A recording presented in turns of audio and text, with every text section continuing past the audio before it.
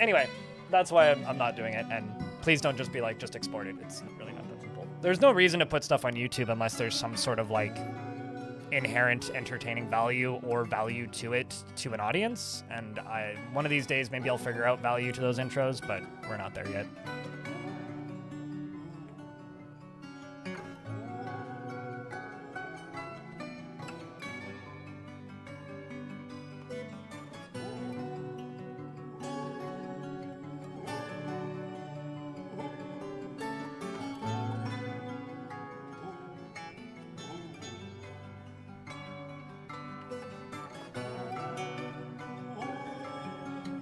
As I mentioned before, because podcast hosting isn't free, if I were to just like, you know, pop up an Audacity window and just like record it and then stick it, I don't know, on Podbean or YouTube podcasts, and which would auto put it on all the other platforms. If I just did that, then I'd be paying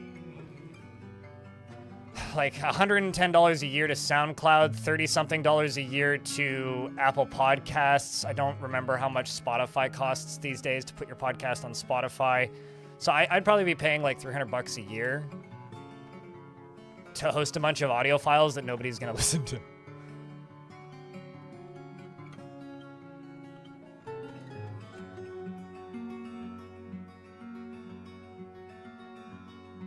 Have I considered doing story type readings like Krugsmash? Have you watched any of my content? I don't believe you have. What? One, I think it's pointless to just do what somebody else does. So if you're asking like, have I considered emulating Krugsmash's style? If I emulated it more than I already am, I think I would feel like I'm plagiarizing somebody else's work.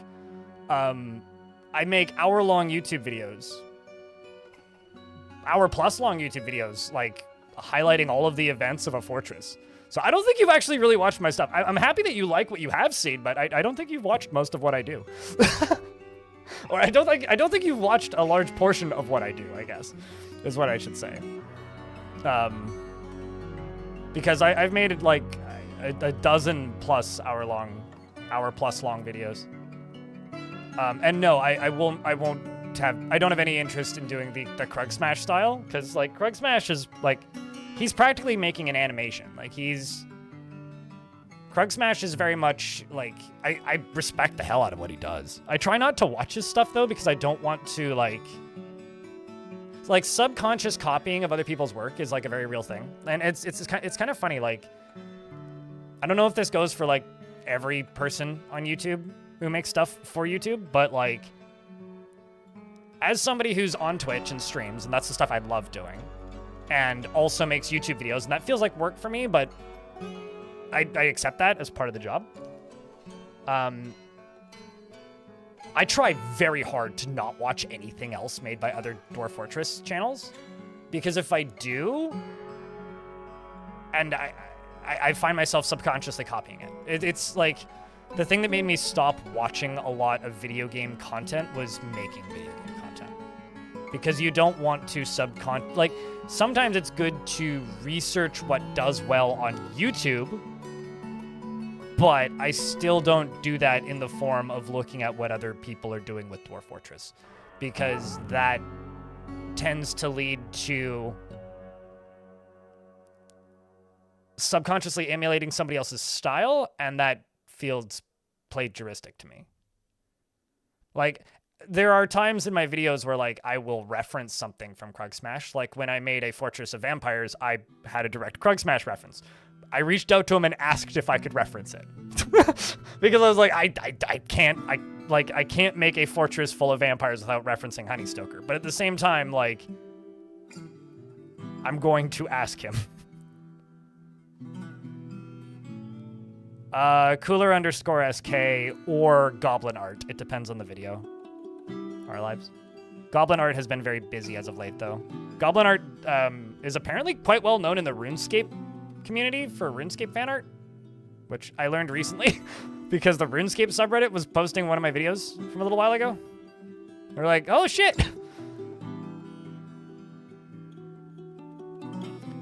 Craig got burnt out for the same reason a lot of us get burnt out. I mean, I get burnt out but I have an advantage over what Krug Smash does, which is if I get burnt out on streaming, which happens, I could stream another game and take a pay cut.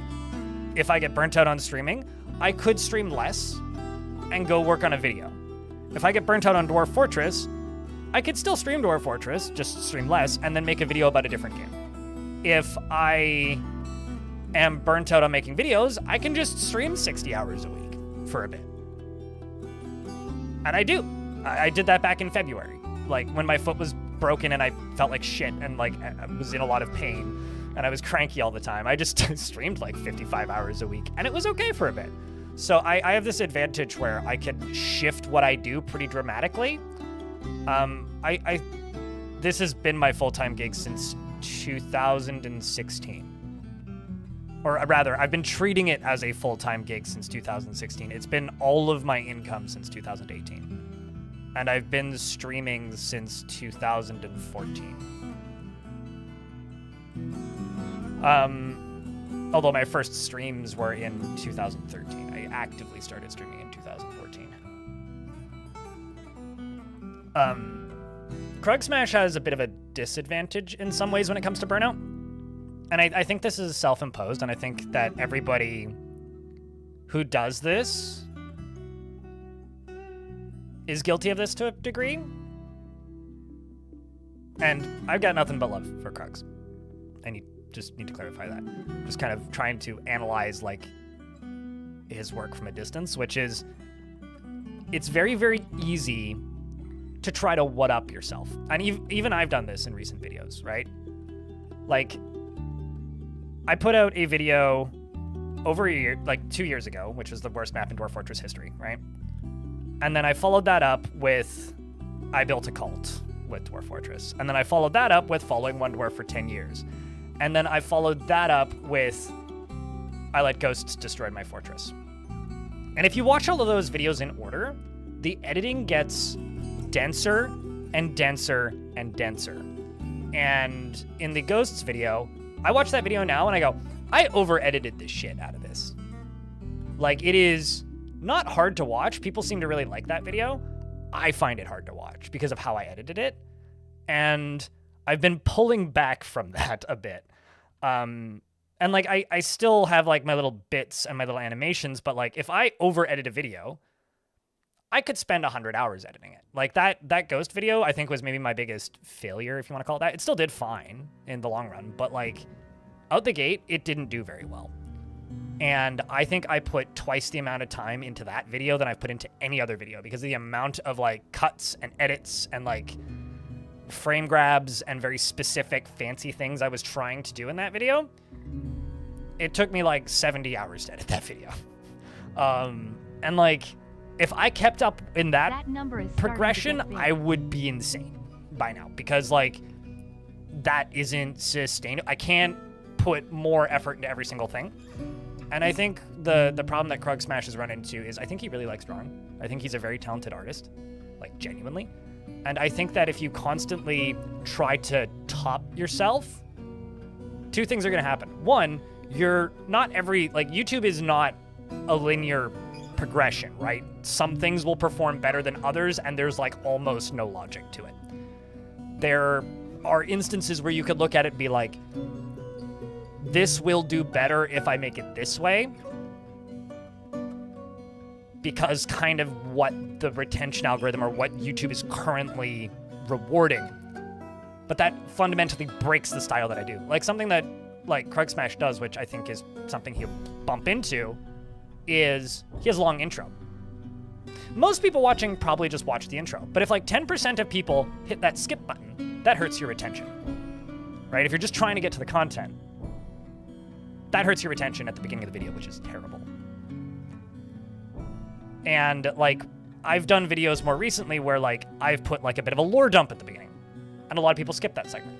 And then that video doesn't perform as well as, say, the dragon video, which just kind of goes and just fucking blows your face off right off the bat because it's like, I can't let you skip the first 30 seconds. You have to watch this thing.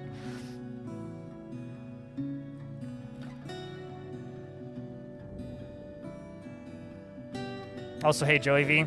Also, Wes.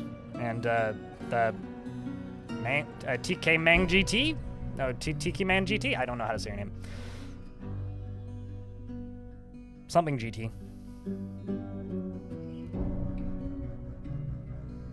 It helps that the jingle is catchy. No, I love Krugs' intros. I think they're incredible. But, like, strictly speaking from, like, a YouTube analytics perspective, you can't have an intro in like, the current year.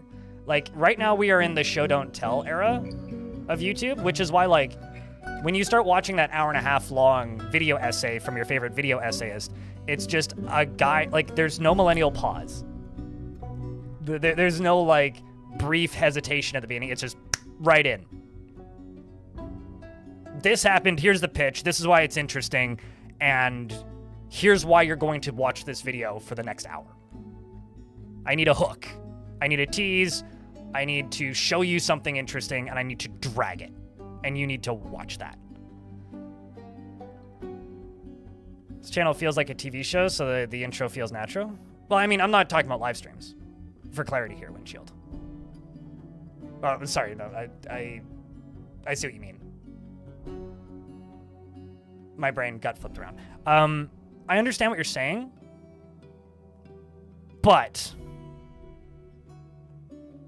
YouTube isn't TV show. And YouTube rewards perfect retention.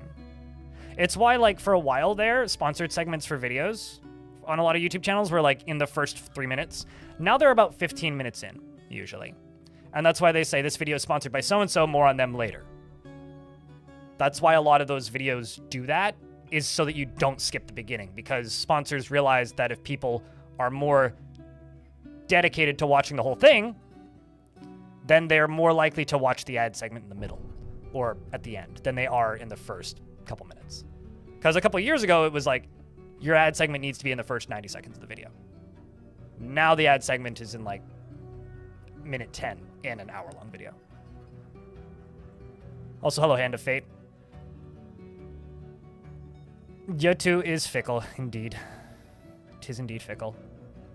But no, I love what Krug Smash does, but I do try to not watch his stuff because I don't want to end up copying his Fort ideas.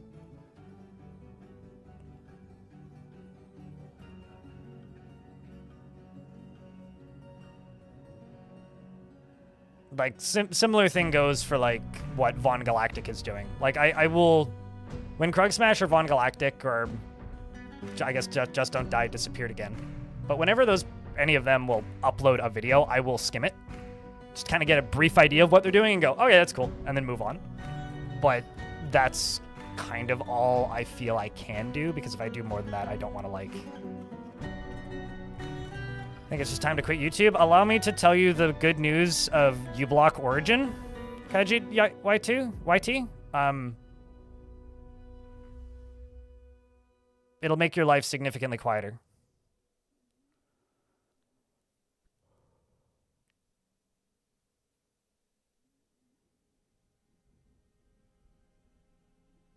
Basically, I see a thing in YouTube chat that says, first time got 3 ads in a row. I think it's time to quit YouTube. Yeah, I have no control of them, so.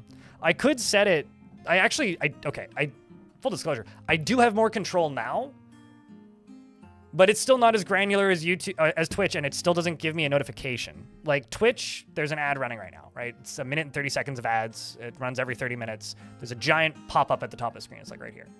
So like, it looks like this. This giant green thing. I normally have it on the other monitor, but like it's this giant green thing. You can't miss it. YouTube doesn't give me that. YouTube doesn't tell shit. It's like, fucking YouTube, just tell me when you're running a goddamn ad break. Just give me a pop-up. Like, give me a countdown. Give me something. Work with me. Let me schedule it on the hour or like every 30 minutes instead of just like based on when you started watching. I could manually run ads or I could turn them off. But then I'm throwing out like $20 a day, so I don't know. I mean, YouTube Premium is better value in some ways than Twitch Turbo. Absurd, because you get YouTube Music, but it depends on what you watch more. They both, like, pay out the same way.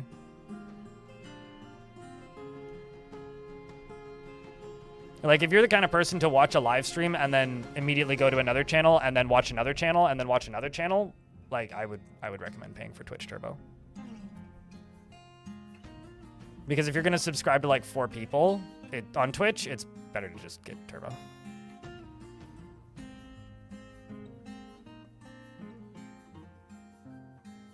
It's either something you have less to no interest in or have heard about on 5 other channels, right? Hand of Fate. There is like maybe 2 channels I will watch the sponsored segments for, and that's because they do good skits.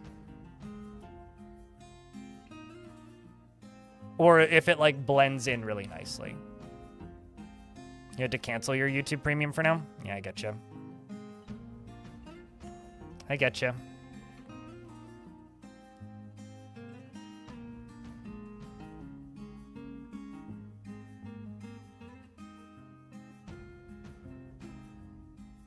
Like, I'll tell you this, guys. YouTube automatically throws ads into videos. Like, it distributes them. For my big videos, where I can, I try to have segments where there's natural pauses, and I manually insert the ads. And for the VODs, more recently, I've been removing all mid-rolls on the Blind Extras channel, because, like, actually, hold on, I could probably show you one. Let me see if I can find one. YouTube changed its UI recently, so it's, I'm back in light mode for YouTube because the dark mode is now high contrast instead of low contrast, and it's a pain in the ass. I don't really want to use any extensions to avoid that, but here, let me see if I can show you. Oh, geez, I'm behind on my VOD uploads. Anyway. Okay, so this is my VOD channel on YouTube, right? So if I show mid-roll ads on this VOD that's not out yet, I hit save, and I go review mid-roll ad placement. That's how many ads it defaults to putting in. All right? But what I've started doing is unchecking that and just having none. And full disclosure, this, like, my VOD channel here, oops, well, that's not out yet. My VOD channel makes me, like, $150 a month right now. It was making about $400 a month before I started doing that. So, like, that's not nothing, but it's something that I'm okay with eating because, like, you know, it is just the archive, right? So I discovered recently you can't opt out of certain ads, but you can opt out of certain ad categories. So I've opted out of certain advertisement categories, specifically military. But like, it's like military and political is the ad categories I've opted out of. That being said, like, it highly depends on the region. But it's not on a YouTube level. It's on a YouTube AdSense. It's on a Google AdSense level. You can opt out on certain ads.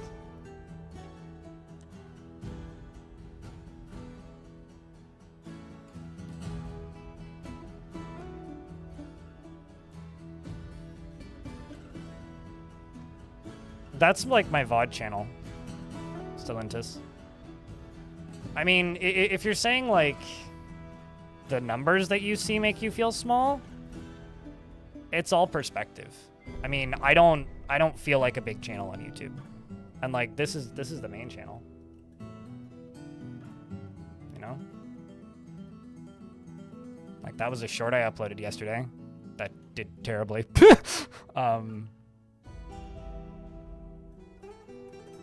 You know, like, it's all perspective. Yeah, that is also true, Reveler. So, like, YouTube is kind of wild as well, where if you skip ads, if you click the skip button on ads on YouTube, YouTube will show you more ads because you're skipping them, like the actual ads. So if you let the ad play, it'll show you less ads, which is kind of nuts.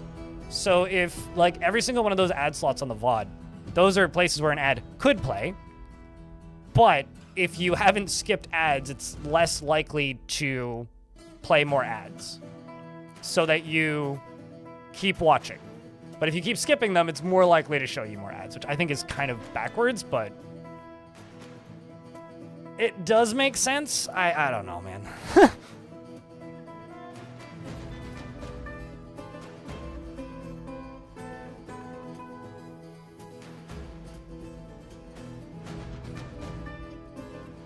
Because a YouTuber decided to screw with people who skip the sponsored section. You can't get mad at that. It's honestly really clever, especially when it's a very rare thing. What do you mean? Like, put, like, critical information in the sponsor section? That's weird.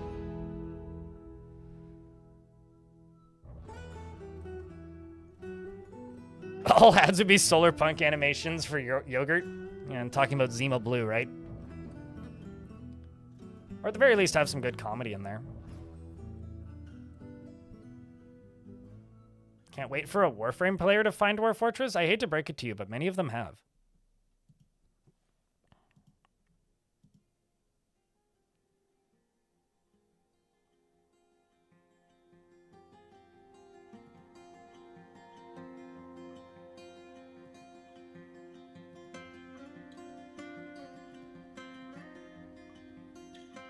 Yeah, no, so I'm looking at monthly audience right now on YouTube. 208,000 unique people have watched my videos in the last 30 days. As an average over the last 28 days. The highest unique audience average I had was July 6th, where I had 237,000, but it's dropping now. This is like, you know, when you go to Spotify or something and you're like looking at monthly listeners. Like, that's what this is. So, like, the peak that I had was July 7th, which was the average over the last 30 days because of the Dragon video that I uploaded. Because I was down towards 100,000 and it then peaked up to here because of the Dragon video. And now it's dropping because, like, you know, I'm kind of past the peak of that and it's coming down, which is fine. It happens. So, like, when Dragon video was still doing really well and hadn't slowed down yet, I was getting, like 30,000 views a day or so. And now it's down to about 20,000. Not on that particular video, but on the whole channel. Now it's down to about 20,000. Thank you. I'm glad you've been doing that, Gimper. Kleno Dev, thanks for the 67th month. I swear you did that already once. Maybe I'm misremembering. Peds as well, thank you very much for the 11 months. It's kind of funny though looking at this. It's like new viewers who returned. It's like very high, moderate, and then everything else is low. It's because most of them just don't get recommended to new viewers. I do think it's really interesting how much of an audience I share with Anti-Cleeper though. Because he's like kind of a Warhammer channel. Like, Total War Warhammer channel. Just getting a refill. Enjoy the refill, man. Thanks for converting the Prime to a T1. And also, Pain in the Sky. Thanks for the 5 buckaroonies. Trust me, that's like significantly more money than I would get from ads. Dragon's Cell? I still don't fully understand why that video did so well. But I digress. I don't know. I digress. I still think it's really funny that if you scroll back to like 2022 or 2023, early, Russia was always number 2 beneath the United States. And the United States was always around like 39% of my audience. Anyway, Russia's now no longer even in the top 100. And, how many people watch from Pakistan? At least 2.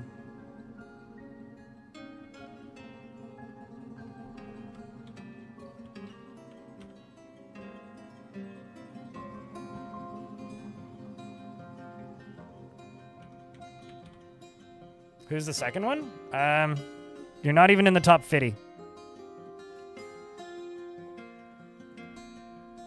So I don't know. Good question.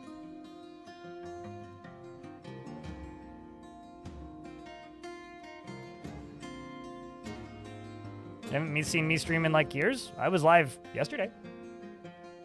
MP Bunker, thank you very much for the Prime subscription. Appreciate you. Yeah, they're all spread out on different VPNs. I mean, the United Kingdom jumped, the US jumped, Germany jumped, all around that time. Is Sweden in there? Oh, yeah. Sweden is whatever that is. 1, 2, 3, 4, 5, 6, 7, 8, 9, 10, 11. Sweden. You're right above France. Yeah. Russia's still there, technically, but it's way lower than it was.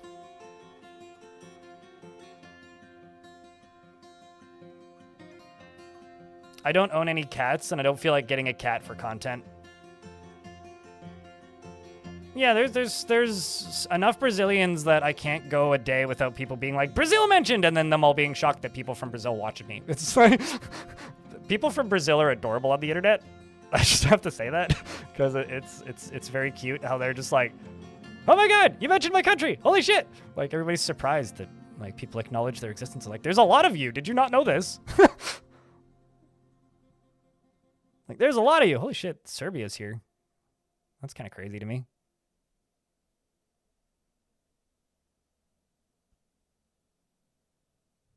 Do CAD videos instead? What, like of CAD software? Nah, I'm good. Hard pass on that.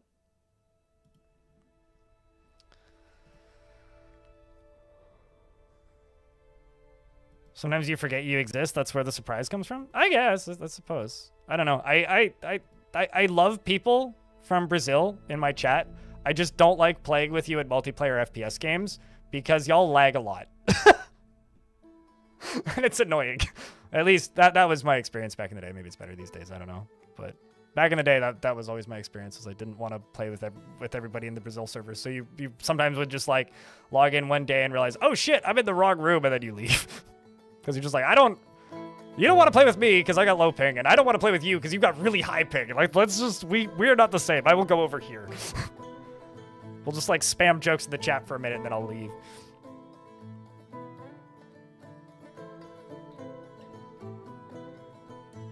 Yeah, makes sense. Cutest. But cat? No. If I were to make any non-gaming content, I know some people are like, oh, Blind would become like a plant YouTuber. I wouldn't. Let me just go to my photos for a second here. Oh, Jesus. Check this out, chat. It's my baby allocations. That's an awful photo. Should probably delete that one. Not so baby allocation. Also not so baby allocation. This one's got like a leaf that's like this long. It's kind of wild. That's a loaf of bread. And then that's the other thing that I'm proud of right now. Like, if I were to become something that wasn't... I could see myself being one of those annoying shorts channels that just makes a baked good and has, like, inspirational quotes behind it. I could see myself doing that. But also, like, I just enjoy making bread. I don't want to, like... I'm already saving money by making bread. I don't need to monetize the process of saving money by making bread, if that makes any sense.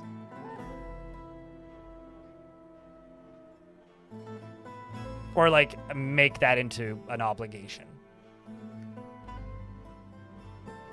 Top sauerkraut tuber and sourdough baker, because that's sourdough. Shoutouts to my starter Baby Bog and the Boglets. The Boglets are my mom's bogs. So I made Bog Monster, which is my starter, and then it became the Bog Father, which is now my starter because I split it to give my mom some, which I named Baby Bog. And my mom has now made Baby Bog into twins so that she can make 2 loaves at once and so that she has a backup. And she's also dehydrating part of it as a backup so she could remake the Boglets if she loses track and lets them die. So I don't know what that one should be named. Maybe SpongeBog because it's had all the liquid removed. I don't know. Maybe like just dust. Anyway, that loaf of bread that I made is flavored with dill because I got a big bunch of fresh dill from the garden thing that I subscribe to every year. So I now have very dill bread. It's very good. I am a big fan. Speaking of big fans, since I got a crowd of you here now, little bit of housekeeping before I dive in proper. There's going to be no streams next week. The reason there's going to be no streams next week is because I'm locking myself in the editing chamber. Tomorrow I have a thing. I will be busy in the afternoon, so it's unlikely I'll get a ton of editing done, but that's fine. Everybody needs a day off. Yesterday I recorded Future of the Fortress, so that'll hopefully be up sometime in the next couple days. And Monday, Tuesday, Wednesday, I'm just going to be editing my next video project because I've sorted all the footage. I've got it all sectioned off. I know what I'm going to do. I have an idea. And Wednesday, like my original plan was to just stream Tuesday, Wednesday, but Wednesday in the afternoon, I have to go to the mainland. I have to go get on a boat and go to the mainland with my stuff because I'm going on a 4-day trip. So long weekend, basically. It's more or less like a Canada Day trip. And so I will be out of the house for a couple days. So I would be only streaming a half day on Wednesday next week anyway. So it'd be like an 8-hour stream on Tuesday and then like a 3 to 4 hour stream on a Wednesday. And then I'd just be disappearing. And I kind of don't want to do that. So I think it makes more sense for me to just edit. So I'm going to just get as much editing as I can get done in that like couple day window. And then I will be back home Sunday afternoon. And then I will be back to editing. So I'm just going to try and get as much done as I can. The reason I feel comfortable doing that is because last month was pretty good based off of the Dragon video. So I have the flexibility to do that this month. So thank you for that. Thanks for watching that video. Yeah, so today's the last stream for a bit is the TLDR. And today is going to be a little bit shorter because I want to get started on editing this afternoon. So we're not going to be going for like 9 hours today or anything crazy. That's all. That's the housekeeping. That's the TLDR. What's up, Elkbird? Hello. As a side note, just because we've been talking about ads and money a little bit, I need to get back to writing on the blog. I hit a kind of negativity problem with my writing on the blog. For those of you who don't subscribe, I have a blog. It's a website. It's at blindrl.com where I write, theoretically. I also have a Patreon alternative built into that website, and people can subscribe. And if you do, I do send out unlisted links for unfinished projects that aren't publicly released yet. So if you want to see those, you could theoretically chuck any amount of money at me per month on there, and you'll get that. There's also some perks that you can get through the Twitch chat through there. But one of the things I do there is I write, and I sometimes write about things that aren't Dwarf Fortress. I've historically have written about things like other hobbies, but I've kind of fallen out of it because I got real fucking depressed over spring this year. I don't know if it was just seasonal depression or what it was, but it was like I was just not in a good space. So everything I was reading was just like a bummer, or writing was just a bummer. And so I kind of stopped. I was like, I need to not do this. I need to get back into that. So I'm going to be trying to start writing things, even if it's just like a couple of words, like 200 words on something, just so I can get that rolling again, because I kind of feel bad that I haven't done that. Well, it's not any amount. Like, there is a minimum amount. The minimum amount is like $3 a month. But it's like, that basically just covers all the fees. It's like the amount that's like where it's actually worth sending. So yeah, if you want to get access to that, you'll get the big projects a little bit early. Sometimes a day early. Sometimes you'll get half edits. It's that kind of stuff. But it's just blindrl.com if you want to check, if you want to go exploring. And I will be posting a notice about the no streams next week thing on there. So if you're subscribed to that newsletter, You'll just get it in your email. You don't need to make a password or anything. Like, I don't keep any information. Literally, all I have is an email. Like, people can type in their name when they sign up, but you don't even need to do that. You can use whatever name you want. It's literally just a token in your browser that it remembers, and it just fires you an email once a month. That's it. So if that's something that interests you, check that out. Otherwise, let's play some dwarves.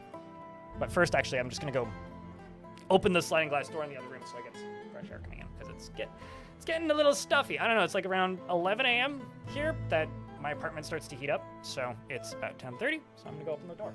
We'll be back.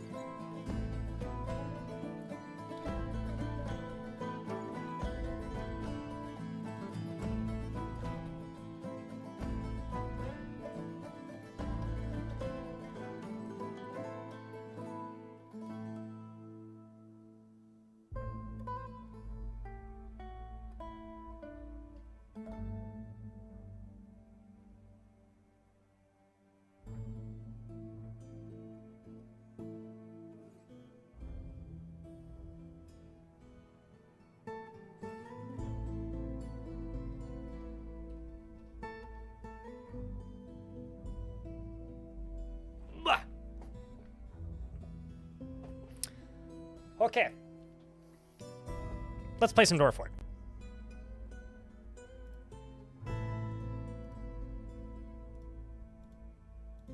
Source recording's on, and there we go. So I apologize in advance if you hear that truck backing up. There's not much I can do about it. Pebblebrain. The Fortress of Pebblebrain. I scared you. Oh my gosh, I'm so sorry. At least you know that you're alive. Being scared or startled is a good reminder that you are still sentient. They haven't taken that away from you yet. You still have the right to free thunk by freely bumping into a wall when you're walking in a straight line. It's like having the right to free kerplunk, which is when you walk off the gangplank. I don't know where I'm going with this. Welcome to Nonsense Fort. We've actually just attacked things. So, Stone Age challenge, TLDR. It's more of a vibe, less of a challenge. The dwarves who are in spaces of nobility are being overly cared for with meticulously specific bedrooms. I think I'm going to burrow them today to keep them safer. The actual fortress itself is two main entryways. So on the left side and the right side, on both sides of this very large river. I kind of want to round this off so it looks a little nicer, I'll be honest. But it goes up, up, up, and it is actually open to the surface here. So this is a bit of a threat, but I'm doing my best to defend it with some ways that you'll see in a second here. So up here, I do have this wall, and I'm going to probably extend that to over here, which ideally will make it harder for baddies to, just climb up and in. I think probably something else I'm going to do is build stairs up here so that I can extend this wall, so it'll be a little bit harder, and I'm also going to need to put an overhang up top here and get rid of some of these trees. Over here, these are actually roads, but I've set them to be invisible, so they just look like sand. I think they look a little bit nicer than having the gray brick roads around the edges. This is my refuse stockpile currently. Something that we are not doing in this fortress is farming. So I have no farms right now. All of the food that we have is coming from my livestock and the trees. We're actually using orchard farming. So if I go here, you can see that we have a gather fruit zone with the step ladders enabled, the gather fruit enabled, and the fallen fruit enabled. So although I am limiting the dwarves that can actually do the task just so that it doesn't completely eat up all my tasks, I should probably add some more in. But these dwarves, when there's fruit available, they do run up to the surface and they gather fruit. So that's quite important. Up here we have one dormitory, and then down in here we have some dinosaurs, which I recently caught because they wandered into the map. And I'm hoping that they're going to make us some eggs, so I'm keeping an eye on these boxes, as well as their training levels. Down here we've got this aquifer, which filled up our well, which goes all the way over here into my well. It stops the pressure with this diagonal here, which then goes down another couple levels, and the well is right there. So this dwarf here, who's giving water to something, don't know what, is working out of that. Over here, I have a bronze colossus, which is in front of these bolt throwers, which I am filling up with bone bolts so they can train siege works. We have some artifacts that are hidden behind this. And for the details of the Stone Age thing, so dwarves who are nobles get bedrooms, nobody else does. And for weapons, I'm only allowed to use leather armor and blunt weapons. I'm allowing bolts, but I'm not going to be using any sharp metal for bolts. So it's just going to be like bone bolts, wood bolts, and maybe silver. I haven't really thought about that. Currently, it's just bone and wood. And that's it. It's not an Untamed Wilds map because the last few I did were varying levels of Untamed Wilds. I just didn't want to deal with agitation. This was the original fort, which was mostly above ground. I still have my manager sleeping out here, so maybe like the first thing we're going to do actually is get my manager inside. I was making some space back there, probably for as part of the manager. I think I'm going to put the manager up here, though. This is the majority of my nobles. We do have this lovely little outdoor temple, which I'm very happy with. We've got several other temples, and Pebble, who is kind of the dwarf who's running this fortress. They were the second expedition leader. The first one, unfortunately, got flung directly into a pond and drowned. But this one, who's currently reading Uncovering the Monastery, this dwarf never feels discouraged and is intellectually stubborn, rarely changing her mind, regardless of its merits. This dwarf is, in fact, a baron. They were my expedition leader. They've been promoted to barony, and their bedroom is already satisfactory, or sorry, their throne room is already satisfactory, which I'm actually kind of shocked by. But I'm in the process of upgrading all of that. They need a tomb. They need some more armor stands and furniture. They're also my chief medical dwarf. But Pebble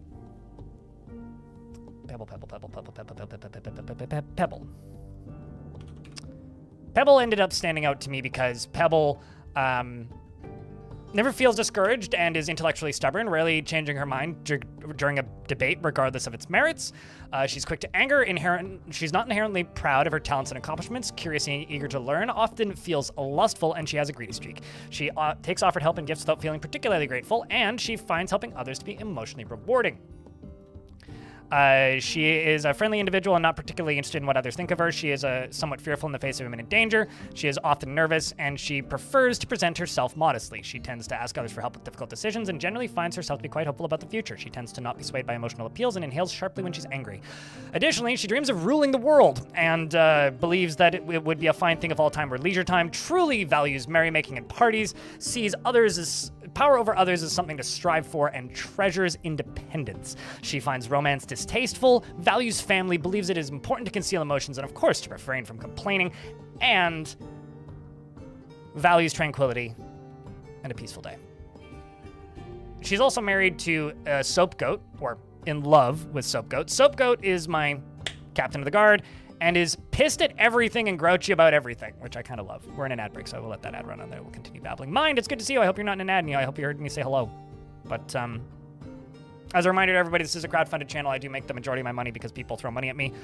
So if you happen to have a Prime sub, consider using it here on twitch.tv/blindrill. Blindrill. Blinderl. Any dwarf? Can do, thank you. Beard or no beard? Will I use obsidian swords? If I start making obsidian, yeah. I was thinking about just, like, going out of my way to make some. I haven't seen any obsidian. But if I, like, start making obsidian, yeah, sure. I'll make obsidian swords. I'm using, like, maces right now, which are better than obsidian swords, but not by much. Honestly, obsidian swords just kind of look cool, so I might use them just based on that. And Darut as well. Thank you very much for the 11 months. Welcome back. But this dwarf I really like. He is kind of the polar opposite of his lover. He is in a constant state of internal rage. He's incredibly calm. He has an incredibly calm demeanor. He does not generally seek retribution for past wrongs, is very greedy, is a pessimist, and feels a strong need to pay back favors done for him. He thinks that he is fairly important in the grand scheme of things. He doesn't try to get things done perfectly and is often cheerful. He doesn't mind wearing something special now and again and is brave in the face of imminent danger and finds helping others emotionally rewarding. But he speaks deliberately when he's annoyed and he needs alcohol to get through the working day. Something that's interesting about this dwarf is this dwarf has two states of being. Satisfied and happy, and outraged. This dwarf gets very easily angered, and I find that kind of fascinating. Like, it's not super often I notice dwarves that just have like an anger management problem, but a lot of the dwarves in this faction do. So chat, can I get a round of beers for Darut, keeping that sub alive for 11 months? And let's get a dwarf named up for Linku after I read through the dwarves that are already named. Additionally, if you're watching on the YouTube stream, the first person to put 3 pickaxe emojis into the chat can get a dwarf named after them. We got TB, we've got Soap Goat, Blood Jacula. We do actually have a vampire in the fort, and I thought it was Blood Jacula for a minute there because I was like, well, that's going to be the vampire. We've got Darius, we've got Terminal Wetness, we got Larishka, Magnus, Dastot, who's chained up. This is the vampire. We've got Captain Ahib, who has moved from a fisher dwarf to a hunter. Actually, should I do fishing in this fort? Would it fit? I can. There's nothing really stopping me. We got Merkles. We've got Wolfist Wolf. We've got Jay. We've got Darut, who's the first evil, which is a good name. We've got Miles. We've got Ranger Rick. We've got Stodier, who's the Holy Canyon as well. And we've got Croson. We've got Rolf. We've got Eric. Pebbles, of course, God of Pebbles. And the Great Baron of the Fortress.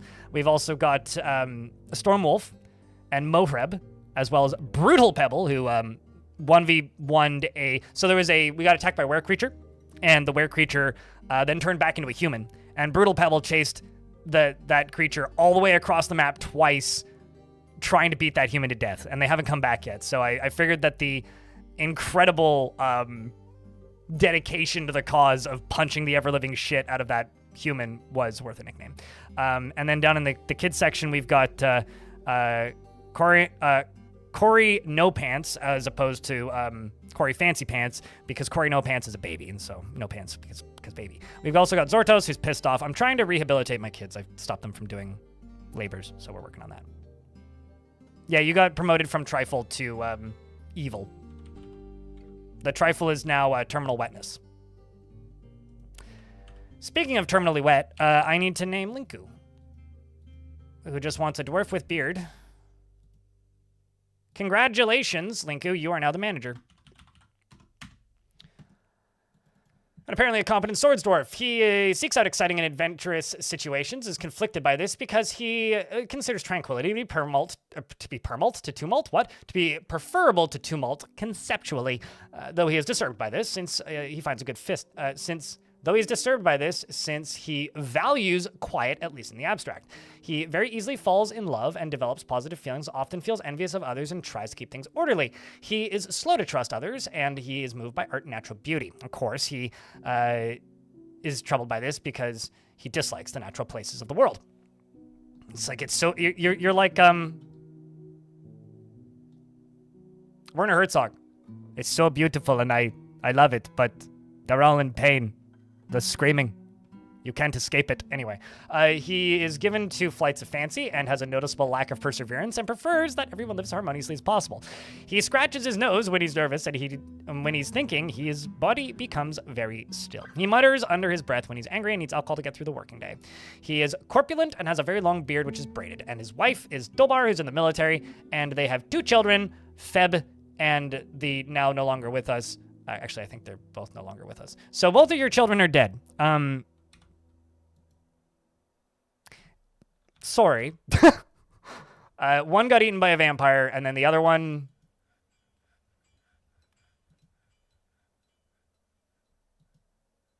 got killed by a were creature.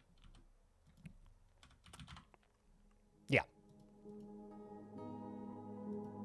My condolences. Anyway, after being afraid after experiencing trauma, geez, I wonder why. He mulled over his recurring memory and allowed him to rethink the intellectual values and changed his personal tendencies.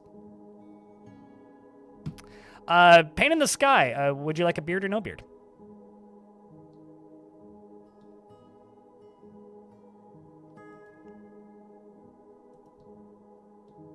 And, Dogma, you can have this statue.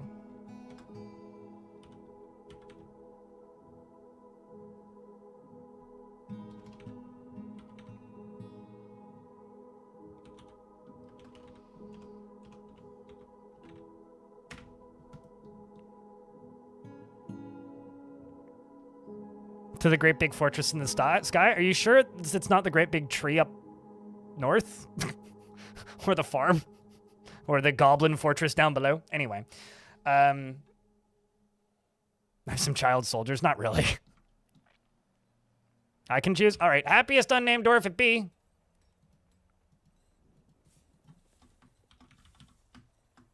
No, Pie. I'll just call you Pie. Pie. Gift inked. Almost never feels discouraged. Can be very optimistic and happy, and finds helping others emotionally rewarding. Doesn't cling tightly to ideas, is open to changing her mind, and takes offered help and gifts without feeling particularly grateful. She tends to ask others for help with difficult decisions, and is quite comfortable with others that have a different appearance or culture. She needs alcohol to get through the working day and doesn't really care about much. She dreams of raising a family and truly values merrymaking and parties and values tradition. She likes electrum, wax, opal, and the color peach, breastplates, quivers, and amulets, and catapult parts and goats for their eating habits. The words of the Festival of Pantomiming and when possible prefers to consume strawberry and teff flour. And absolutely hates mosquitoes.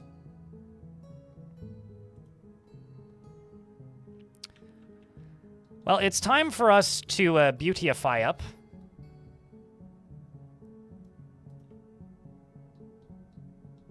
Down here. Let's get to it. I don't remember if I've traded or not, so I'm going to go check. Genuinely, I do not actually remember.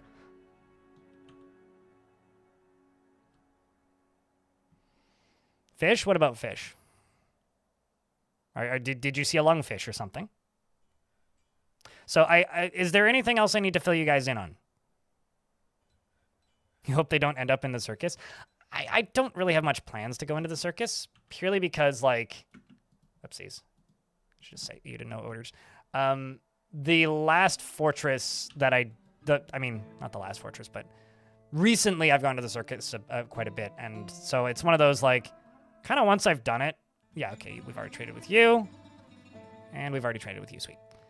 That's something I do, like, maybe every 5 forts. Like, I kind of can't do that constantly. All right, so I need to make more bone bolts.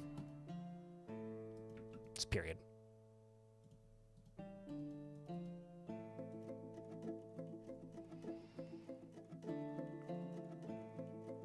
Oh, yeah, hopefully the children didn't end up in the circus. Yeah, that makes sense. That makes sense. That makes sense. I understand that. All right, so I'm thinking it would make sense. Like, right now, Pebble is over here, and Pebble's spaces are right here. I'm thinking this could become the managers, and Pebble's going to move over here. So that's what we're going to do, I think. Pebble can get... Although I'm just going to cut out, like, this whole wall here. All this space. And I'm thinking maybe, like, here as well. But let's just cut off these corners a little bit so it's a little bit easier to keep looking nice. So Pebble's first room is going to go right there, I'm thinking. We'll use claystone because I like the color of it. Down beneath is the tavern, which actually I'm quite happy with. This layer I'm really quite happy with. We've got a little temple. We've got this rather unfinished guild hall, or other additional temple, rather, not guild hall. And then one layer up, or down, rather, is where we're currently building, and this is one layer further down. So this may be one of my favorite layers in this fortress at the minute. We got this little temple, we got this little temple, and then I've got the tavern. And then this area that I'm filling in slowly, which is probably going to be the layer below battlements, but I don't have, like, you know, an exact result for that. But since it's Saturday, chat, how's your weekend been? And this is where my vampire lives right now. She's just, like, getting sprayed by water constantly. What you guys been up to?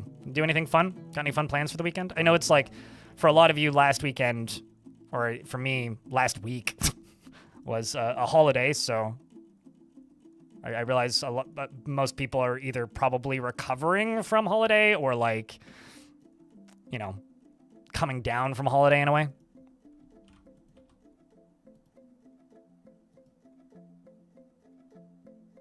Hooked into Kenshi lately? Is Kenshi still getting updates? Because I know that they've, like, completely diverted primary development to Kenshi 2. It's like, what is the status of Kenshi updates? Curious as to what they're hauling. It's probably trees, right? Probably logs. Yeah, okay. I'm going to jump...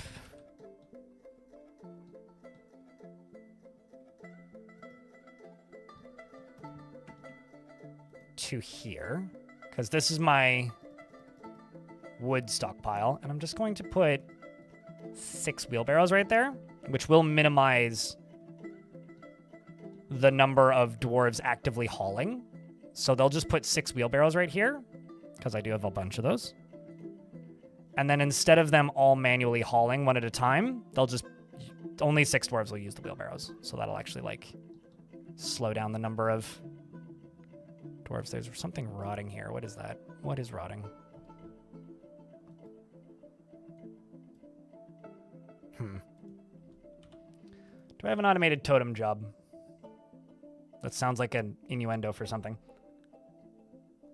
I don't. Make totem. If there is 10 totemable body part. Yes, that. Some migrants have arrived. Excellent. So we have done some recent attacking of the baddies. And by baddies, I mean goblins. I'm thinking I'm going to let them attack me once, and then I'm just going to go demand peace. That's kind of my plan. Not official ones. Modding just exploded with the new plugin that was developed. Oh, so they're doing the banished style of development where you go, we're not officially working on this anymore, but we'll expand modding support? Or is that like fan-made modding support? I guess what I'm asking is, like, is the plugin an official plugin or not? Regardless, that's cool.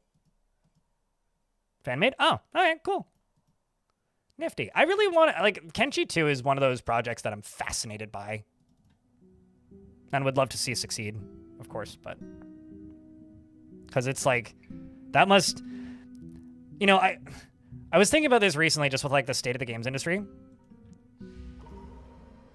That's really exciting. Pebble is, God of Pebbles is possessed and is making a pebble. I mean, artifact. So that's exciting. We get to have our barrenness gets to make us an artifact. But just because of, like, the state of games, I've been thinking about this a little bit recently. There was pretty much an open secret that there is a Fallout remaster for Fallout 3 in the works, not being made by Bethesda Game Studios. Because, like, footage has, like, leaked out of that. We don't know who's working on it. We don't know if it's still being worked on. But, like, it's pretty much an open secret that that's a thing that exists. And it got me thinking, regardless of if that project is still happening, what do you think is a scarier job to have right now in the games industry? Working for Bethesda Game Studios and trying to follow up Starfield? And also, like, make something that's like, because a memo just went out to Bethesda Game Studios last week. It was like on Tuesday or something. That was might have been Monday this past week. That was basically stating, like, we need to focus on successful franchises. And the joke in my head immediately was like, okay, I guess they're just going to port Skyrim every 6 months for all eternity. But, like,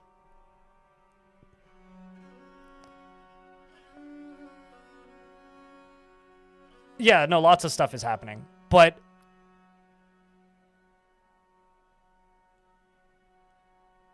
what is a scarier thing to be working on right now? Working for Bethesda Game Studios with this current status of Microsoft? Because, like, if the next Bethesda game comes out and it flops, I'm genuinely scared about that for the future of that studio. Or working for Rockstar, trying to follow up Grand Theft Auto. Because that could be the most successful game of all time and still be a failure. I don't know what's scarier. Most people will be laid off even if the game succeeds. Certainly. Yeah, like that, and that's what's spooky about it. I mean, there's only one person working on maintaining the id Tech engine now, which is bonkers to me. Working on a live service game? I mean, sure. I mean, probably the people working on fair games are, like, on less sturdy grounds, but... No, I mean, like, franchise that, like, has to succeed for the studio to continue existing. Like, sure, here's the thing, right? GTA 6... Not 5. GTA 6 could be... like, a complete failure. And still make money, right?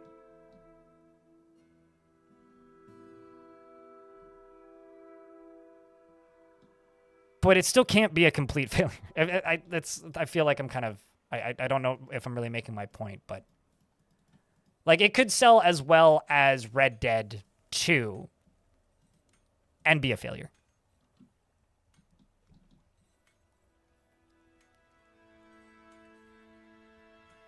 Miss Off. Hello, Miss Off. It's good to see you. Welcome to the channel. By like a 55 to 45 margin? I guess so. Tell Rockstar actually has a failure. Everything they've done seems to sell 1 billion copies. It's not that many, but still. I mean, it's what, the most profitable media property, period? Okay, so our Baron has begun her artifact. She's got orange wood logs, resin opals, black bronze, and sheep's wool cloth. Well, whatever that is, it's going to need to go in her throne room.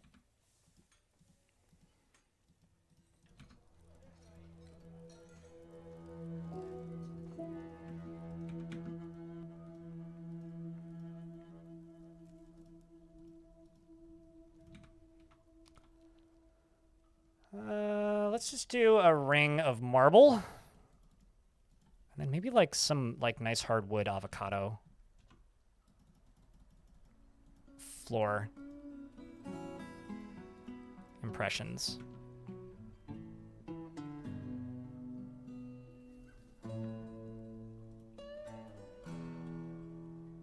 You know, I kind of don't think they're going to close down GTA 5's online servers. I think GTA 5's online servers is just going to one day turn into GTA 6 online servers. This is me speculating. And you can import your character to the new world if you want. And it would just make your character look the same. And it would be like, you're moving, so you have to sell most of your stuff. What do you want to keep? And then you move. Like, to me, like, that's the only way to actually do that with any, like, real reliability. Optimistic? I mean, I'm not really being optimistic here. I kind of don't care, but that seems like the only way to do it. I mean, sure, they'll turn those servers off, but like you need to convert that player base. Otherwise, it's going to be a EverQuest 2 situation or worse.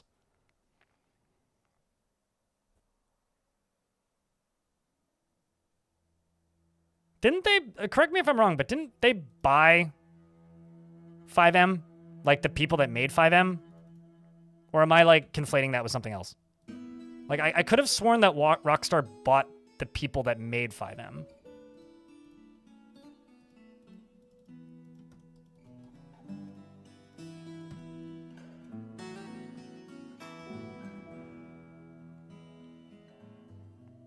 Now I need to like go and look through Rockstar's like long-term development history and see if they've ever actually made a development failure.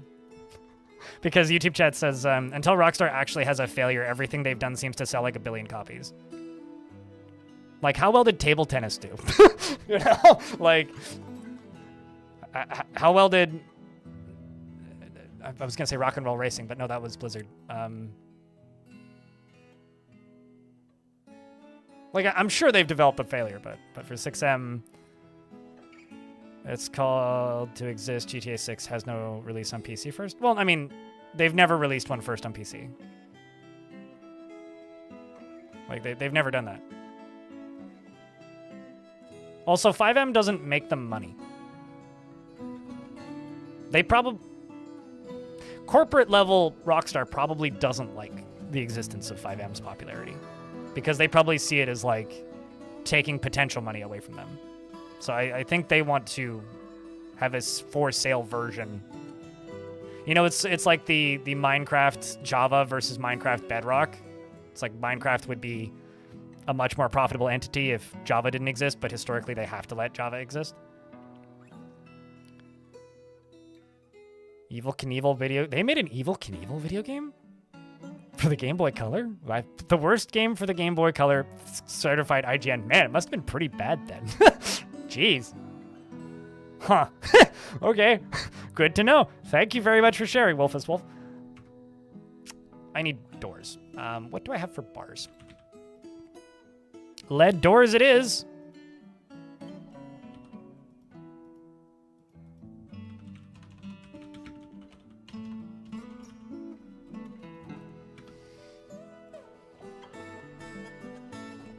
I really liked Max Payne 1 and 2, but didn't finish Max Payne 3.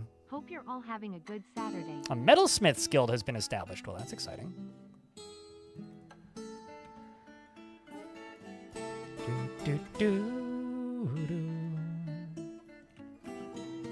So this right here is going to be Pebble's bedroom.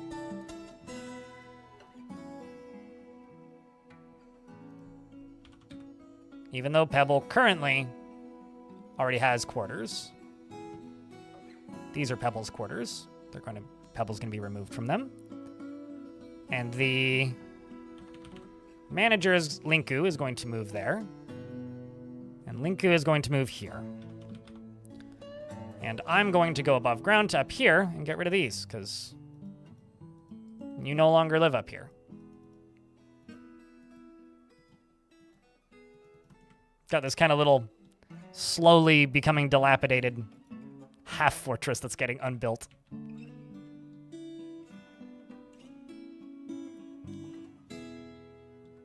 Yeah, it had less of the vibe, capital V, of the first two. Corey Fancy Pants, thanks for the 8 months.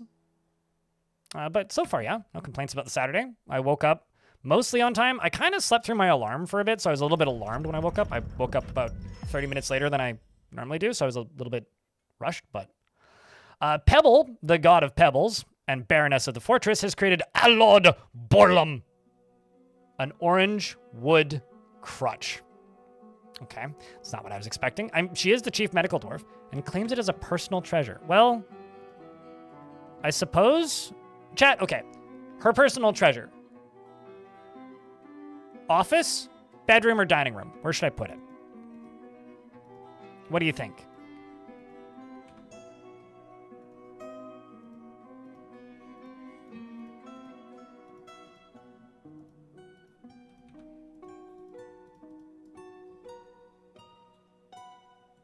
One for office, one for bedroom, 2 for office.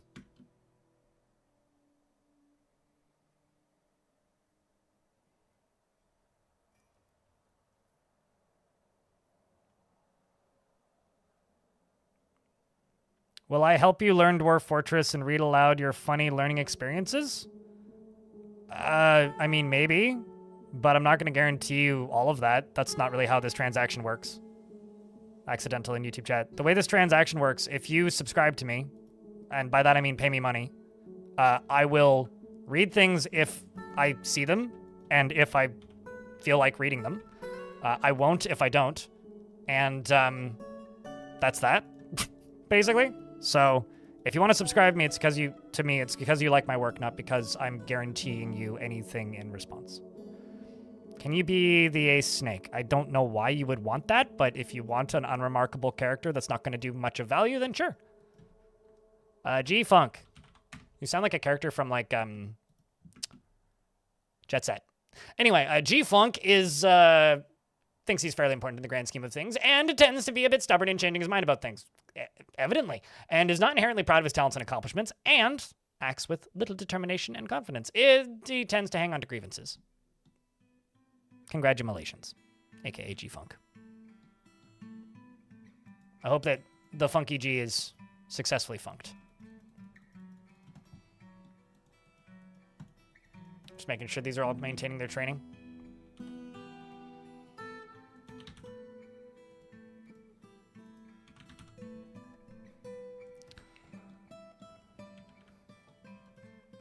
Oopsies.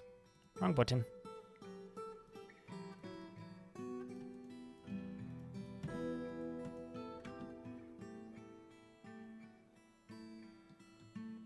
She would like to show her office as a former doctor. Well, I mean, she's still the chief medical doctor.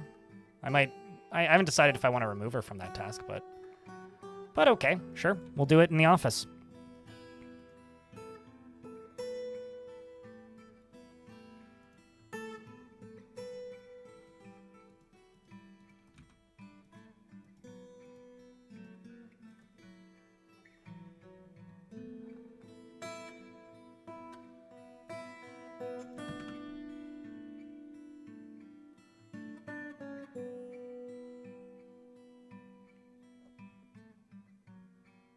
But, so I guess to elaborate a wee bit, Accidental Birth, if you choose to subscribe to me either on YouTube just to get notifications or financially, all that I promise in return is I will continue doing what I do. And if that includes reading something that you write once in a while, I'll read it. But I will not personally teach you to play Dwarf Fortress, and I will not personally guarantee that I will read out every message you type from here on out, because that is an unreasonable, like, transaction to expect. Because believe it or not, there are hundreds of people watching, and I read what I can when I see it.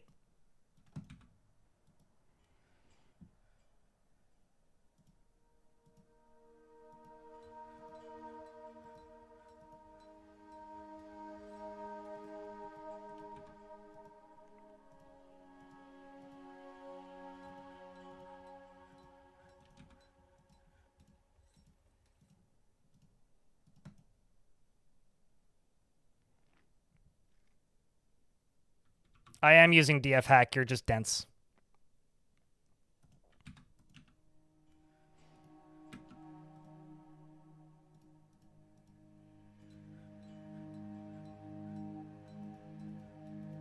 That one was missed. It's fine, I'll just smooth it for right now.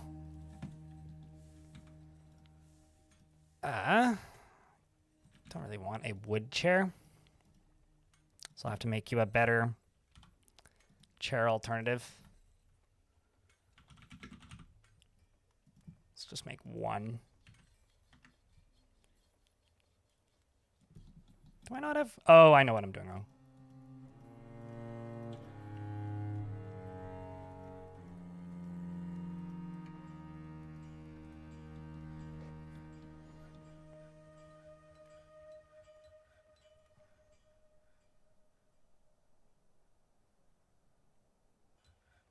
They also, like, tried to obliterate, like, all modding for GTA 5 Mouse Soldier. Like, I have no faith in Rockstar to do anything that's, like, consumer forward-facing, but that's got more to do with their parent company than them, specifically.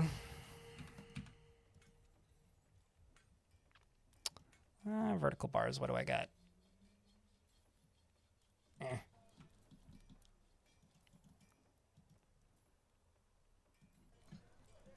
I require more Galena. Let's go down to this cavern layer and grab some more Galena.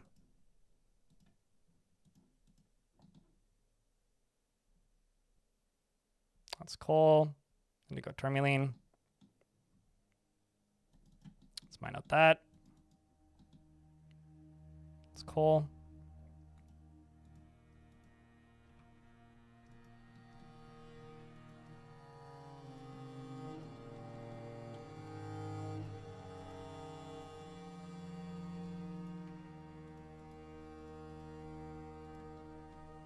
All right, continue.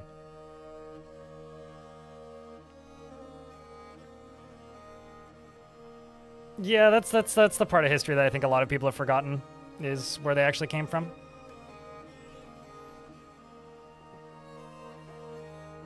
You know, fiduciary duties and all that. Alfie Bean.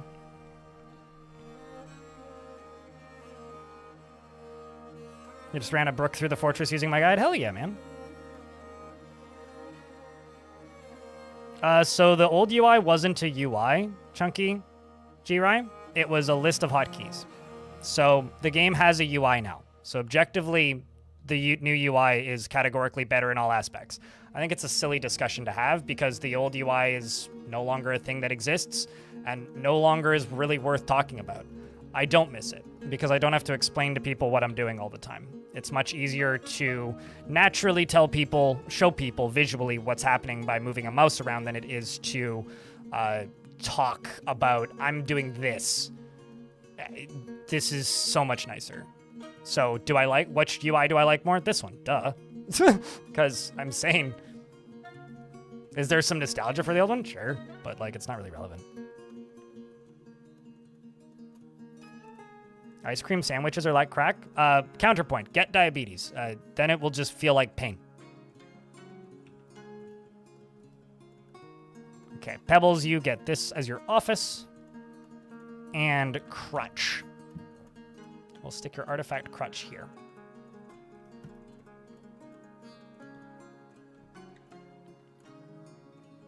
Actually, I feel like ice cream sandwiches would be something that you could just gum. You know? Like, I feel like you'd be able to eat an ice cream sandwich without teeth. That seems pretty reasonable to me.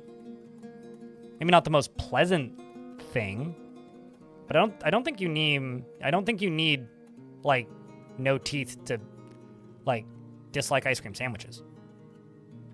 I feel like the enjoyment of ice cream sandwiches can happen independently of teeth. This is an orange wood crutch. All craft store ship is of the highest quality. It is studded with black bronze and decorated with sheep wool. This object menaces with... I clicked accidentally. This object menaces with spikes of orange wood and resin opal. I probably could have just guessed that, but... If you allowed yourself to eat as much ice cream as I want when there's a heat wave, that's totally fair. I feel like when I have ice cream sandwiches in my freezer... they just don't ever get eaten, and then they get freezer burnt, and I throw them out. Because, like, ice cream doesn't really get freezer burnt, but the ice cream sandwiches do, because, like, the cookies do. So sometimes what I'll do is I'll make cookie dough, and I will just keep that around in the freezer. And then sometimes I will purchase ice cream, and then when I feel as though I want... ice cream sandwiches, then I will go out of my way to just make cookies and then put the ice cream on the sandwiches. So I will do that sometimes.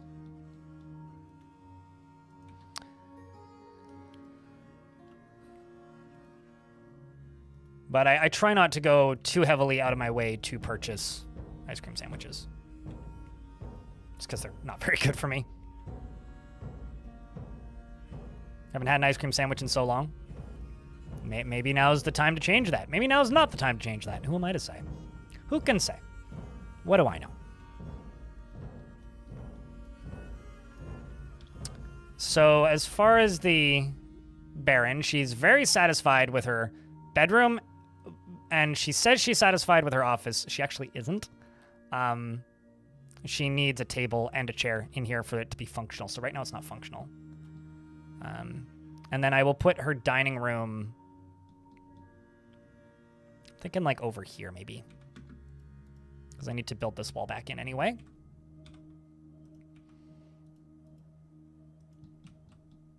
Am I making blocks right now? I am, but we're kind of out of claystone. It's all shale.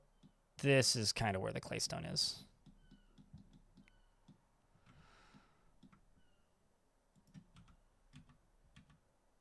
This is also kind of claystone. Why don't I...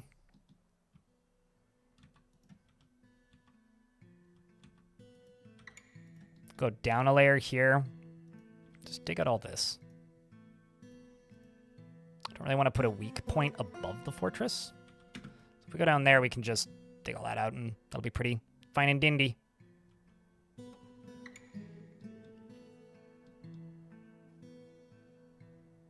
Chat, what's a food stuff that you had a lot as a kid? This is what you call artificial interaction, when chat's a little lurky and the streamer goes, I need to make a conversation here out of nothing.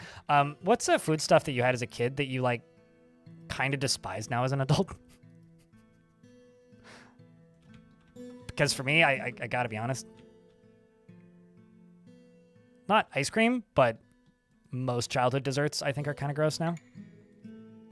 Bananas? Interesting.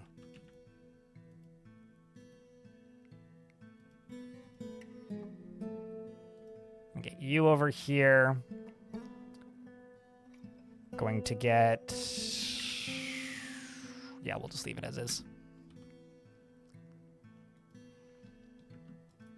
So many bone bolts happening. So many.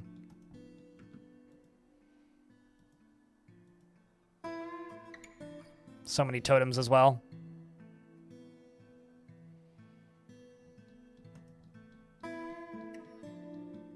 There you go, you get that done. Instant ramen. I don't think I ever liked instant ramen. Personally. Like I don't think I've ever really truly enjoyed instant ramen. I feel like instant ramen was something that was like inflicted on me, that like I kind of didn't have a choice and just kind of had to eat because it was like partially because it was there, but also like yeah, I don't know. I don't feel like I ever really had a choice as to whether or not I wanted to eat instant ramen. It was just, well, this is something I eat now.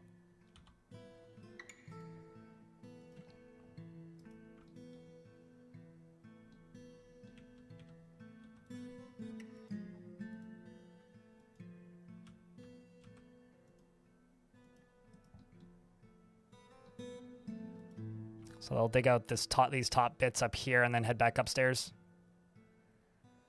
Basically leave the rest of this. I do need to go over to that, though, and mine this.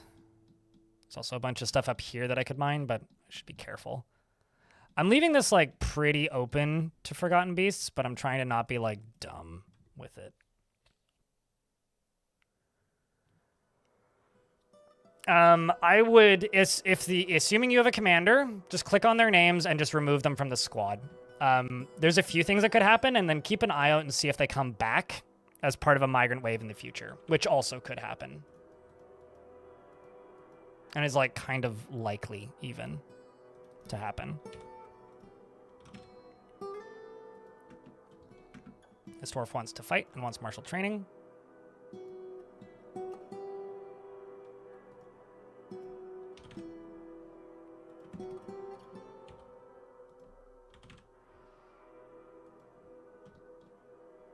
You want to learn something, be creative and extravagant. You dream of mastering a skill. Oopsies. Didn't mean to close that so quickly, but...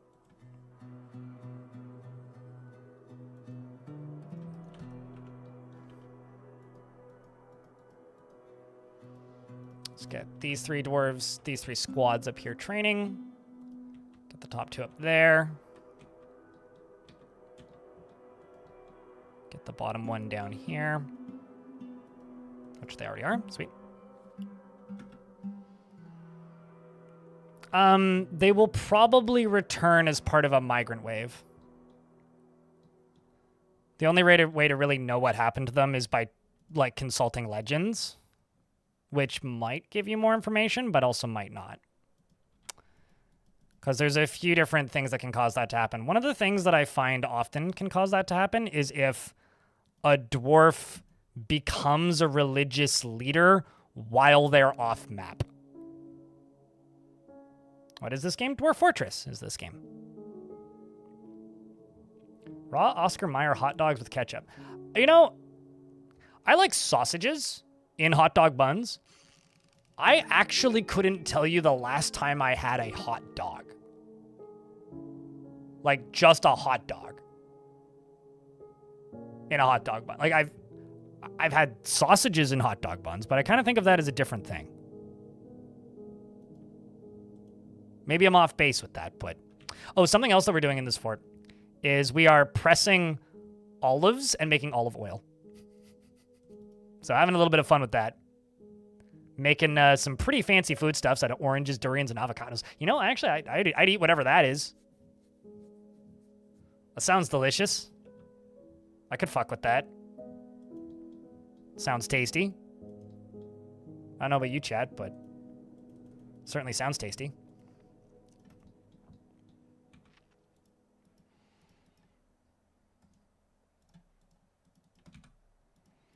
Just need a little bit more claystone for these walls so I can be consistent. There we go. Got a few more. Oh boy. A weru named Bushbell Becca Desiliger Ethrith has come. A large kangaroo, twisted into humanoid form. It is crazed for both flesh and also blood, and its eyes glow a violet. Its sandy taupe hair is long and wavy. You will know how you fear the night.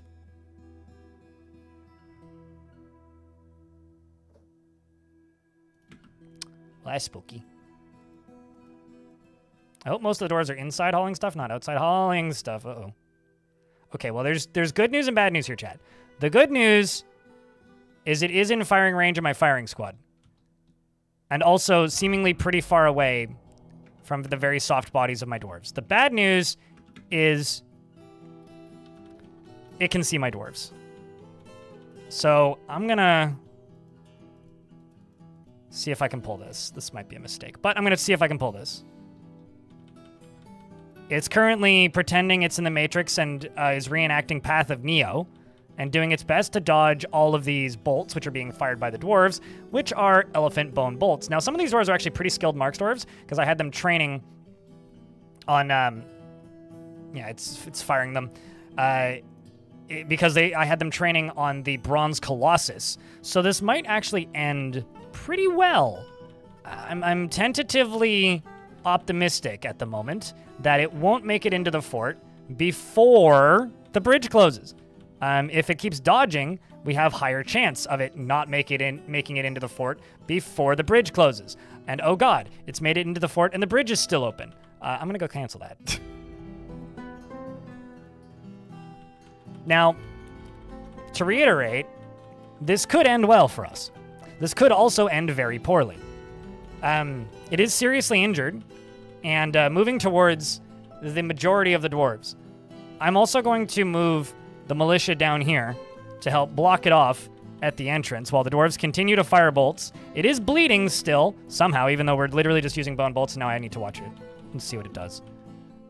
It grabs a boyar by the right ear with its upper arm and throws the boyar. You? Whee! Oh, not very far. And then misses. Well, that's good. That it missed. I'm going to tell the Marks dwarves to move over, seeing as they no longer have line of sight and are now just shooting the back of a wall. Scratches the boyar. Uh-oh. Punches. Takes the boyar down by the sheepwool sock and the rare kangaroo's upper arm. The human maceman strikes the... Oh, hey! That monster hunter that I've had for forever, who I forgot existed, is doing some work, probably. The human maceman strikes the kangaroo in the left hand, not the left head, bruising the skin, where the weru releases the grip, and bites the cook in the upper body, bruising the fat. That's fine. So this dwarf just got bit. But because they're wearing a leather dress, and because, I don't know, it's got a weak jaw, it has teeth, so because it didn't draw blood, Cookie here is fine. Just pro tip. The Holy Canyon punches the were-kangaroo in the upper body with her left hand. The were-kangaroo grabs the weaver by the lower right leg. The bone carver punches the were-kangaroo in the left upper leg with her left hand, bruising the fat. The were-kangaroo bites the weaver in the lower leg, tearing the muscle. Latches on firmly. Weaver. Lever to weaver.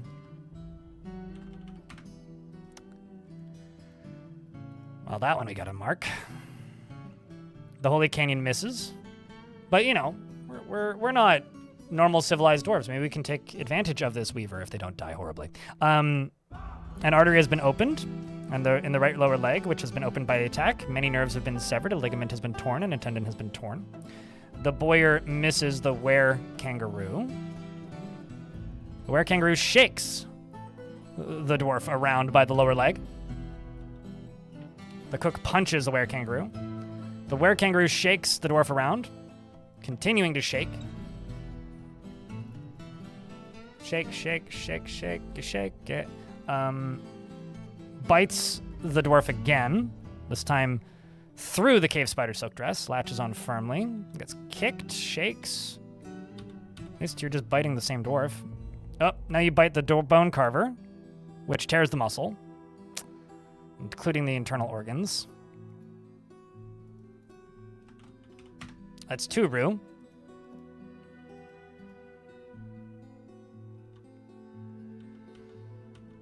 I mean, okay, so if these dwarves don't die, why don't we try and weaponize some were creatures? Why don't we? The were-kangaroo shakes the rue around by the lower body, tearing apart the lower body's fat and tearing apart the lower spine's nervous tissue. The were-kangaroo shakes the rue around by the lower body. I have improved my fighting, says the were-kangaroo. That is satisfying. Moved up to proficient. Shakes that newly converted dwarf around. Continues to miss. Attacks, miss. Boyar attacks, but rolls away. The were-kangaroo grabs the dwarf again. They continue to punch it. It's now doing wrestling moves. Bends the dwarf's arm, and it collapses. Owie. Gets punched, and Mason grabs it by the first toe. They're wrestling. It seems to be mostly down, but it's grabbing a cook now in the second toe, but misses. Probably tried to bite. Bites the cook. That's another one.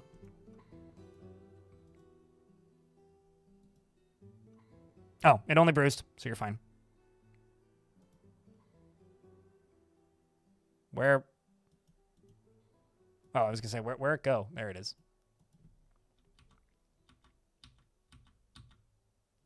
Messenger punches it, throws the cook around, bites the cook in the right lower arm, tearing the muscle. Well, there you go.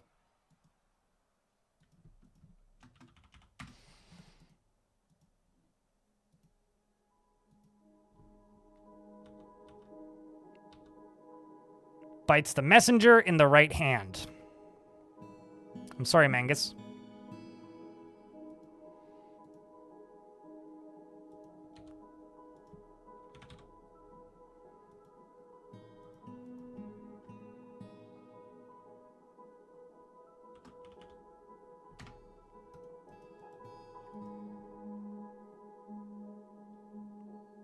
Just got bit, is what happened to Sulgar.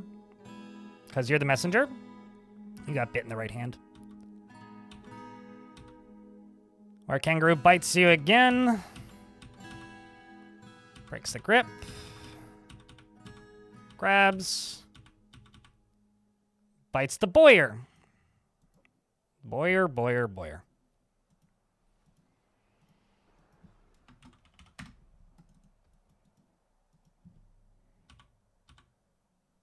Nerves have been severed. Bites them again. This is actually a pretty bad one.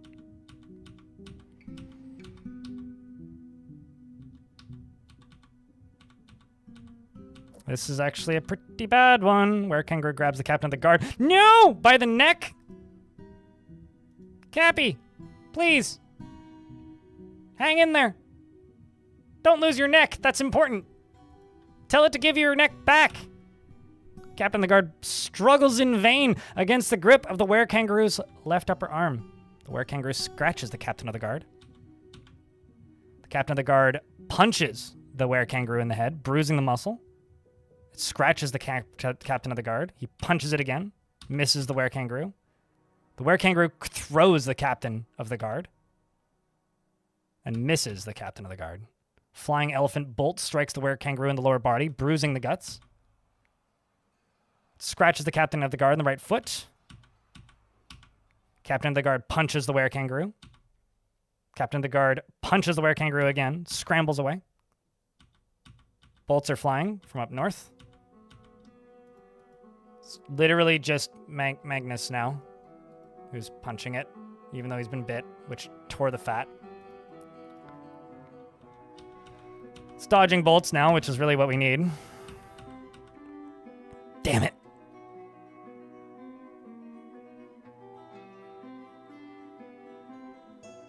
Damn it.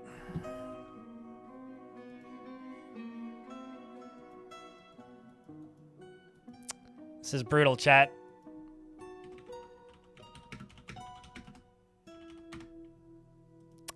This is brutal.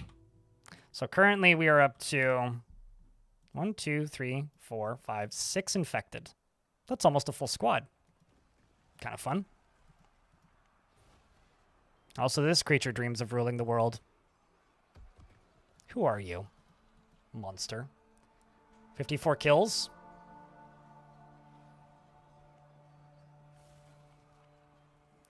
So this is a Stone Age fortress.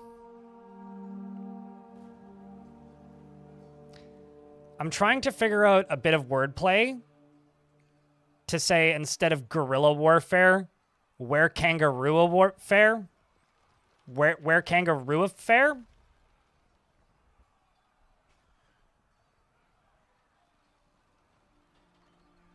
That's all I got. But, like, I guess the question is,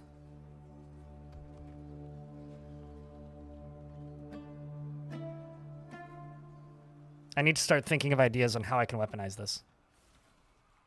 Well, I have some ideas, but I need to put this into practice quickly. The were-kangaroo bends the Kraftsdorf's lower arm with the were-kangaroo's left upper leg. The right elbow collapses. The Metalcrafter punches the human in the upper arm with her left hand.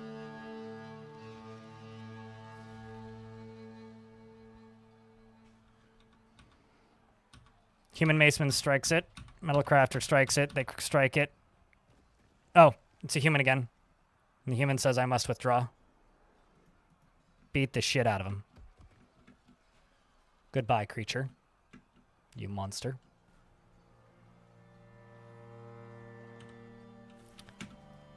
All right, so the common candles is going to be called the Curse.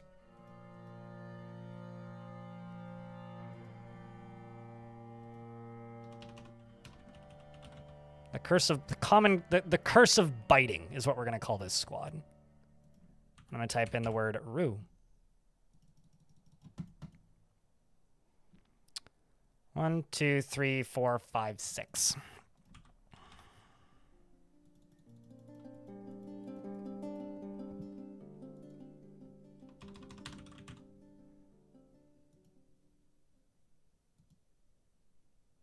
Did you get bit? Wolfist Wolf. Bends, grabs, attacks. So you got injured, but you're not infected.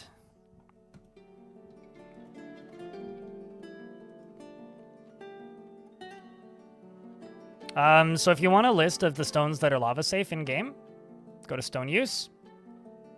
The ones with check marks are. So I will just say this. No, it is not. But you don't need the wiki. Also, the wiki's down? Chat, is the wiki down? Go check.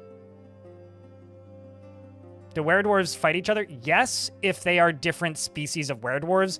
No, if they are the same species of were-dwarves.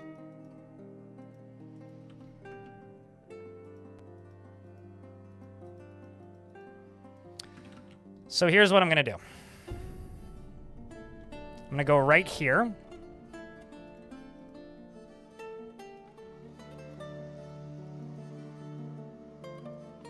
Except set this as priority numero uno. We're going to go stick him here.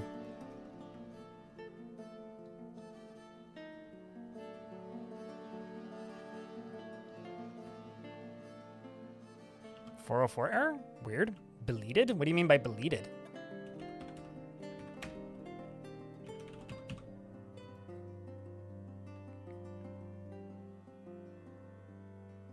Yeah, it does look like it's down. I'm getting a 404 too. Well, I'm sure it'll be back up. I wouldn't be too worried about that. But please, if somebody could pop into the KitFox Discord and be like, yo, Wiki's down, please fix. That'd be cool. It's always generally a good thing. Well, I mean, that just means the server's not accessible. It doesn't mean it's been deleted. Like, that's probably not accurate.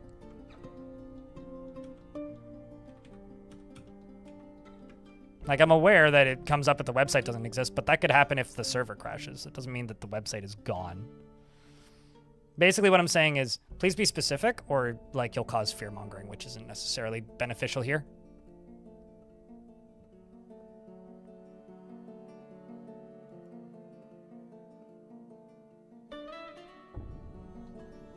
Basically, like, let's just not try and cause intentional or unintentional panic, please.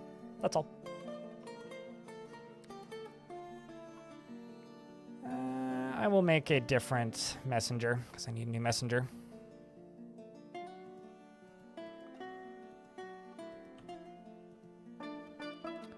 It's kind of wild. I don't think I've ever had so many dwarves survive. Usually the majority of the ones that get blasted as part of like a were creature are like just killed in combat, but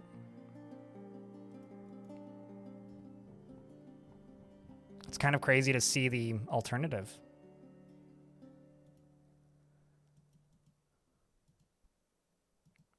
I probably need some traction benches because I don't actually have any right now.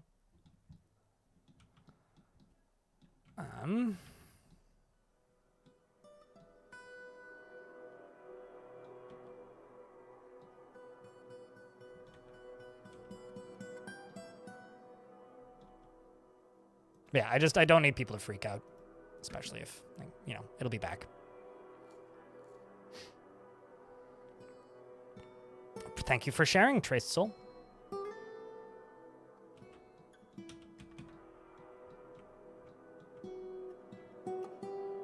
I had a pretty good coffee stout yesterday in a small glass. It was good. Also wandered into town to listen to the music festival that's happening in town. Mostly because I was kind of curious as to how they had the line set up because I'm going on Sunday, but... What kind of beer are you drinking, though, Traced? Will the were-dwarves of the same type be, if bitten... Will they be the same type if bitten by the same creature? Yeah, so any dwarf bitten by a were-kangaroo will become a were-kangaroo. Any dwarf bitten by a were-rhinoceros will become a were-rhinoceros. And were-kangaroos are friendly with other were-kangaroos. What are you waiting on? Could somebody tell me when the... Actually, no, if the wiki's down, I guess nobody can. Does anybody know when the next full moon is? I'm assuming it's not till next month, but... You need a crutch. There you go. Okay, so... Over here...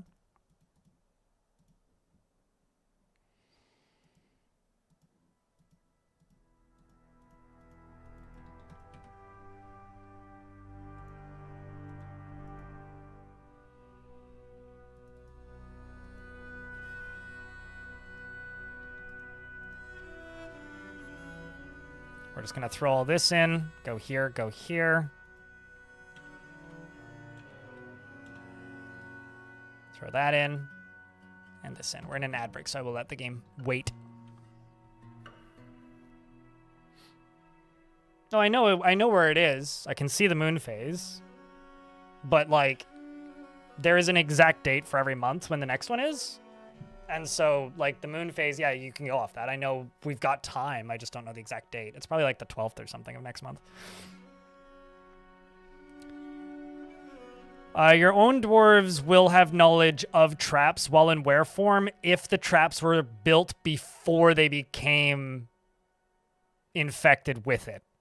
But it's because, like, they have different knowledge bases. So right now they know about all the traps in the fort, but if I build more traps now, they won't know about them.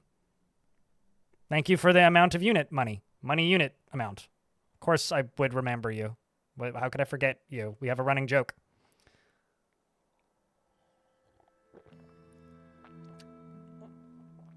It seems that way. Beagle Weagle.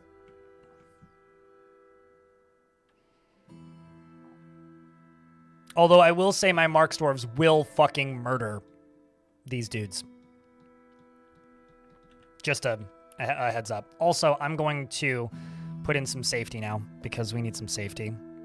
So I'm going to put a KV over here because I'm evil and don't care about KVs. And I'm going to go over here and I'm going to throw something else over here so that we can see stuff coming. Because actually, what if I go down here and put a bunny down here?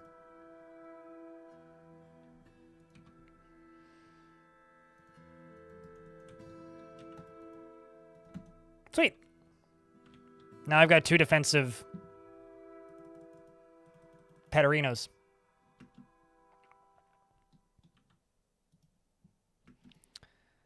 They don't really need any uniform here.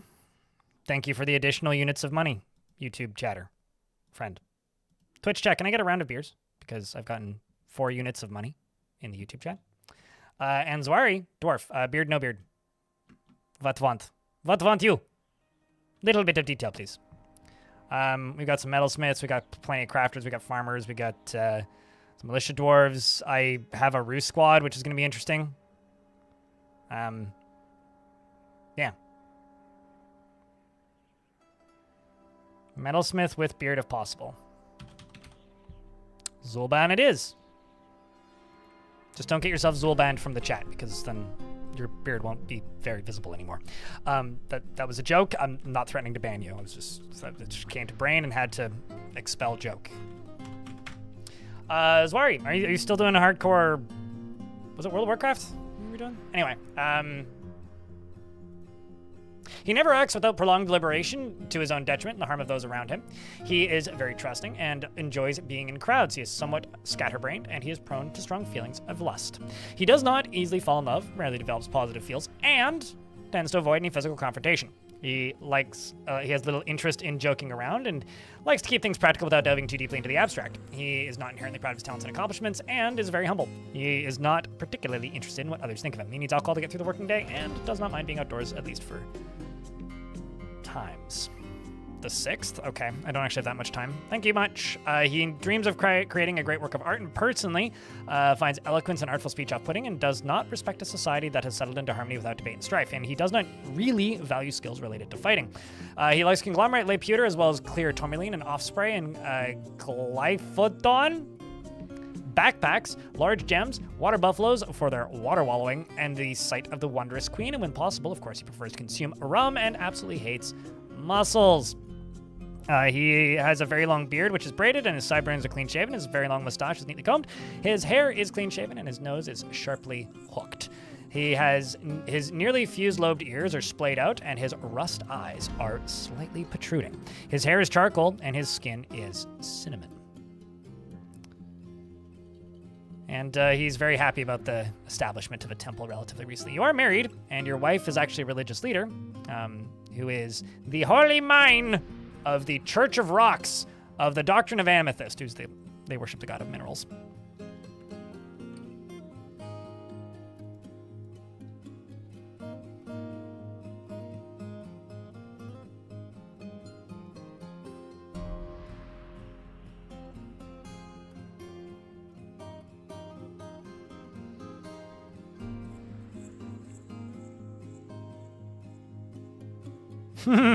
Most valuable chatter. It's one way to word it.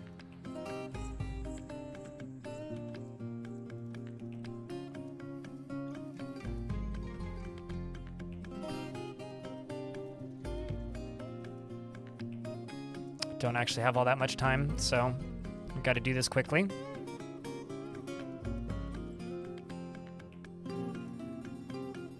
You've been hanging out and dealing with a jigsaw that has 99% of the pieces in logic all at once so that the slot lock and AP world... wait, what? Yeah, I'm familiar with what, like, Archipelago is for DF. There's a bunch of, like, random, like, multiplayer projects for Dwarf Fortress that are happening all at once. I wonder if this is the year where it actually doesn't suck. Because historically, it sucks. But I guess science must be done. Whoopsies. People have to try it to find out. So maybe this is the year? I don't know. It's curious to see, if nothing else. I mean, it'll be back. Give it an hour. Shadow. Hopefully people have reported it. Usually when the DF wiki goes down, it's literally just somebody needs to run a refresh. Because it happens periodically. I mean, it's been DDoSed before too. Like, it's been openly attacked and it never goes down for very long. For years, it literally just ran on somebody's laptop. And as far as I know, it now runs on an actual server, but...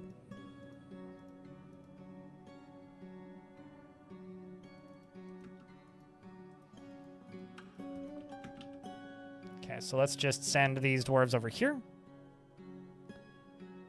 1, 2, 3, 4, 5. 1, 2, 3, 4, 5, 6. 1, 2, 3, 4, 5.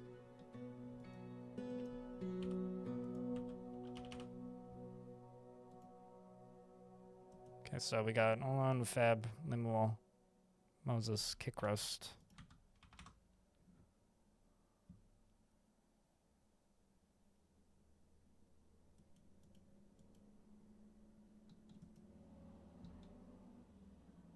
Oh, there you are.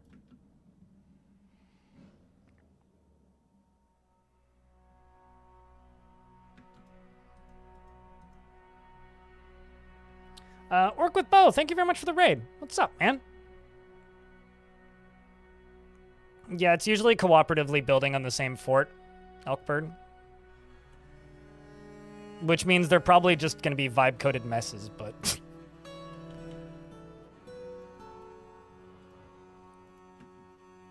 But it's a tale as old as time. As long as Dwarf Fortress has existed, there's been people trying to make projects to make multiplayer Dwarf Fortress, and having used some of them in the past, they've never been fun to actually play, but it's always like kind of curious as to what people are doing. So yeah, it used to like the DF wiki for like the majority of its existence until Kitfox like offered to sponsor it, was literally running on a server in somebody's on somebody's old laptop. That's literally what it was for a very long time, so it is past that era, but not by much. A horrifying land of evil mountains? Sounds like most evil mountains to me, but...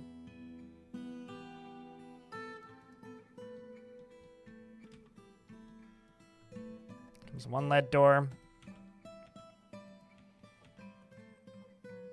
And the other lead door. Okay, so 1, 2, 3, 4, 5, 6. They are all in there now. How goes the Stone Age? These dwarves are all were-kangaroos. So I'm going to do the logical thing, which is I'm going to make a squad of were-kangaroos.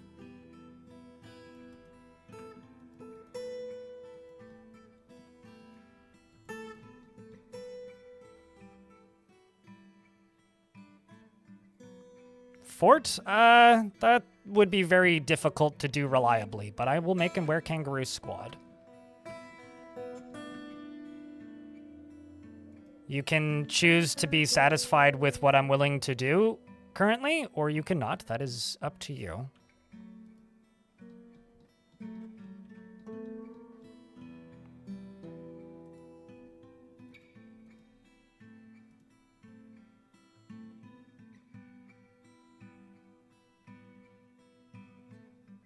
But I will not make the entire fort into were-kangaroos, because they will topple workshops. So it's kind of like saying you have to rebuild the whole fort once a month, which I'm really not willing to do. I'm okay with training a portion of the population to be like this, but I won't do that with the whole population, because that's just not fun. It's just annoying to deal with more than anything.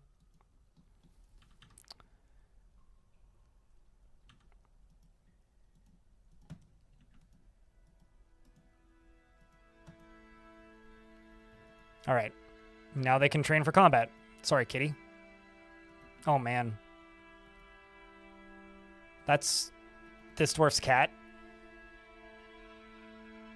I'm not even farming in this fort. I haven't farmed since the 2nd year. Elkbird. We are literally just getting food from these trees. That's where all of our alcohol is coming from, is these trees. We are using a giant gather zone to just gather stuff.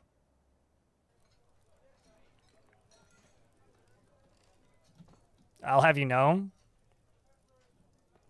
your username checks out.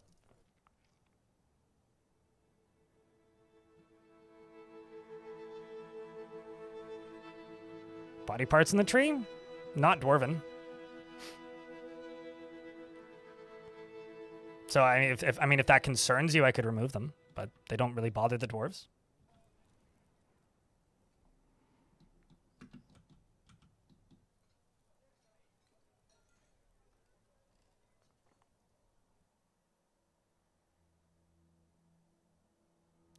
How worth it is accepting all of these petitions from legendary goblin poets performing troops? Very much not worth it, in my opinion. Unless, like, they actually have something of value that you would like to keep.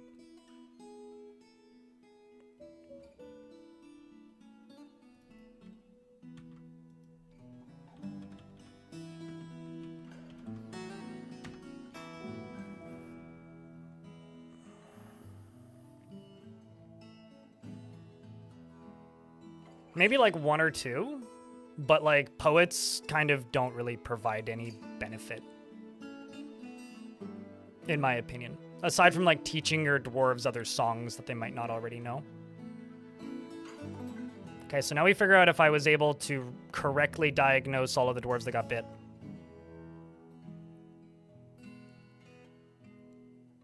Generally killed with style. How are you doing today?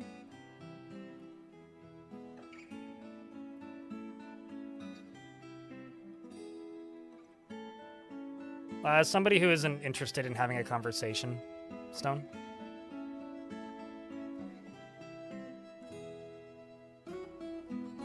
Or somebody that's, like, of a certain part of the internet that I don't really want to associate with. One of the two. Snatcher, think of the childs. Oh no. They're not gonna make it into the fort like that, so good luck to them. Oh, an ambush! Curse them. Curse them indeed.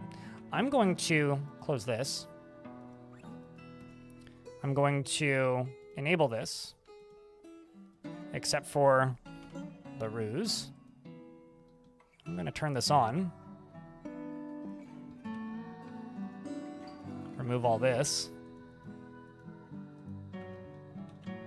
See exactly where they go. Oh. Go get him, Jay.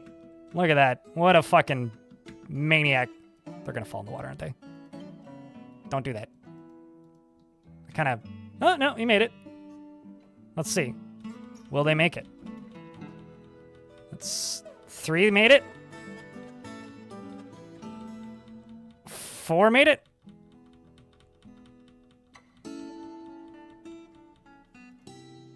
You're tired and no injuries, though. That's good. Another one made it. Yeah. Uh-oh. You didn't. Hopefully you can swim. It's because they bounced off the dwarf over here on this side. Oh, never mind. 2 of them fell in. They collided with each other. And thankfully they dropped Corey No Pants. Okay, well, the first one's out. Second one is also out. Good stuff. Charging up north. Doing handlebars on the bottoms of the trees. Chasing down the last of those bogobs. Beating the shit out of them. Another snatcher appears, and another snatcher appears. How many bags do you have? Just one? The dwarves make chase. And the goblins pathetically flee. I haven't even told these dwarves to fight. They just willingly went and fought.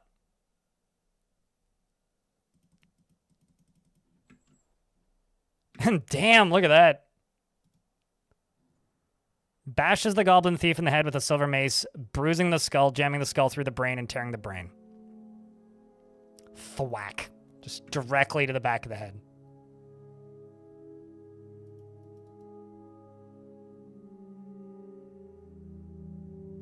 I'm impressed.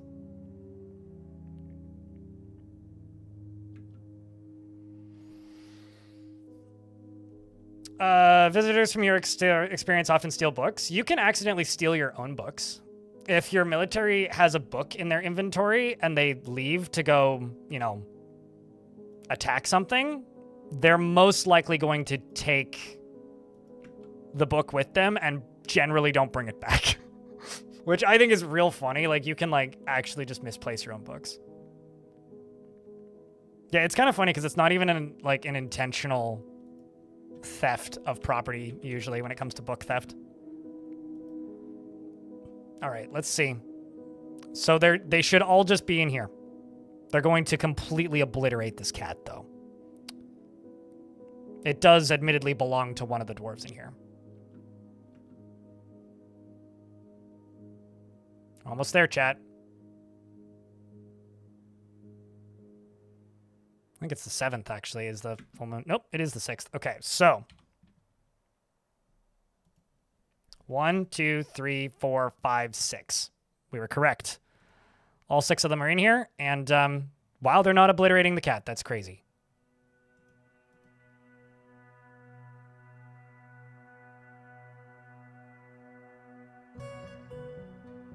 That's actually crazy. I was fully expecting them to completely immolate the cat out of existence.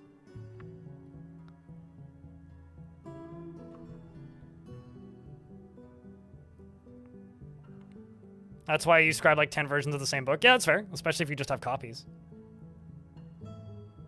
I think that might be the most surprising thing about this is that they're not killing the cat. I wonder if they'd kill the cat if I, like, told them to stop training. I'll put the clothes back on. Like, oh god, what was that?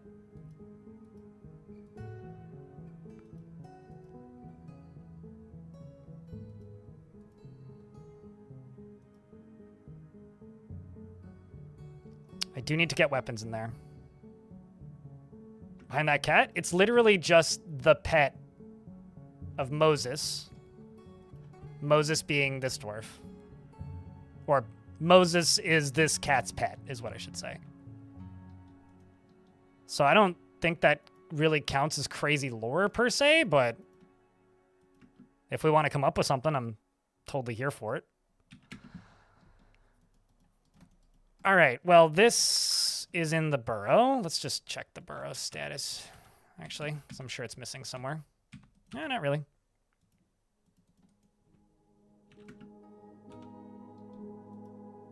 That was a crazy couple minutes, let me tell you, chat.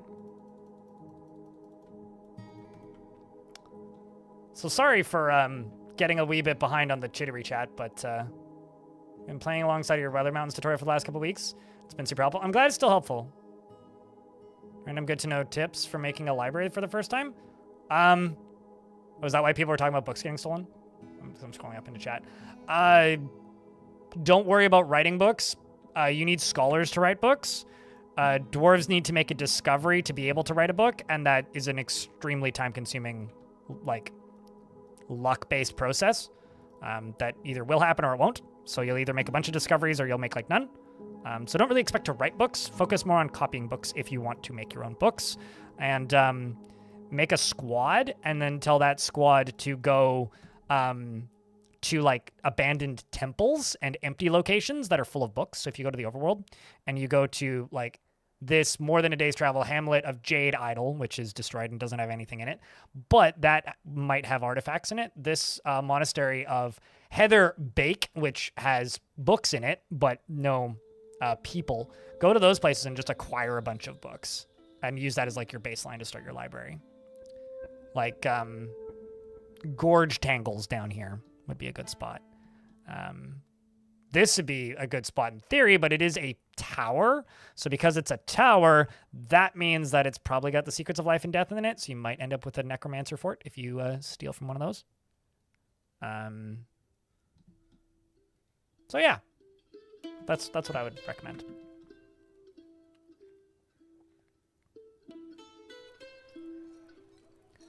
When a petition comes in for a temple, how long do you have to accept it? 3 months.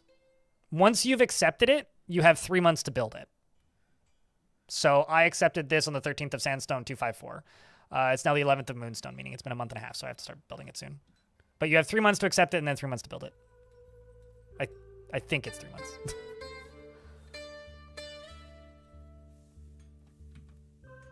They get angry if you ignore it, but they get angrier if you fail it once you've accepted it.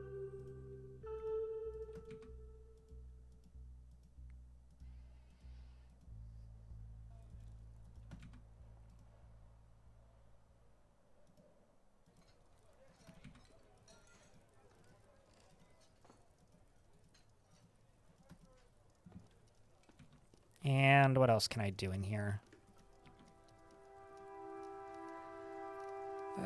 You've got all the furniture you need, so this can be your dining room. Nope, that's a bedroom. Dining hall. Pebble, that's yours.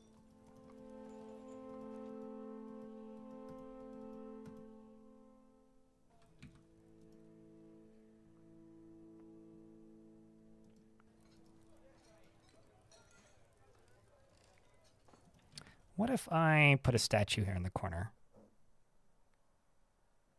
Or like a fortification, maybe.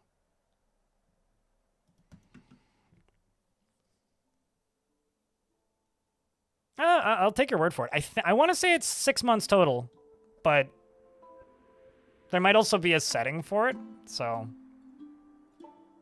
I'm pretty sure there's a difficulty setting for it.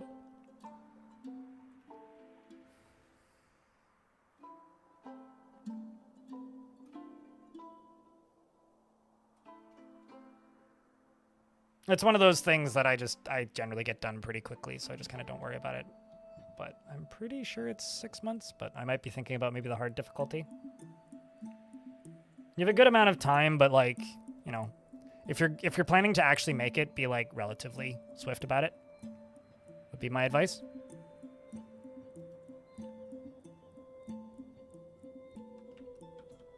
Okay, so now I just need to make a tomb for the queen, or not queen, for the for that doomed dwarf, which I'm actually just gonna put down here.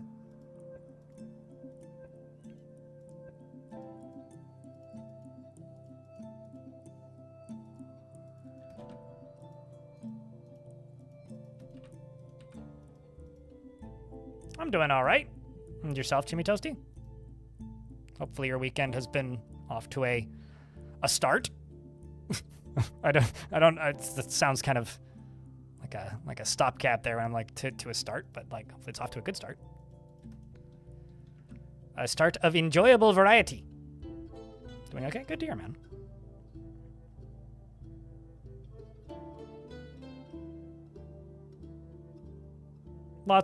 Basically anybody in your fort or like can write books, but adventurers have the additional skill though of being able to compose poems, which you can then teach to people, spread and share around within your fort, which is kind of fun. Like adventuring to one of your forts and then teaching your dwarves a bunch of terrible poems that you wrote is kind of a fun thing to do now and again. It's certainly not like, you know, the most immediately efficient thing or positive thing to do, but it's funny. Value's not quite there yet, but we're working on it. We're working on it. We're working on it.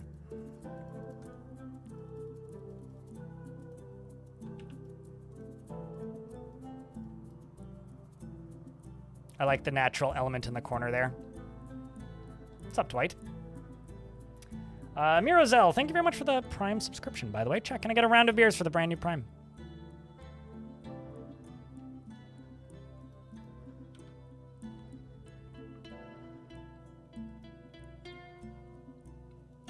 Also, hey, 409, it's good to see you, man. I do need a new captain of the guard. So I think I'm going to give that task to Lore. who is in fact a woodcrafter, which means you get booted up in society.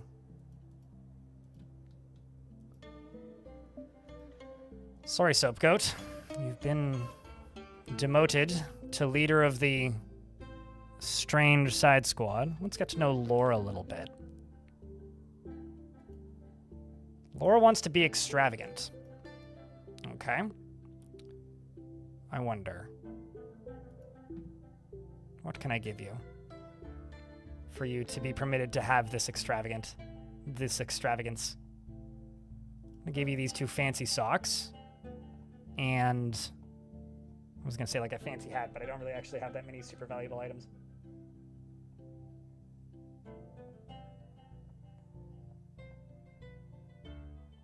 Let's just give you a large gem. I don't really want to name it. It's fine. Done. Okay. You find humor in most situations and has a low sense of self-esteem. He tends to present himself boldly, even if it would offend the average sense of modesty. He doesn't stick with things even if minor difficulties arise, generally acts impartially, is rarely moved to mercy, and is somewhat fearful in the face of imminent danger. He is slow to anger and has a greedy streak, and he does not go out of his way to help others. He doesn't often feel envious of others, and he will generally act with a narrow focus on the current activity. He always takes a deep, large breath whenever he's surprised and needs alcohol to get through the working day, dreams of mastering a skill, and personally values tranquility and a peaceful day, and it doesn't particularly value loyalty and doesn't particularly value the truth.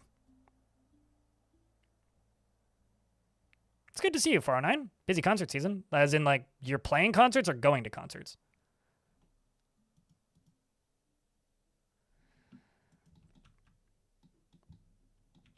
Where did I put my clothing industry? I know I started a clothing industry, and I don't think I ever actually made it. Oh, it's up here.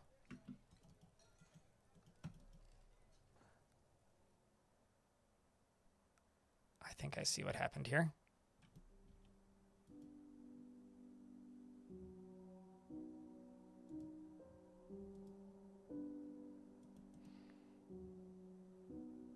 Can use any shop. Did I fuck something up here? Use any cloth, automatically weave, all thread. You're not pulling from somewhere specific, are you? Let's just auto reissue these orders. Because they should be running.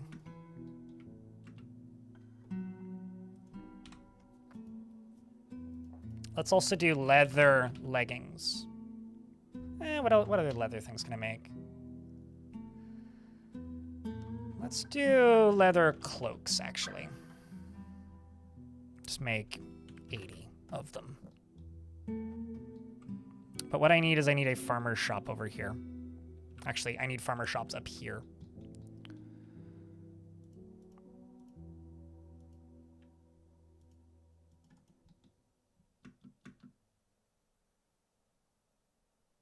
For work, building shows? Gotcha. Yeah, I know that, I know some people who were working on setting up a rave over close to where I used to live pretty recently. There's a festival happening in my city, like this weekend, so I'm going to a show on Sunday, which is going to be fun. And, yeah, I enjoy concerts. This is well documented about me. But it's good to see you. I'm glad that you have work. Summer is always kind of the slow season for this channel. I think mostly because kids get out of school and then parents who watch my stream have kids to deal with. So, but we're stuck in an ad break. Chat, if you're listening to the channel right now, could I get a round of beers? And if you two are also having a busy summer season, me as well. I get it. Thanks for watching when you do and when you can.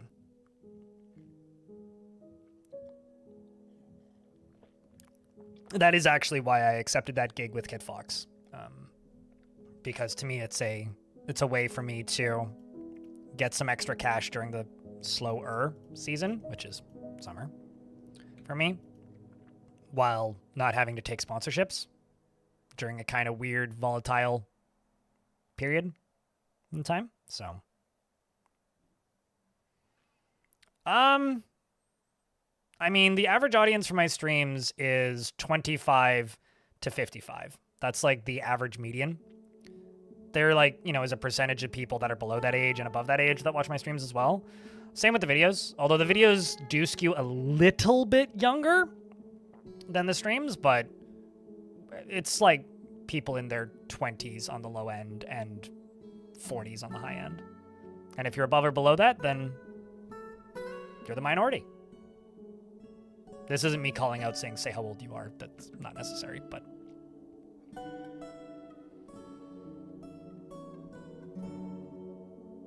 I think that's also just kind of the case if you're making video game content that isn't like Minecraft or Roblox or like directly targeted at kids. So I think that's just kind of a pretty normal thing.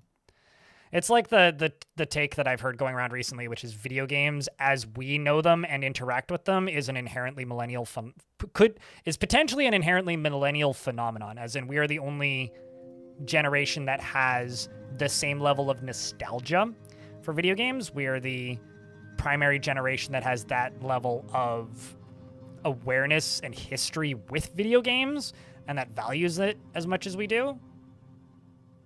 Whereas, like, yeah, there are younger people who are interacting with video games the same way people who are currently in their 30s and like 40s did, but like it's a very different kind of nostalgia.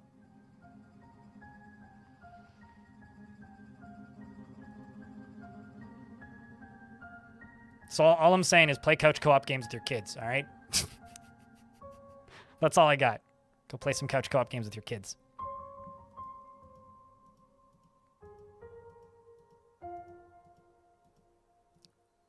Interesting.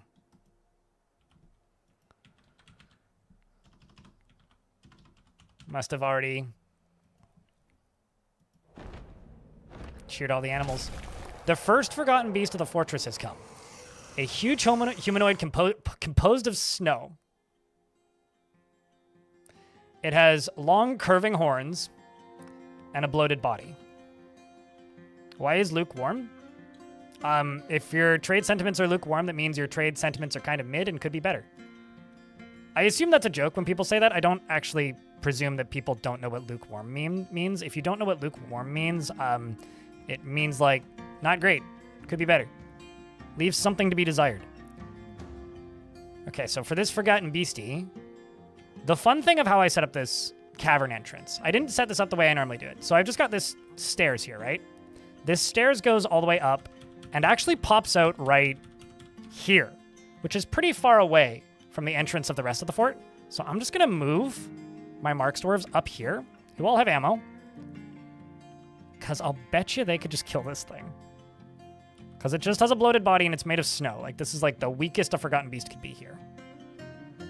Could have been much worse. Yeah, I'm not too concerned with it.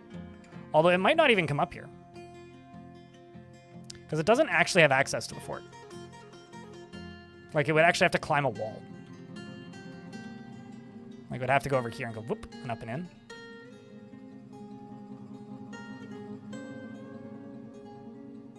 Realized it was mid and left. Yep. What do you think? Should I wall this off and keep digging?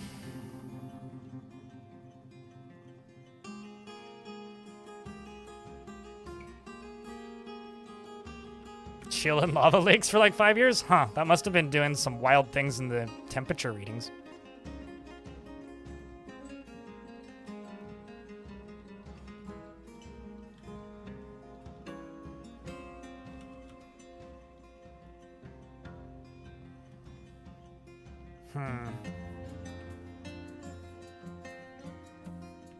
I don't know, chat. I'm kind of not worried about it, because it's just made of snow.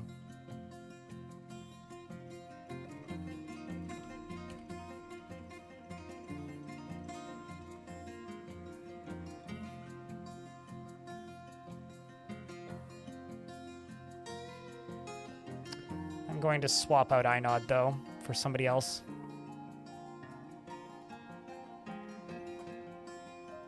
You better candidate for the militia? Let's see. In terms of crafting a masterwork someday. Desires little for himself in the way of possessions, prefers to present himself modestly, is quick to anger, doesn't often experience strong cravings or urges, is somewhat uncomfortable around those that appear unusual from or differently from himself. He's not inherently proud of his talents and accomplishments, and he can handle stress. All right, congrats, you're now running the squad. I need to like lower down the stress in my squads, if possible. Like you. You should probably be removed from this squad. I'll swap in the Slime Maker and see how you're doing.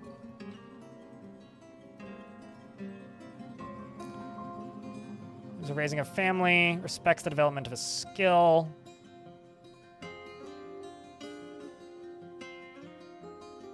She lives at a high energy kinetic pace. She feels discouraged, is a bit stubborn in changing her mind about things, tends to not be swayed by the emotions of others, is very humble, finds helping others to be emotionally rewarding, doesn't focus on material goods, is quite polite, does not have a great aesthetic sensitivity. Okay, sure. I think we can roll with that. No, I mean, they won't melt, but the game is still basically like it has a tiny little force field around its body that will keep it from melting, but it still needs to like process the changes if that makes any sense. So it does kind of put you in a weird spot, but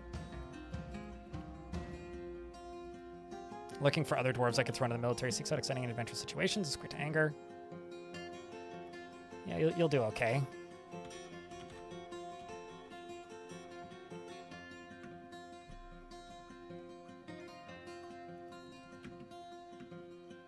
There you go.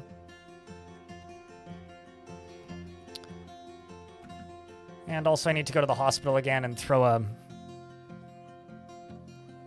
traction bench into here. It's a mighty fancy thing.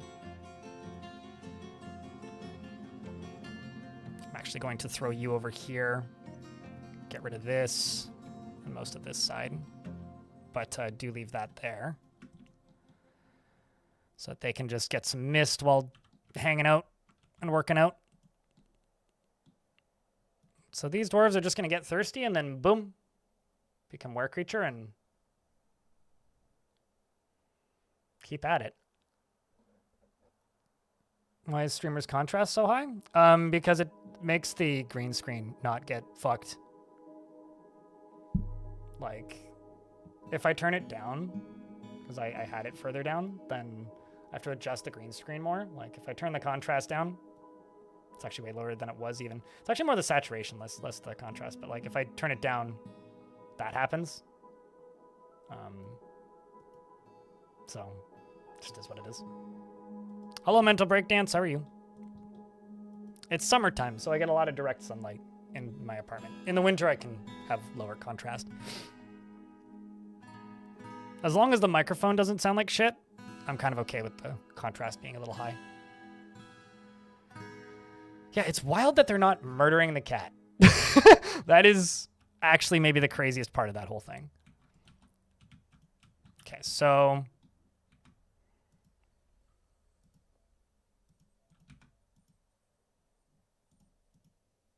I'll throw some statues in here. Do some engravings. Now it's time for me to figure out where in the world... Came back from kayaking? Ooh, what kind of kayaking? I used to do flat water kayaking, which I kind of miss sometimes.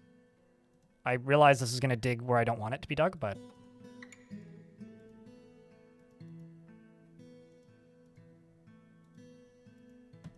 But we're going to build our Metalsmiths Guild along this side.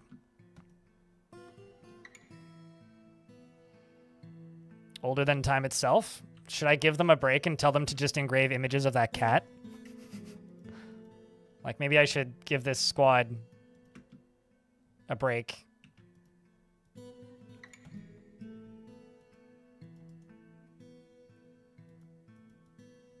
And see if they do this. Do I have this set specifically? No, anybody can do it.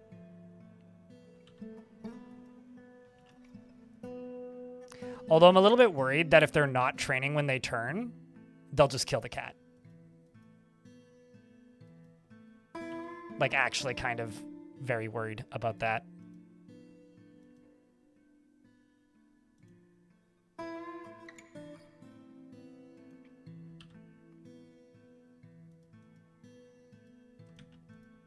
Let's also make this into maybe a Rangers Guild.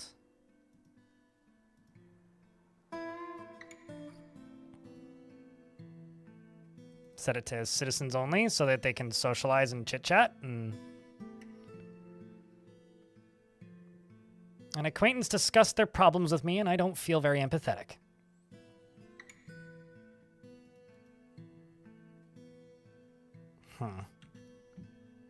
Yeah, anyway, I'm going to put them on monthly orders and set them to train here. So they'll chat, hang out, and babble, but also work out and probably kill the cat eventually. Unless I remove the cat physically from that room, like it's going to die eventually. They will aggro the cat at some point. As for when, that I don't know.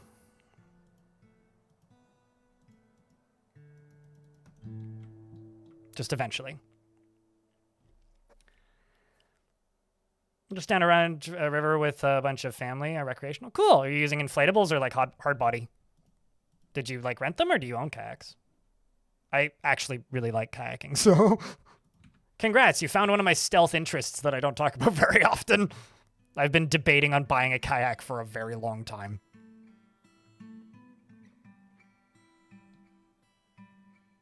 Oh, true. Zentharaz in YouTube chat makes a good point about trade sentiments. Like, they might be asking why it's lukewarm instead of, like, what is lukewarm? But rented hard bodies. Playlasting used to do sport kayaking. Did you do, like, flat water racing or, like, whitewater stuff? I mean, at this point, I'm just happy that someone's helping keep the chat moving. Mental breakdance, so appreciate you. Did flat water? Up the river? What region? What year? I say that because, like,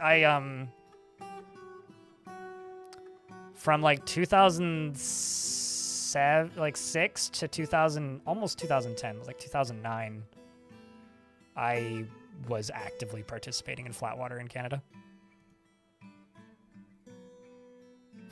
No, I'm just, like, curious. I'm not suggesting that we necessarily competed, but like, it's actually something that's interesting to me. Aside, which is also, like, the source of my weirdly vehement dislike of rowers. Those backwards going motherfuckers. Stupid rich kid sport.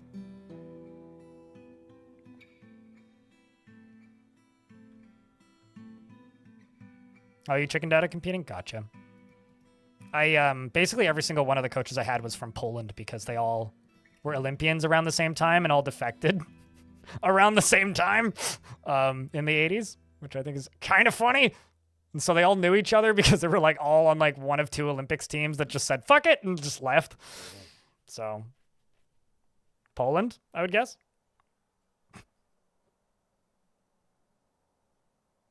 Shoutouts to one of my old coaches, Johnny, who was one of the funniest human beings on earth. He drove a Honda Civic, and it was 85% speakers, and you could tell when he was running late because you could hear him a couple blocks away, and you would just hear hard bass. Dude was a walking stereotype in the best way.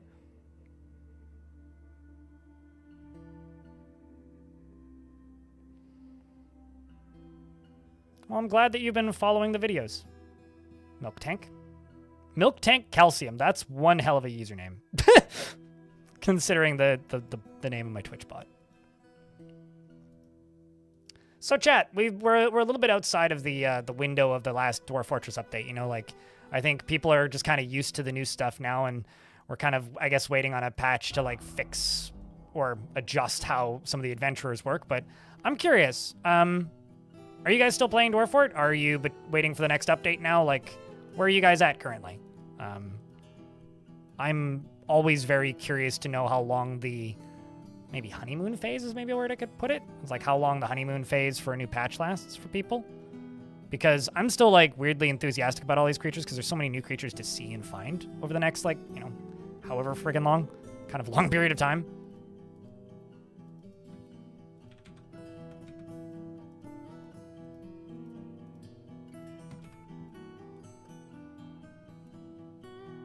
Playing Phoenix Wright Ace Attorney. Did they make a new one yet? I feel like they should. They're like due for a new Phoenix Wright. and have been for a little bit.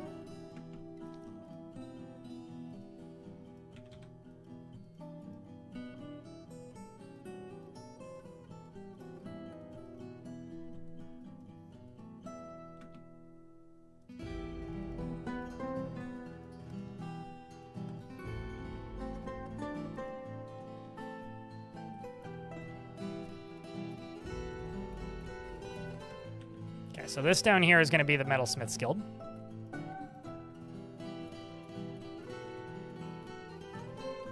So Guildhall, Metalsmiths. I'm going to throw some examples of our work. We're going to do a chain. I'm going to do probably a table. Yep. I probably have a throne. Nope.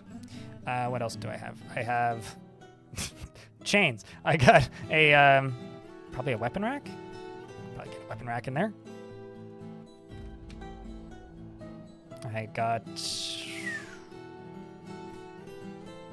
one of those as well. How are we doing on a value? 822. Got a little bit of work to do. You've been on a break in gaming and have chose to been watching the stream or play? Why are you taking the break? Is it just like practicality, kind of lack of time, or feeling burnt out? I have a feeling there's going to be a shift in video game culture over the next few years. Like just as a hobby. And I was staring at the ceiling last night while trying to fall asleep, thinking about this. In my head, the word that came to mind is like new retro gamers. Which is real dumb, but what I mean is like whatever the new Xbox is going to be, it's not really going to be, it's likely not going to be recognizable as what a lot of people think of as a console. Whatever the next PlayStation is, while it might be recognizable as a console, it's going to be so fucking expensive that I don't think a lot of people who are currently actively playing with consoles are going to be in the market for it. Like, I do kind of expect it to price a lot of people out.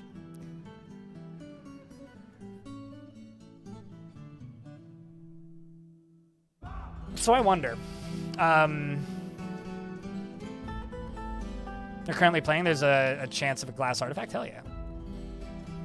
Lack of time. Gotcha.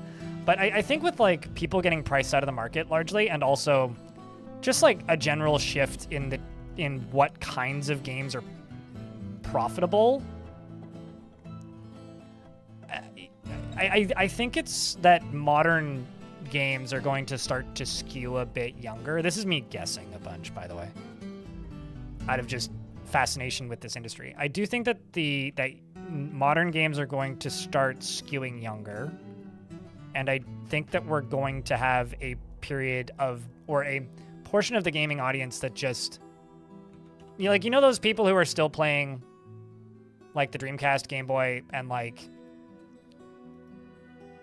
their PSP, like that, like those people exist, and they're like, people tend to think of them as like retro gamers. I have a feeling there's going to be a new generation of people who play games like that, but with the Xbox 360 to Series X and PlayStation like 3 to current generations, like the people who own a lot of physical discs. Like I think we're gonna have another round of that, like another wave of that. As long as indie sandboxes don't disappear, you'll be happy. No, totally. Those games are still very profitable, but there's a portion of the game's audience that doesn't like those games. You're emulating it all? Sure. I mean, that's like the same kind of category in my mind.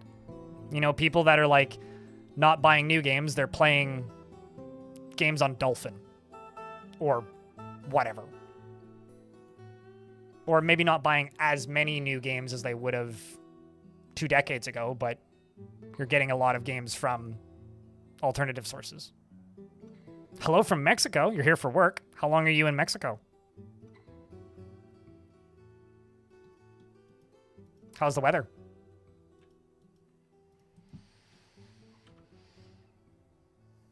I don't know. Am I just like talking on my ass, or does that make some sense to you guys? Like, do you think there's a logic to that? I'm honestly just curious.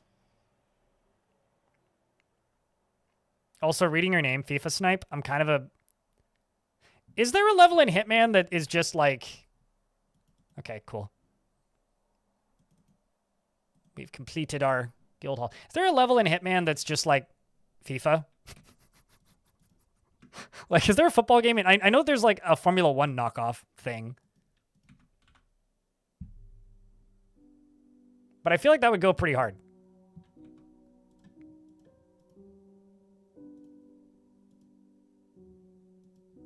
Like, you know, you have to like assassinate 2-star players and then like take out the ref and like a team leader. Like, that could be that would go pretty hard. That'd be pretty cool. Don't overthink it. Oh, I overthink all usernames, but don't worry. Most usernames are just things that stuck. There's two kinds of people, right? There's people that like change their username every 6 months, and then there's people that still have the same username they had on AIM. Like,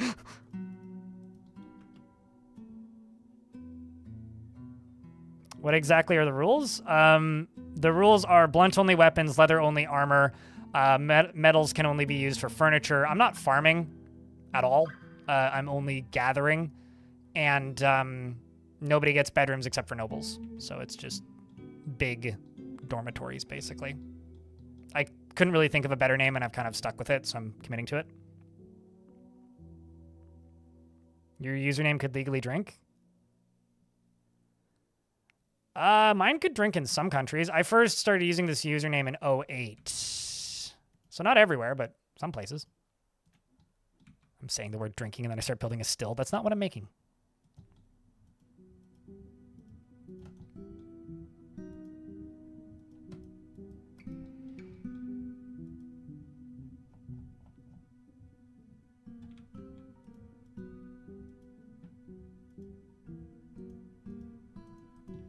I think what I need to do is... Yeah, okay, there is some store stuff in bin jobs. Let's see what we're putting in bins at the minute. Uh-oh. Okay, no, never mind. You're going to a different location than I thought you were going. You're going down here.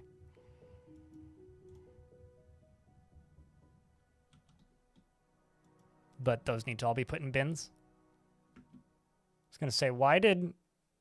Oh. All right, so I have a vampire who just got set free again.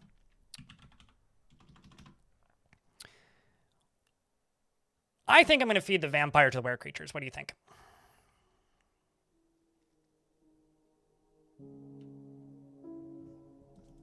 Because I know who did it. It's Dastot. I need to take a piss, chat. I will be right back after I have done my urination break. If you want me to feed the vampire to the were creatures, press 1. If you don't think I should and I should do something else with it, press 2. I will be right back.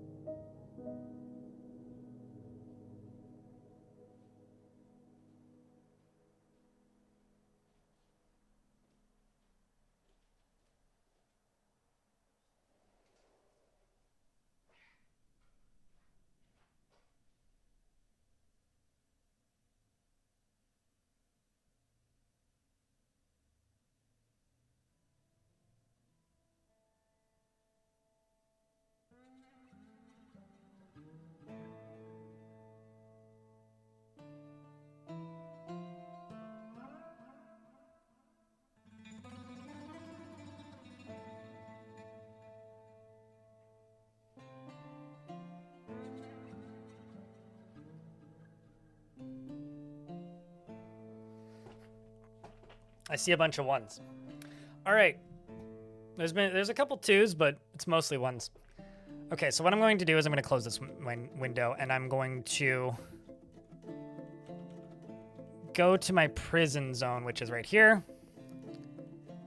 And I'm going to erase it. And then I'm going to go down here. And I'm going to make a prison zone. Right here, I think. Well, right here.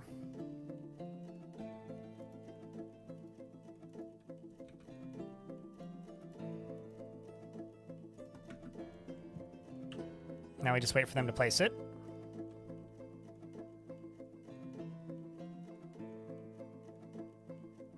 Wiki's down, yeah. I'm just kind of hoping that people have reported it. By reported it, I mean, like, posted on the KitFox Discord about it. I haven't done that yet because I'm kind of hoping somebody else does that. That's a really pretty sprite. That's a good portrait. So we lost Suxul and Urgro. So I need 2 more tombs.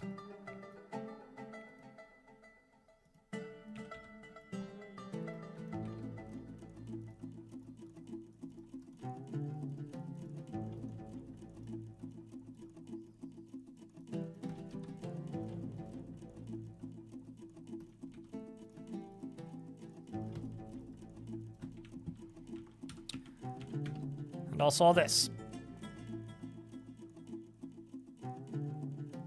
21 is excessive. Oh, I agree. But why is it raised so high in some countries? It's literally like... What is the actual... Like, I remember looking at a thing. It's like 3 countries in the world or something that it's that high. So, I don't know. Why is it so high? I ask them. Captain of the Gird is right here. He's currently pasturing an animal. We're gonna go chain up Desktop. Is a perfect green glass gem was created by Risin Arithmirish. Well, that's pretty good. Alrighty, Wampy. Wampy Pyre. You're going to go get placed somewhere in a prison cell you won't be able to leave. I'm also going to go back over here and reassign the other prison cells so that we don't run into problems.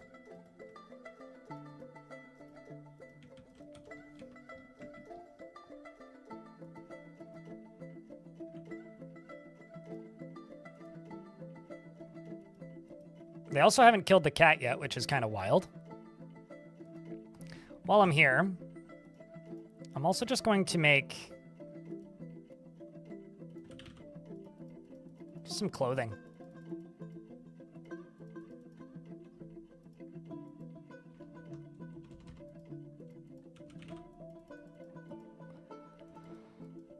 How did I make that into a refuse stockpile? What? Oh, because I set that... Wrong option. All, where, no, where, yes. We'll get some stuff put there.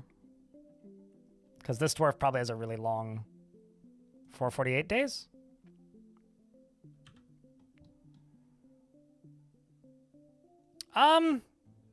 So I like alcohol. I like alcohol a whole lot.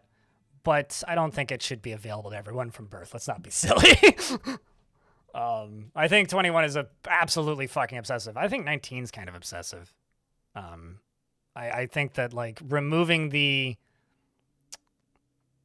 allure of something is one of the better ways to lower its value as a way of rebellion, and I think alcohol is unhealthy when it's used as a form of rebellion. But, like, you know, I think I'm also overthinking your joke. So... probably worth noting, if nothing else. Oops, Pie's bringing the door over.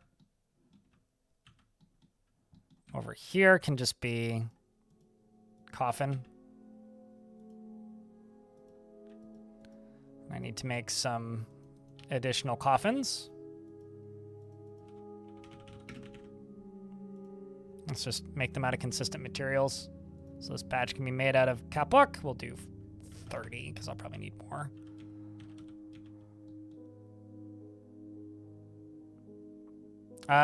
Shadow, since you have a backup of the wiki, could you tell me when the next full moon is?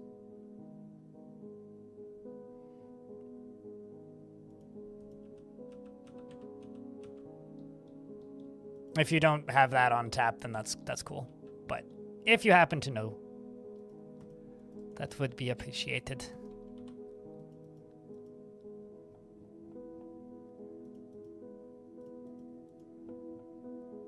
Okay, something's fucked up here.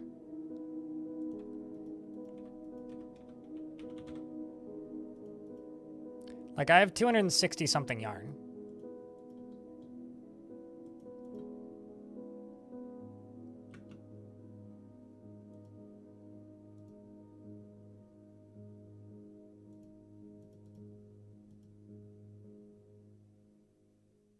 Weird.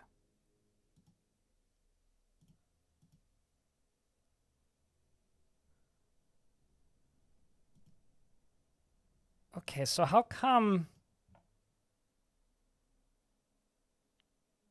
these are here but not queued up? What if I change the number on you? Yeah.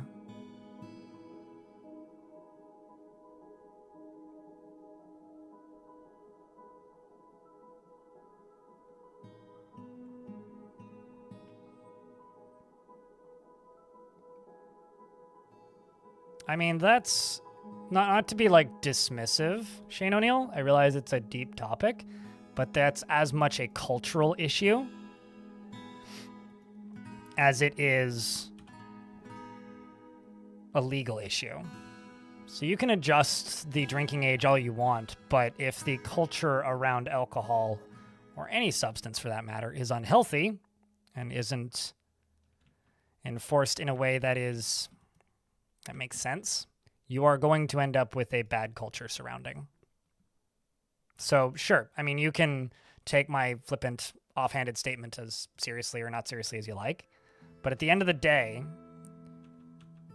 parenting is important, understanding limits is important, and culture is important.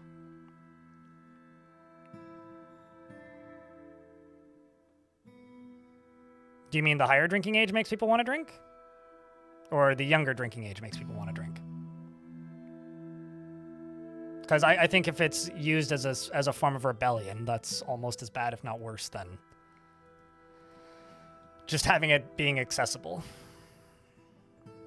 Anyway, chat, we're going to feed this vampire to the were creatures whenever the next full moon is.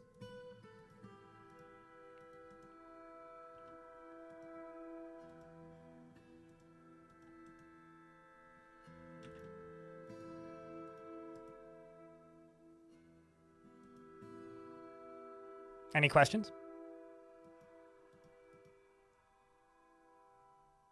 Yes? No? Long silence? Okay. I'll continue playing then. One thing you did notice was that student services at uni we had was one of those places American Studies in their own village, because they'd turn up at 18 and realize they were allowed to drink and their parents were far away and they'd just go chaos mode. I mean, it's the reason that, like, some of the most consistently handed out DUIs here in Canada, close to the border, are to American teenagers.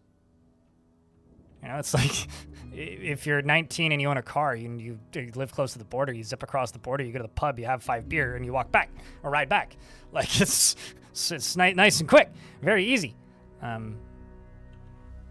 Almost impossible to avoid, in some ways.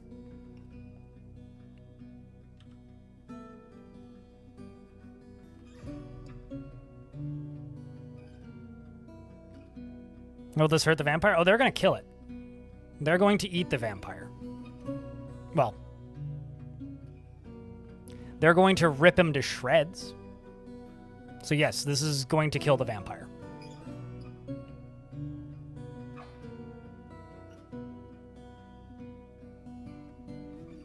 But Tsar Nicholas, howdy. It's good to see you, man. How you been, dude? I hope you've been well. Wondering if the cat will survive. I'm amazed it's lived this long. It's the pet of one of the vampires, so it's been, or not the vampire. It's the. I'm sorry. There's too many night creatures in this room. It is the pet of one of the were creatures, Moses. So because of that, like, it just hasn't fought with it, and it's been kind of perplexing to me. So they've turned and turned back several times, but.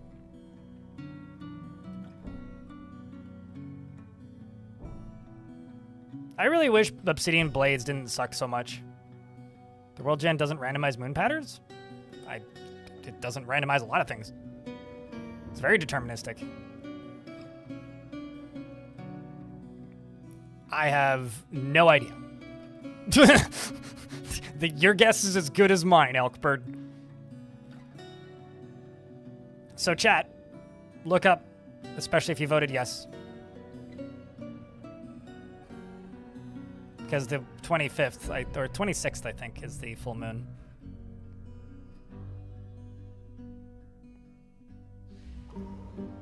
And Kogan is going to go make an artifact.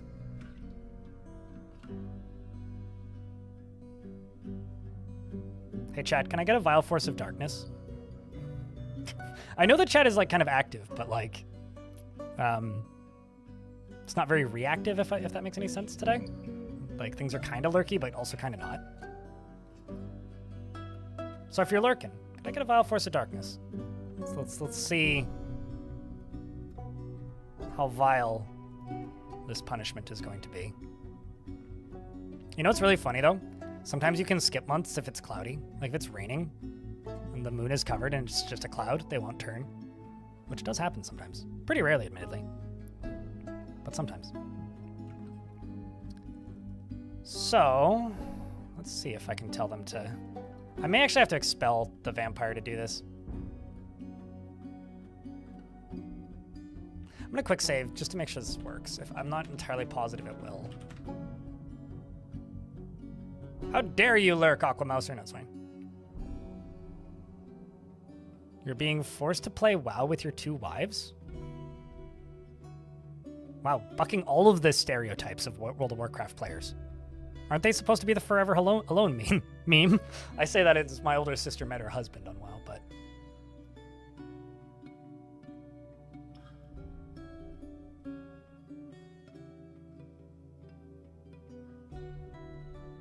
But no, it's all good that you guys are lurking. It's Saturday. Saturday is often this way. So they're not attacking it, which is very interesting. I'm going to turn off the station order. They're still not attacking, which is also interesting. But I need them to aggro the vampire. So I'm going to expel the vampire. And then I'm going to tell them to... Oh, this is interesting. I can tell them to attack each other. Here it goes. Wow, they're not even attacking. That is weird. Okay, something's bizarre here, chat.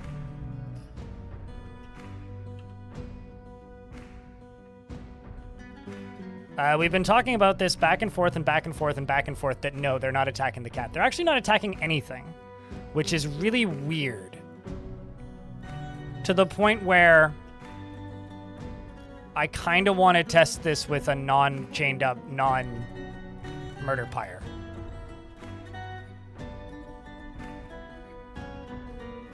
Because this is really strange.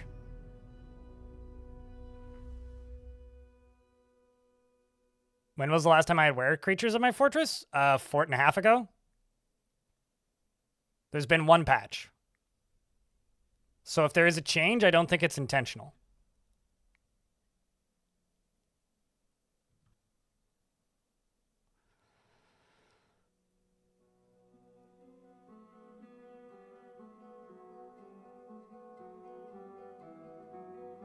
But now they're beating the shit out of it.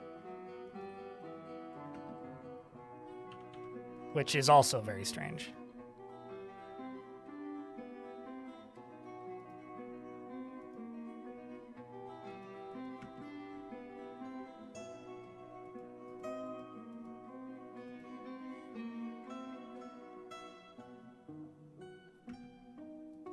Also very strange.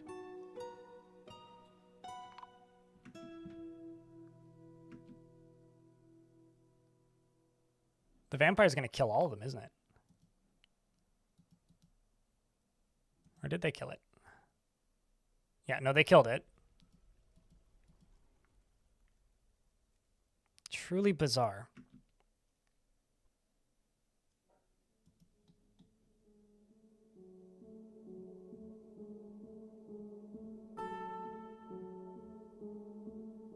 Yeah, no, there was literally nothing left.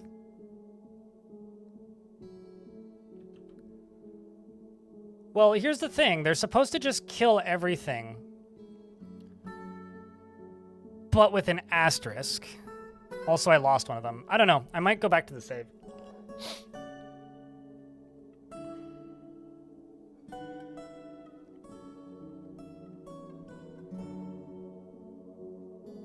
They're more interested in tasting you, Elkbird.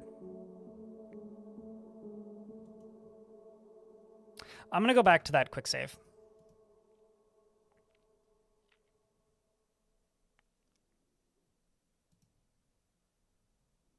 Because I need to know.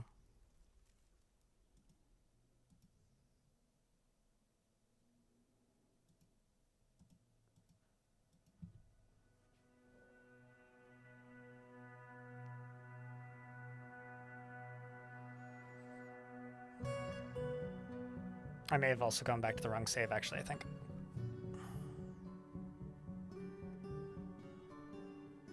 Because vampires are technically undead. So I wonder if this is a they're not attacking them because they're undead kind of dealio.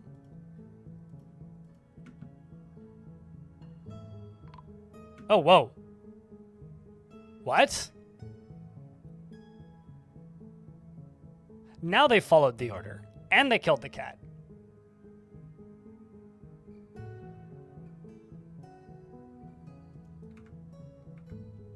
What? Hold on. Let me go back a little further. This is kind of science. You got an actual werewolf in? That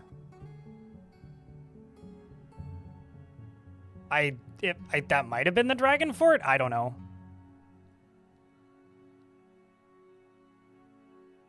I know that we got like a were monitor lizard in the. So this is before I told them to kill it and before I expelled this dwarf. And they just kill it. Weird. Now they're acting normally. I wonder if it's because I hadn't restarted the game yet. Like, that almost seems like there's some sort of, like, lingering memory thing happening. That's bizarre.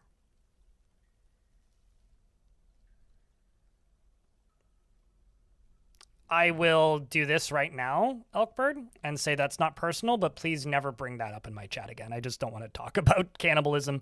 That's, congrats, you found a phobia. Just get it out of my chat. Don't need it. So if you respect me, just please don't. Unless it's necessary, I don't need hypothetical nonsense discussions about such things.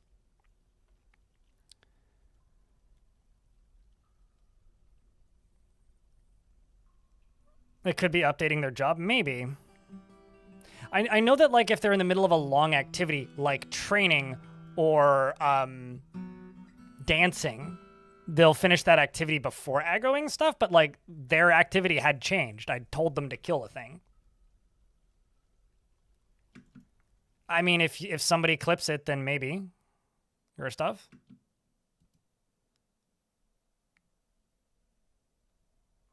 But, I don't know. I have all the saves now.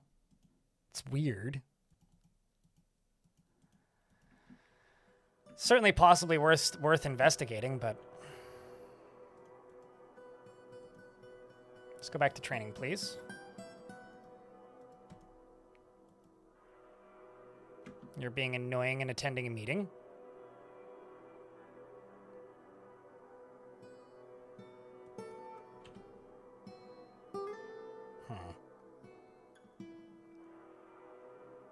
I do hope I get sieged,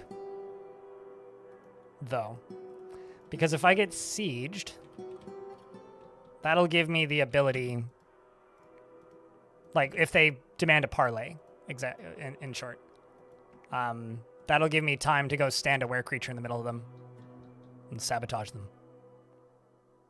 Poor kitty. Yeah, that was weird. It was weird that they weren't eating the kitty, actually. That might be the strangest part of the whole thing. So, because you are insisting on having a meeting, I'm going to fortify through this. You have disrespected the trees in this area. Well, that's a given. But this is what we've come to expect from your stunted kind. Further abuse cannot be tolerated. Let this be a warning to you. Alrighty, got it. I will keep that. Timberworld? That's not a video game that I'm aware of. I think you're talking about Timberborn, which is a video game I'm aware of. And I have, and meh. Kind of, I think it's kind of mid. I don't know, man. Like, it doesn't really do much for me.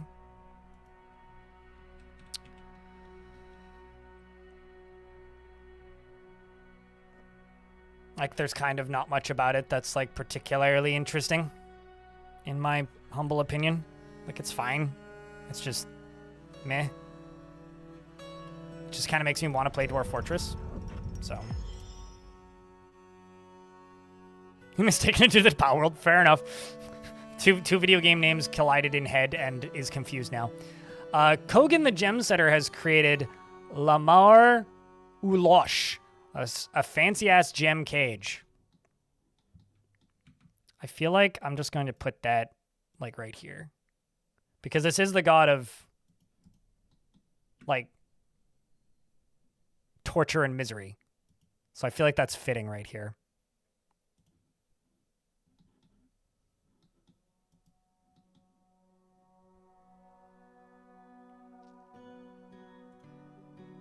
But I don't know, it's fine. I played it for a bit. It's enjoyable enough, but it's not a game that really compels me to play it more, I guess. This is a gem cage, a Squirrel cage. All craftsmanship is of the highest quality. It is encrusted with bands of olive wood and pigtail. This object menaces with spikes of squirrel. On the item is an image of Ardent Coil, the sheep bone shield in Squirrel, which... Shorel? I don't actually know how to pronounce that word. One of these years I'll look it up. On the item is an image of Pebble, the dwarf, of the Day of Severity, the Orange Wood Crutch. Of Pebble and the Day of Severity, the Orange Wood Crutch. Pebble is raising the Day of Severity. The artwork relates to the creation of the Day of Severity by Pebble Brain, in Pebble Brain, by the dwarf Pebble, in the mid-autumn of 254. No, it's Jife. Sorry. Enemy.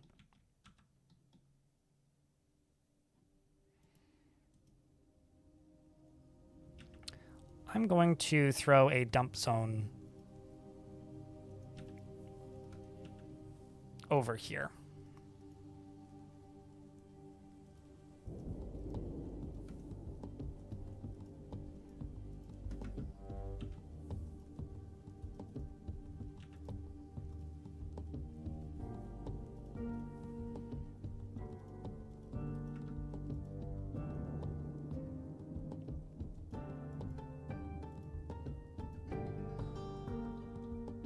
It's this attend meeting thing that drives me nuts about keeping creatures like this.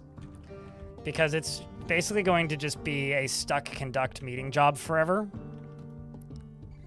Until I fix that.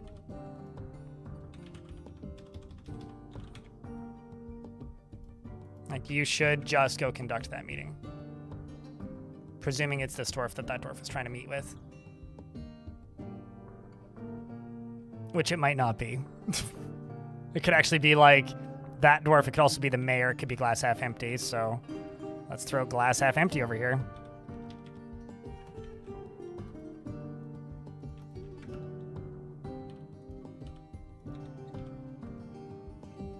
Who's over here serving Maze beer?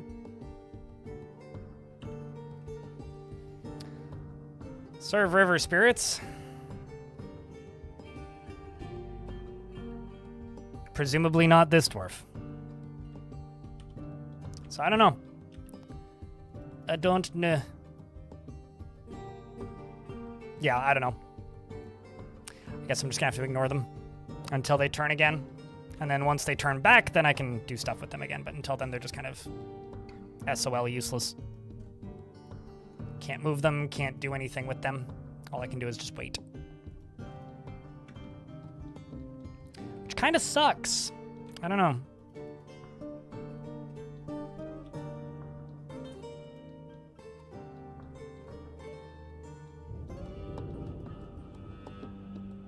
Making claystone blocks? Why don't you take from that instead?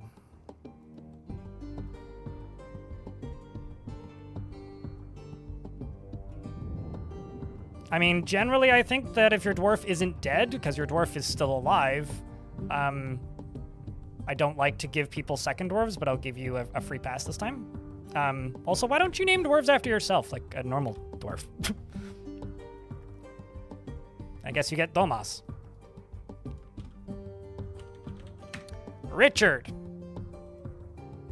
Sprinkled Brass is very rarely moved by curiosity, tends to hang on to grievances, is somewhat quarrelsome, bothered by this since he values friendship, often acts with compassion. He tends to assume that the worst of two outcomes will be the one that comes to pass, and he tends to be a little tight with resources when working on projects. He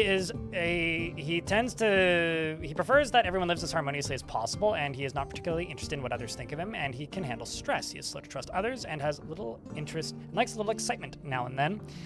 He dreams of raising a family, personally thinks that the pursuit of skills of warfare and fighting is a low pursuit indeed, and has a negative view of those who exercise power over others, and values sacrifice and doesn't care about art one way or another.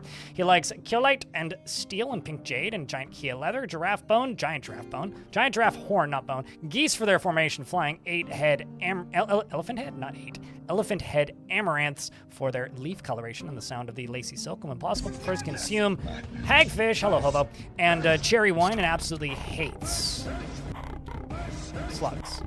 Yeet.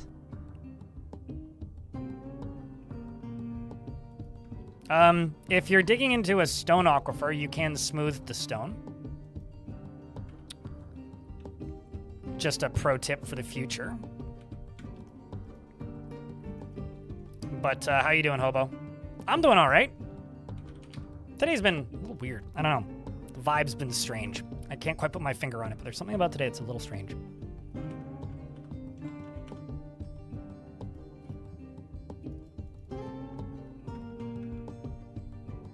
How do you get through a heavy aquifer? Very slowly with a lot of pumps. I just don't bother, usually.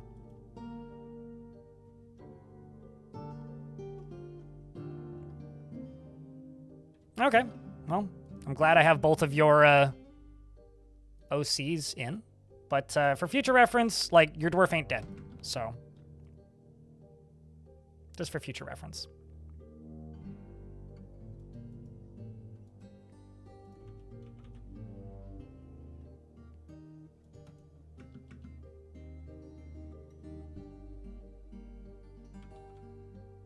Oh, did I make magma forges again? That would explain a lot. I kind of wish they looked different, more obviously. Oh well.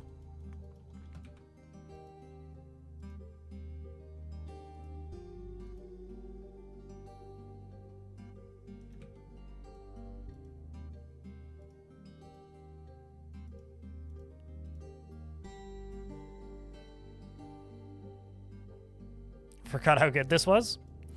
The Pharaoh remake redid the really bad part of Pharaoh, though, which was the combat. That wasn't good. So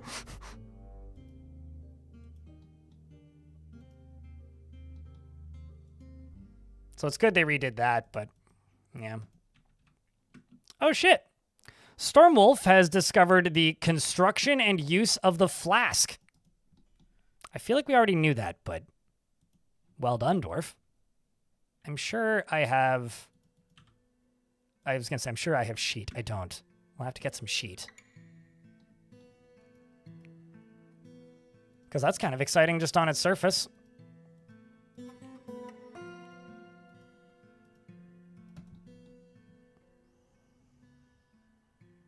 You like the new combat? Yeah, that's good. I know that was like kind of a, I don't know, a thing that people yapped about. I don't know if it was like a good response or bad response. It's been a little while. I honestly can't remember all that well. I get to see some French salt and pepper shakers in 2 days. Hello. Humble brag for a second. Much excited.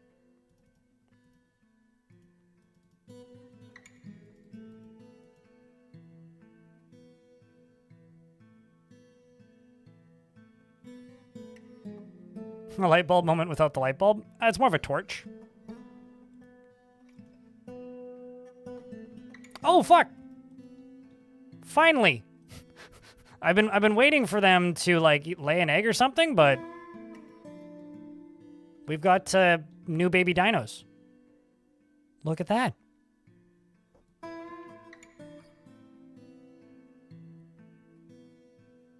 It also seems that they don't hatch from eggs. It seems that oh no, okay, they do have hatchlings.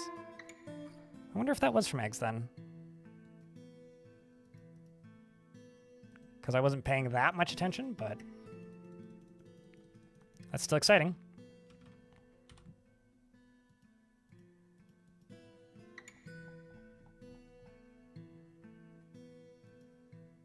Yeah, Sunday.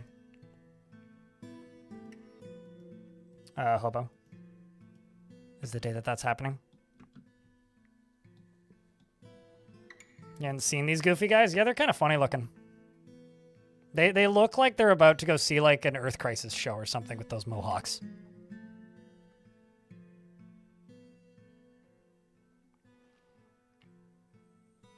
And all the new sprites are super good. Yeah. The mohawk's a nice touch. Yeah, just a bright red.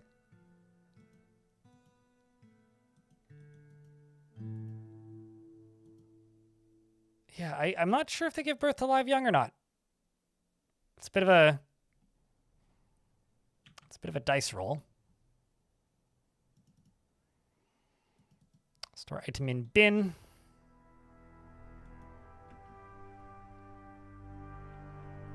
Guess I'm just out of Galena still. Well, let's just go to the stairs and just gamble a little bit with our ability to not die, because there is a Forgotten Beast down here.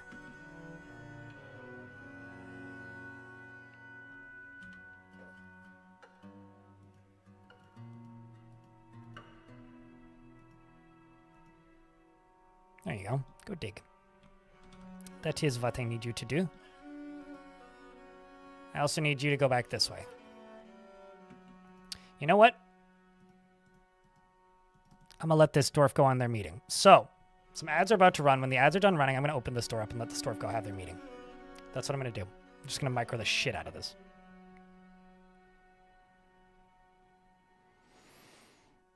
Wish me luck, chat. Wish me luck.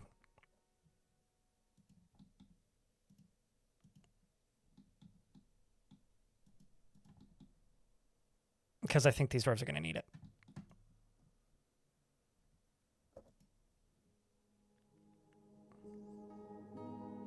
They take 1 year to grow up. I think that's the case for most of the dinos. Not all of the prehistoric creatures, though.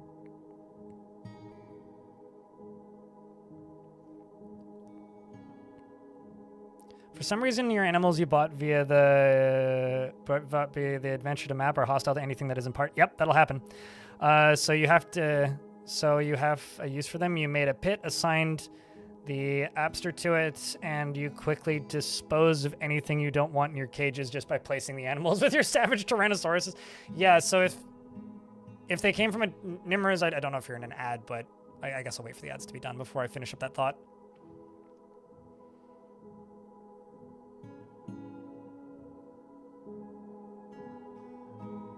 Oh, also, I think I was rereading the thing. I think I screwed up Sogar's last name there. Let me fix that. Fitzwell. Fizzwell? Fitzwell. Did your pants fit well? There you go. Fixed. Nimrus, in regards to creatures that you've bought via adventure, yeah, that'll happen. That's kind of the norm.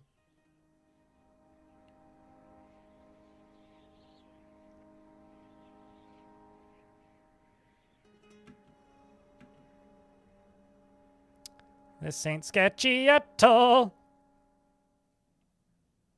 Oh, Jesus.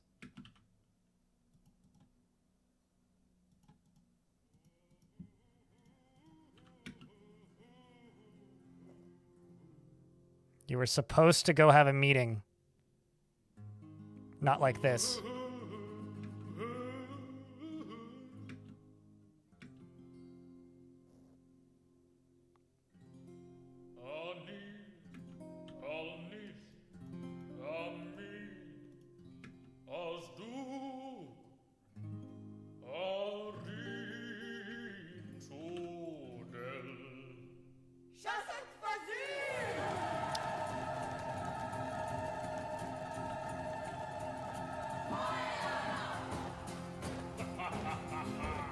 UWU.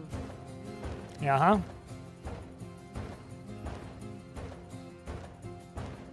This is way too intense music for this.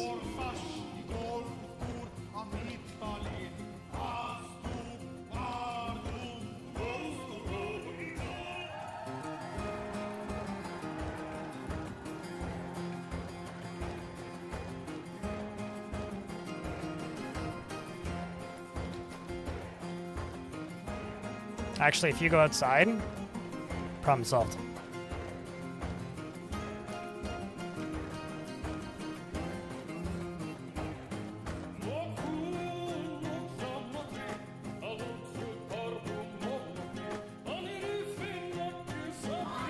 We quietly got very lucky, chat.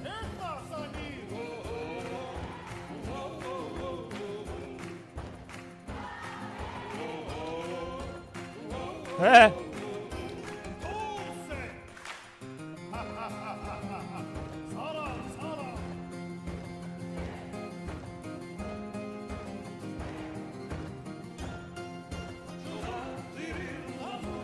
There we go, you're chasing the KV.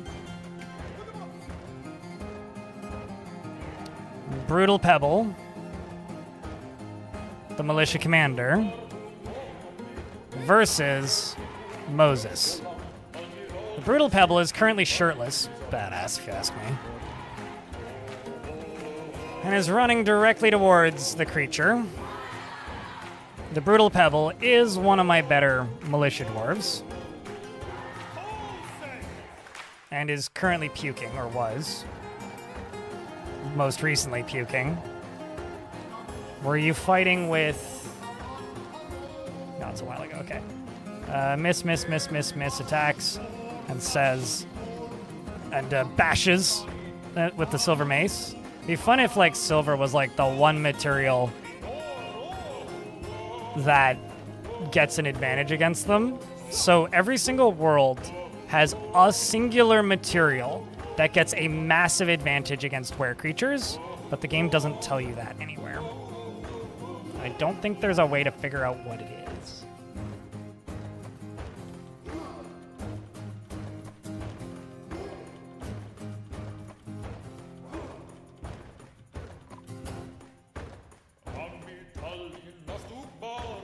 And it seems that Shorast, the Brutal Pebble, defeated it without even getting a scratch. In fact, hit him so hard with the Silver Mace in the upper body that it went directly into their lung and got lodged in the wound. Imagine getting hit with a spiky bowling ball on a stick so hard that it gets lodged in your chest cavity. That's what just happened.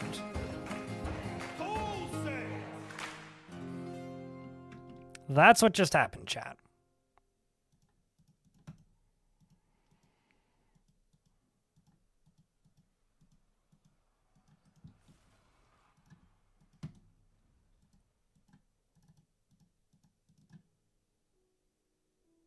That's kind of nuts. Do you have to imagine that? It's the law. I said it, so comply. Peasant. Ha! Or don't. I don't know, man. No, you don't have to comply with that, but that's intense, if nothing else.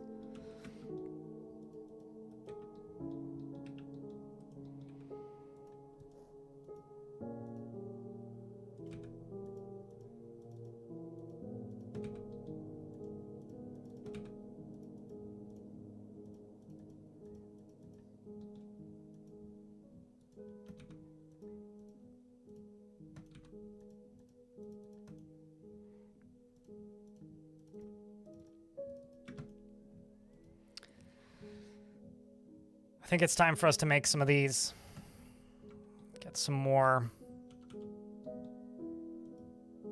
furnaces built. You all need to be moved over here. And erased from over there.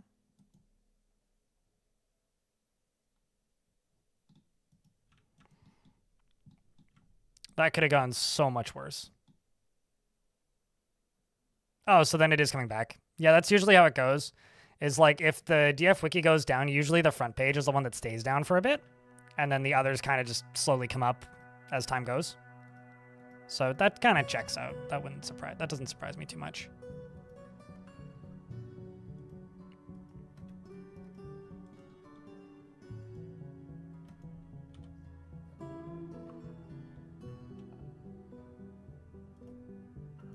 Well, today hasn't been boring, that's for sure. It's more like pulverize a few ribs than break a few ribs. The lyrics are all in the Dwarf Fortress language, yes. Sky Ace.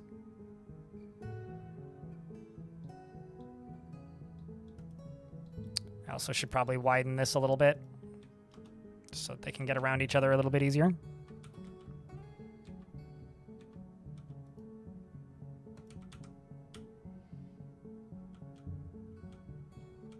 Should you learn the Dwarf Fortress language? I don't think it's really speakable. There isn't like enough actual words in it, but if you play enough Dwarf Fortress, you will memorize chunks of it.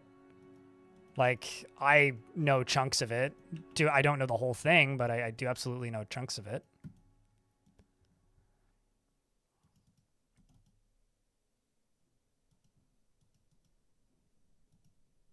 They're all dancing now. Well, that's kind of not what I expected. Interesting.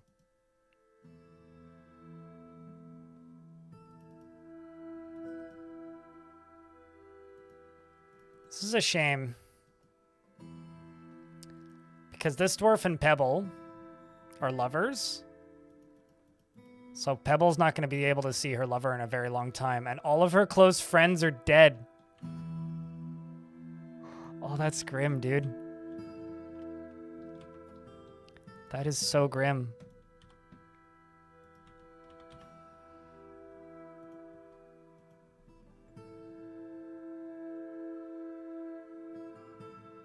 Another dead mountain gnome? I mean, this one will probably survive longer, but...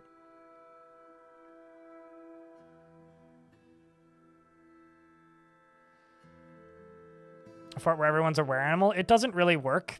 You kind of can't do it, Nimros, because they will topple stuff.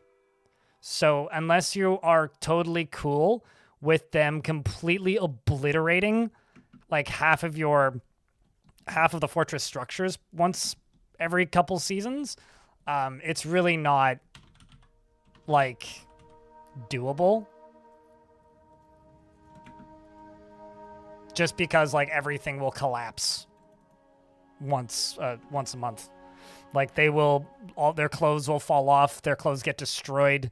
They have to, like, they will topple bars, they'll topple closed bridges, they'll topple your trade depot, they'll kill everything. Like, it's really not manageable to have a whole fortress of were creatures. And this is a bit more of a recent change, but up until kind of recently, if you had 0 dwarves in your fort, it was just an instant game over screen, and this included if every single, that's a dinosaur. This included if every single dwarf became a were creature. But that's been changed, so that doesn't happen anymore, so I'll buy the Anaconda, because why not? That's kind of fun to have. So somebody on YouTube named Hoodie Hair put out a video a little while ago where she used were creatures as defense primarily. And if you want to see how like feasible it is, like that's probably a pretty good video to recommend. There we go. Buy some socks and shoes.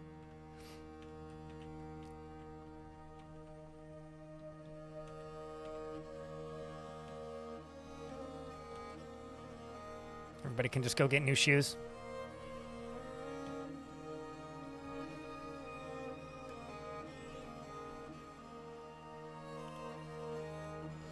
Or more like an alcohol-consuming tree stump? It's an odd way to put it. I do kind of want to get rid of this workshop, though.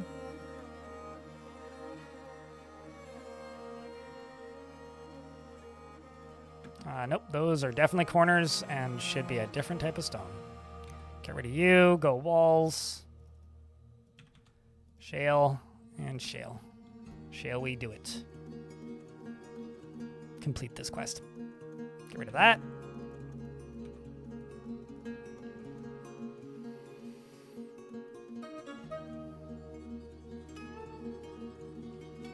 As for expanded language, here's the thing. More words, yes. But I kind of like that the Dwarven language has a very different format than our languages. I think there are some things in Dwarf Fortress that you could look at and be like, that is something missing that they should add to. But it could also just be, this is weird and quirky, and that's part of the charm. And I feel that way very much about the language. So, like, do I want them to add, like, another 100 words? Yes. But I don't really want there to be a word for, like, the. You know, like, that's in the translation, but it's not in the Dwarven written version, if that makes any sense. Like, it's neat that they have a very... It leaves more for the imagination, I think. At least in my opinion. But I could be convinced otherwise. It's just like, when people say that they really want there to be an economy added to Dwarf Fortress again, I say sure, but like to a point. It's like, I wouldn't want there to be an economy in Fortress mode for dwarves, but I would really like the economy to be more functional for adventure mode and more functional for non-Fortress mode activities. I think that would be really cool. So like if say humans become a vanilla playable faction, they should have an economy. They should charge for rent for rooms. They should do all those things because that's a very like human capitalist faction gameplay variance that would give you reason to play as humans. I mean, once those structures are in the game, then I guess you could just mod that in, but like it would give you reason to play the different factions because you have different kinds of gameplay. Because like if you were playing as humans as an example, then by Dwarf Fortress rules, you wouldn't need to produce alcohol. Like that would be like a bonus or a treat. It's like baking a cake. You don't really need it, but like that, it would make them happy. Although humans are more prone to alcohol poisoning in Dwarf Fortress, so that could be a problem. But like, you need other forms of management for factions that have very, very different structures. Another Forgotten Beast has arrived. This one's a named Othri, Russian. Estalabi Russian Tuskmo. It is a huge hairy crab. It has a short trunk, and it squirms and fidgets. Its aquamarine hair is long and wavy, and beware its poison gases. It's here to fart vigorously. It has had too much Taco Bell. All right. Ascendeth the squatteth downeth. And the beastie is over here, who's injured, who actually killed that other Forgotten Beast. Granted, it was made of snow, so... Who actually is surprised? Also, Othri Little Puddle. The Cavern of Monkeys.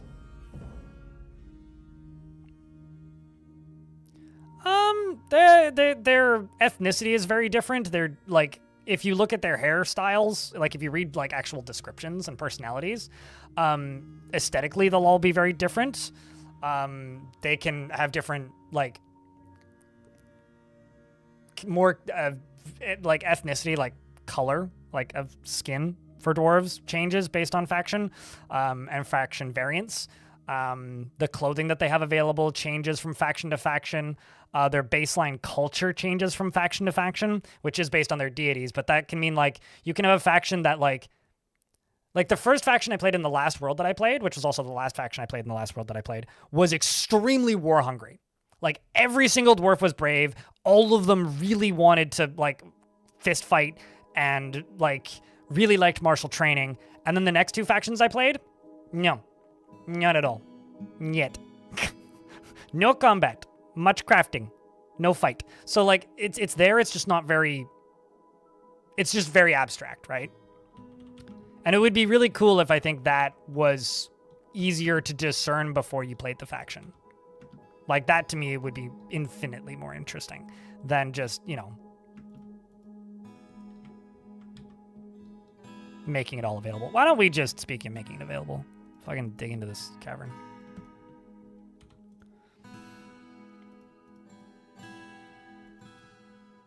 No, I just deleted the burrow. Well, I'm smart. That's fine. I can fix that.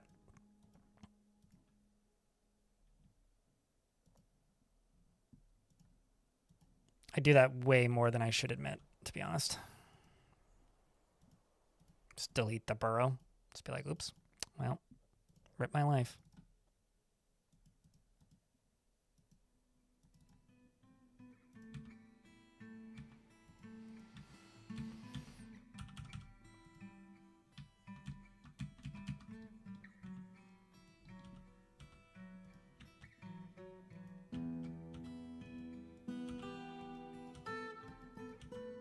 Okay.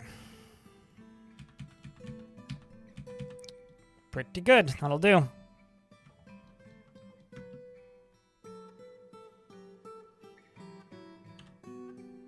So I think like there's a lot of stuff that Dwarf Fortress does that's already very unique, from fortress to fortress, faction to faction, and all that.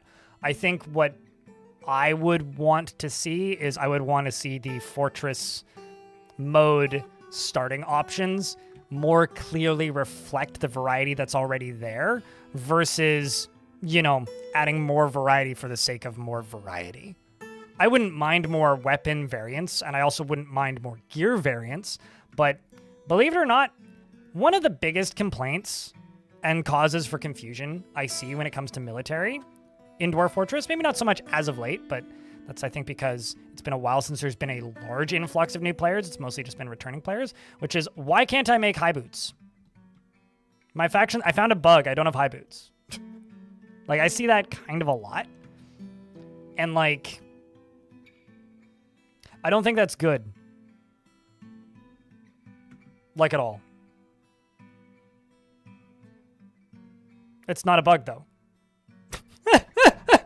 Beagle Weagle. That's not a bug. This is literally what we're talking about. Yes, it is a faction thing. It's not a bug. But people think it's a bug. No, you don't need to assign high boots to your army. They just equip them over their shoes. But I don't currently have enough available. Some of them are underwater. I should make more. See, it's not the bottom one.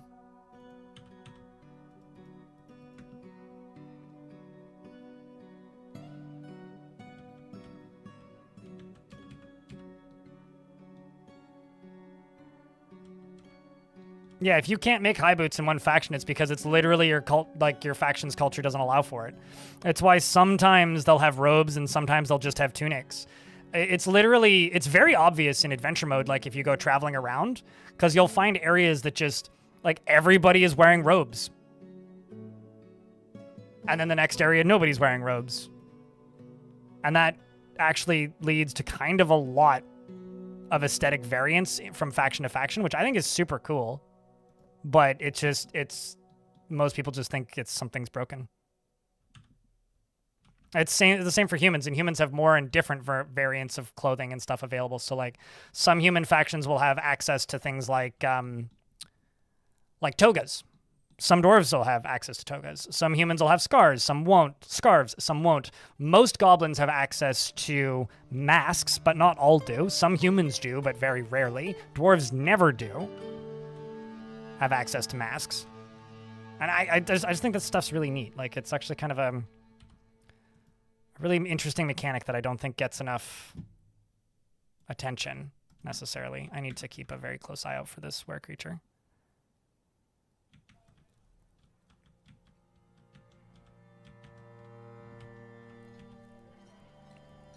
I think in my experience, it's maybe like 1 in 5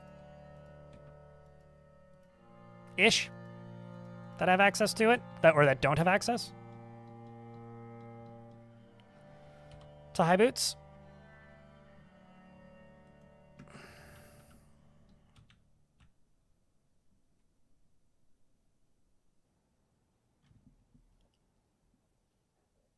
All your dwarves ended up looking like ninjas. You have to be cautious with those because they do consider them to be a new piece of clothing.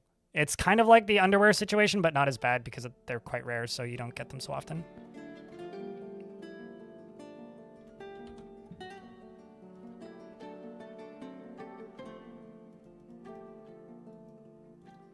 Okay, hold on. That's interesting. Oh, it's because they're socializing. I get it. I was like, you're berserk. Why can't I examine the berserk activity? But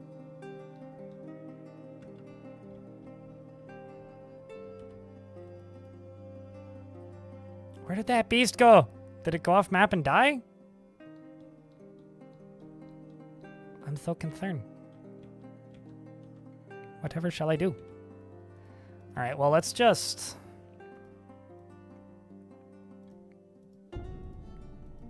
build a bridge down here. Dig over to there. See if I can get this beast to show up.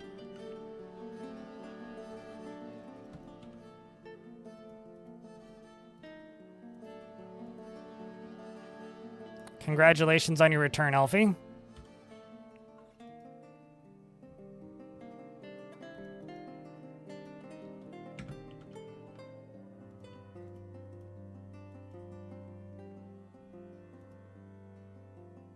There is a forgotten beast. It's a crab with poison gas.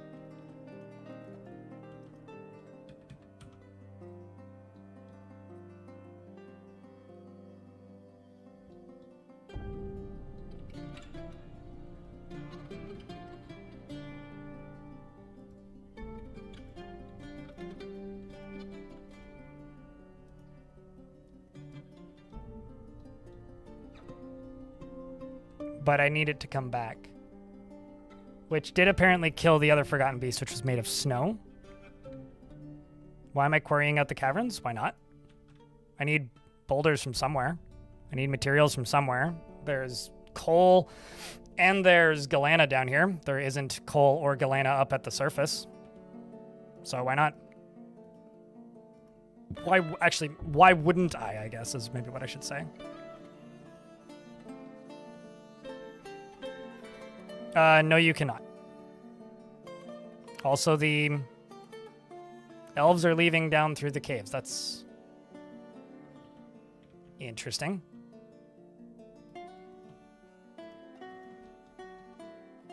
It's maybe not the route I would take, but what are you doing? Oh, you're running up to the other spot that you were told to go stand. That makes some sense. Not smart, but it makes sense.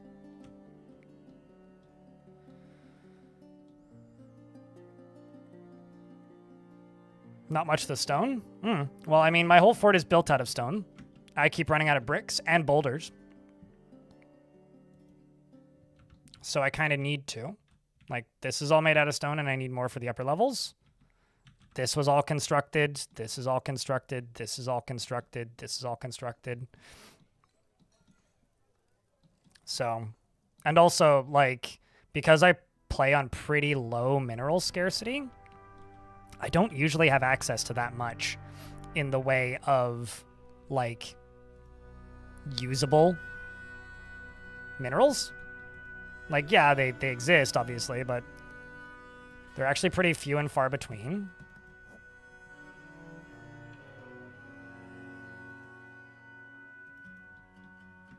Okay, so you were going to make another one. That is... I can't remember what that one was. This one's just going to be boulders. Oh, this one was wood, wasn't it?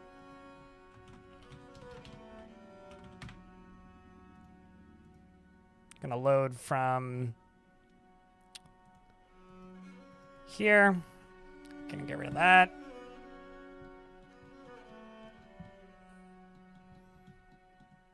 Yes. You right here. Just make a minecart out of whatever. Whatever's close.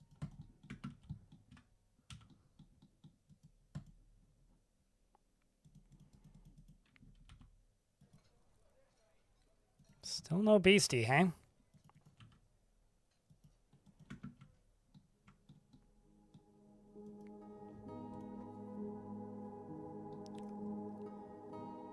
And you'd get like 2 metal types of map? So much metal then. Jeez, man. I've got Galena. And not a lot of it. So.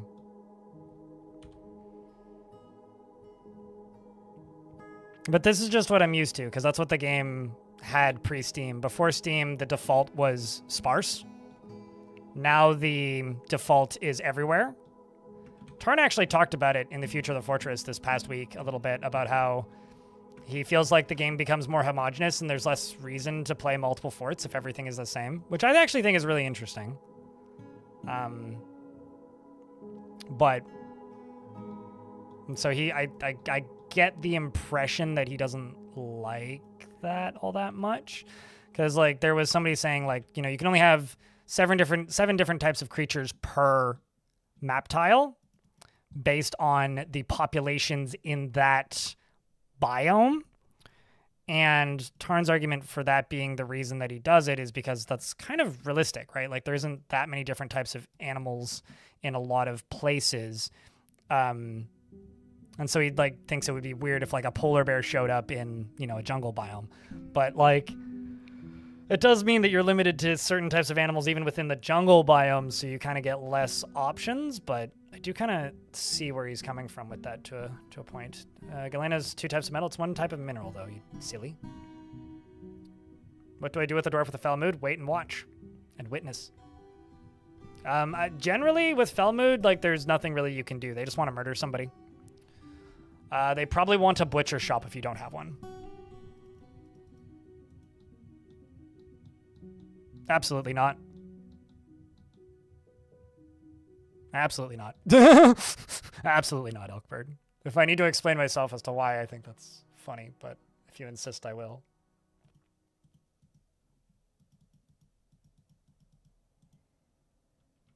I streamed thousands of hours of pre-Steam. And there is what NME said, and then there's my actual opinion, which is the Steam version has a lot of quality of life that the pre-Steam versions did not have. I can't live without them. The game is awkward and unpleasant to play without them. So no, I have no interest in going back to version 40.47. There's like no nostalgia there for me.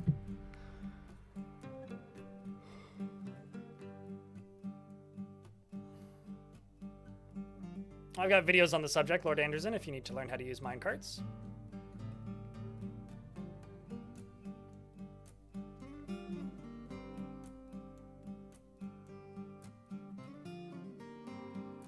You're always a stealth archer by level 10 in Skyrim. Yeah, that's fair.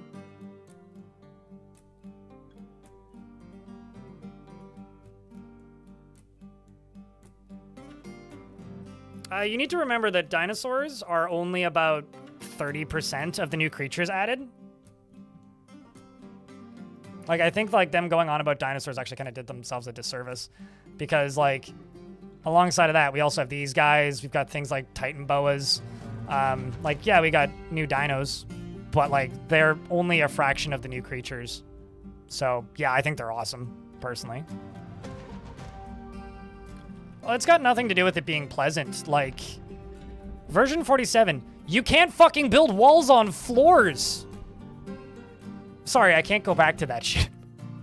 Like, I can't. Like, there's 1 or 2 things, like, about version 47 that I'm like, yeah, I think that was maybe a better game mechanic, like, when it comes to accidentally digging too deeply and greedily, which I babble about a lot, but, like, sorry, no, I don't have nostalgia for things that I wanted changed and looked forward to being changed, and I'm very excited that they've changed, and I have no interest in going back. So like I don't fully understand. Like there's part of me that understands the portion of the Dwarf Fortress community that's like, oh, the old controls are better. It's like, no, they weren't. Like maybe in like some niche use cases, like if you play on a netbook or something, or like if you have like serious wrist problems maybe, but like you could play it faster if you were a wizard, but like there's literally the only positive of it is nostalgia, and that's if you have nostalgia, and I don't have nostalgia. But the biggest break for me is just SDL2. Like, the reason I will never, ever... It didn't get reworked. It just had a slight control change that made it a little bit, well, quite a bit less clunky suited. There's one thing that will make me never go back to version 47, and that is I have 143 dwarves right now. My frame rate's about 40. That's actually really low. If this was version 47.05, I guarantee you my frame rate would be a quarter of what it is right now. I guarantee it. Because the game just ran so much worse back then. World Gen was so much slower, I can't go back. I just can't.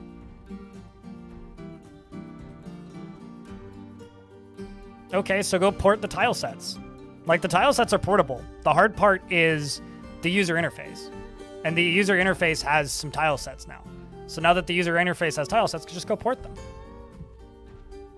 Like, there was a lot of tile sets because there was 20 plus years, practically, not quite, because there was like 19 years, I guess, 18 years, 17 years of people making them. You just have to start making them.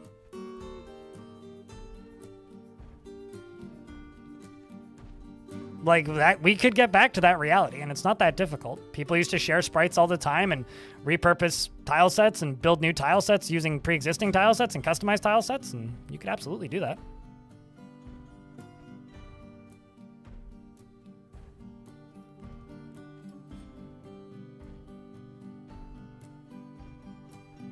UMKH, comrade. It's actually not that many, because you can just kind of copy-paste a lot of them. Enemy. So, like, as an example, the way Hewn does the tile set is, like, clothing layers are all just one tile. And if you want to make a more simplistic tile set, a lot of them can just be ignored.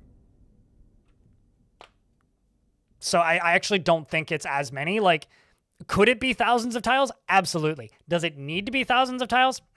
If you're okay with a more simplistic-looking tile set, it doesn't need to be thousands of tiles.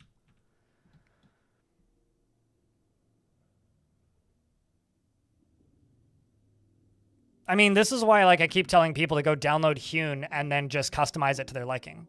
Like, whenever people talk about custom tile sets, it's like, well, go download Hewn and customize it. Why not?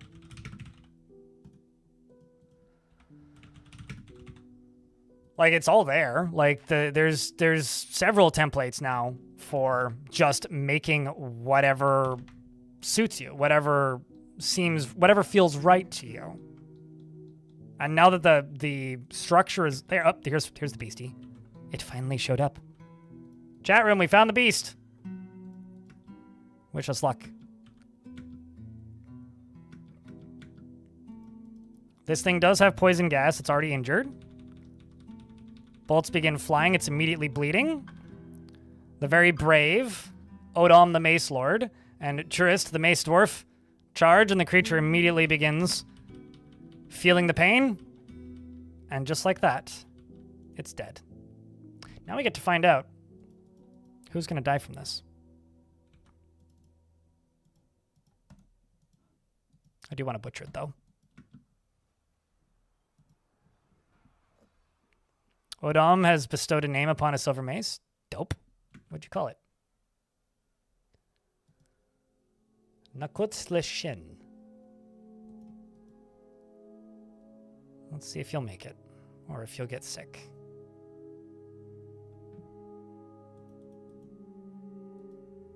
I guess you're fine. I'm sorry, what'd that say? Sensory nerve damage. Oh, upper body has a tiny curving scar. That's unfortunate. Oh well, less pain to feel.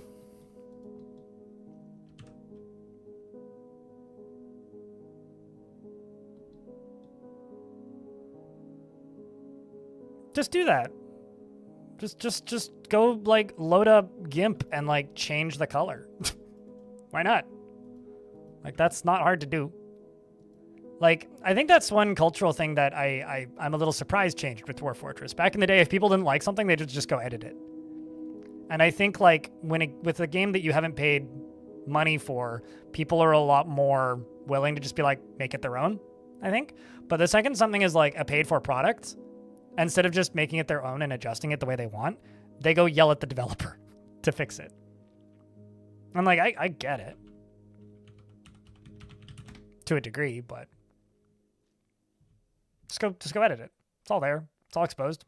Nothing's like encrypted or hard to edit. You can just go edit it.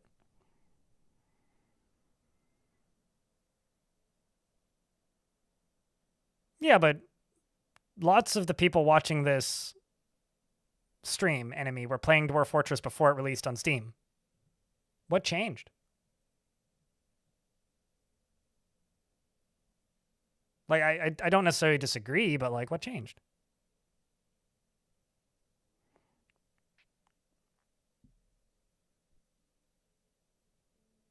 You got old and lazy. Bad excuse. You can do better. You had kids. That's fair. That is fair.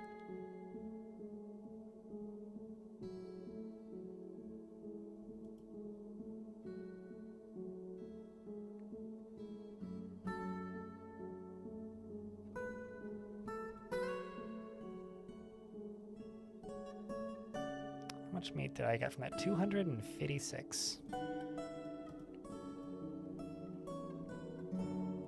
What a beast.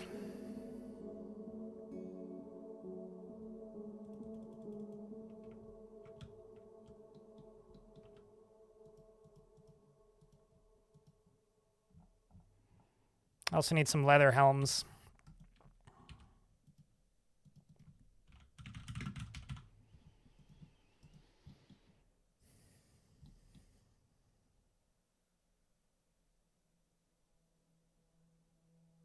You know, I will just reiterate what I said earlier, more or less. So sorry if I sound like I'm repeating myself.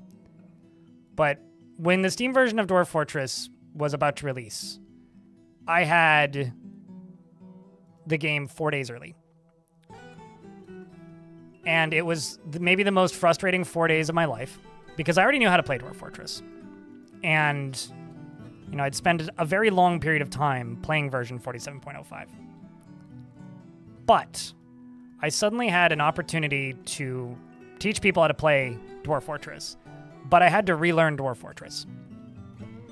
And I understand to a degree the nostalgia sense of like, oh, I miss the keyboard controls.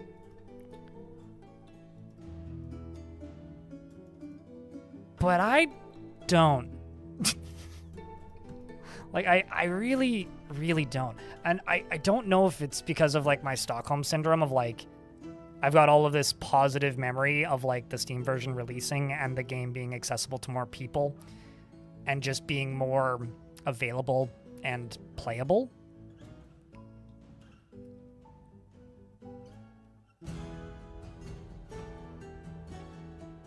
But man, I don't understand the portion of the community that's just like, I can't play that because it's not exactly the way that I remember it. Because Tarn did state from the very, very beginning of development of Steam that the controls wouldn't be ported. And like, Putnam is allegedly, I presume this is true, based on what she said, working on porting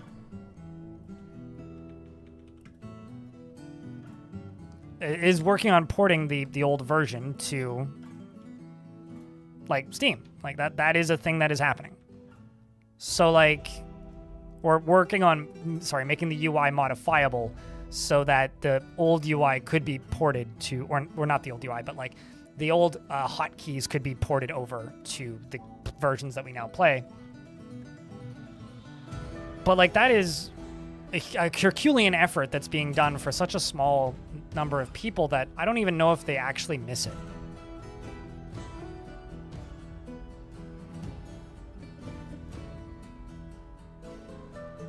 Sure, I mean, like, I hit B all the time and M all the time.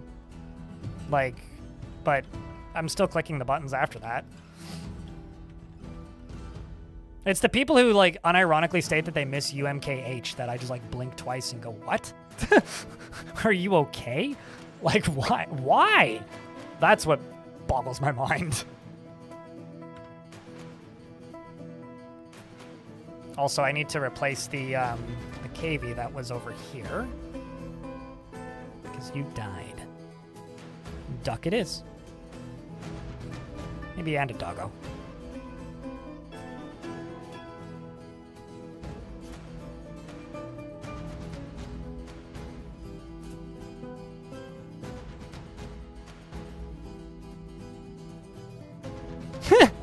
Harquin self-reports in YouTube chat. I'm one of those UMKH enjoyers, and no, I'm not okay. Like, I have this take, which is, admittedly, I'm aware of this, probably a bad take.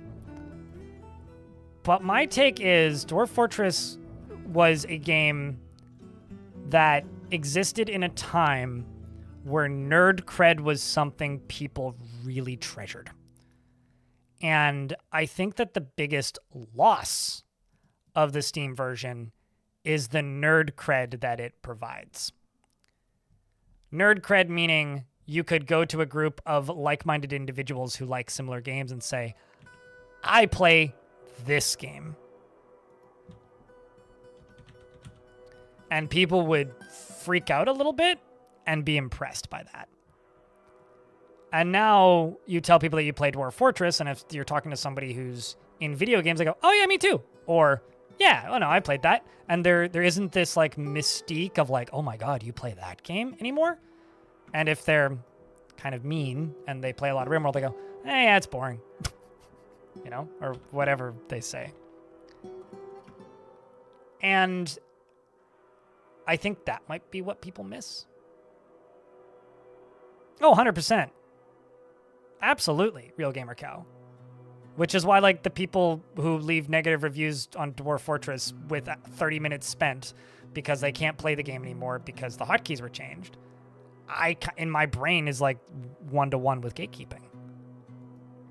Look at this little baby. Lovely.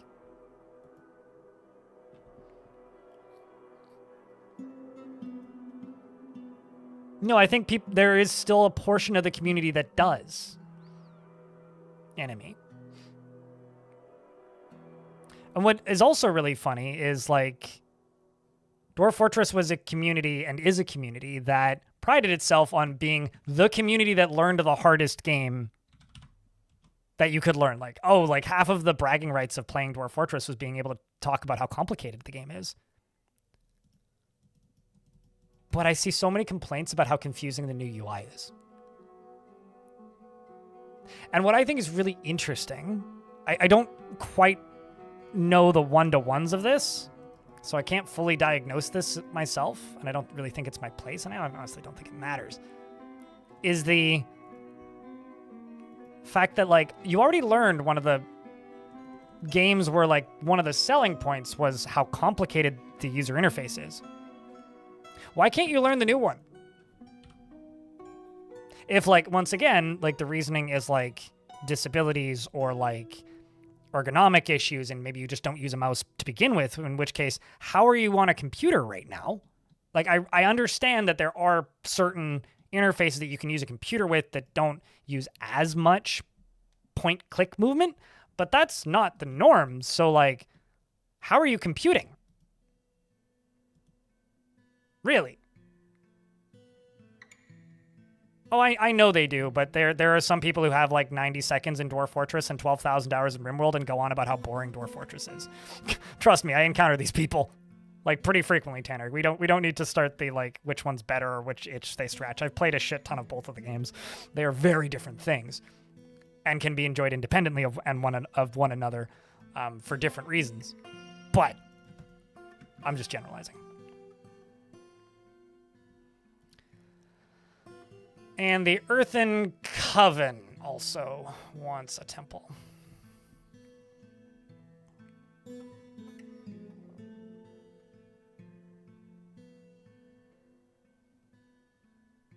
I mean, like, I'm not defending Dwarf Fortress's UI. I just think it's kind of funny.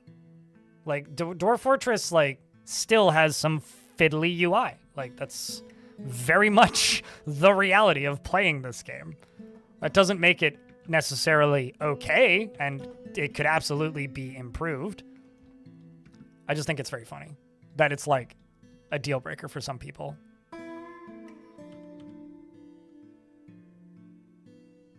Well, one's meth, one's crack, you know.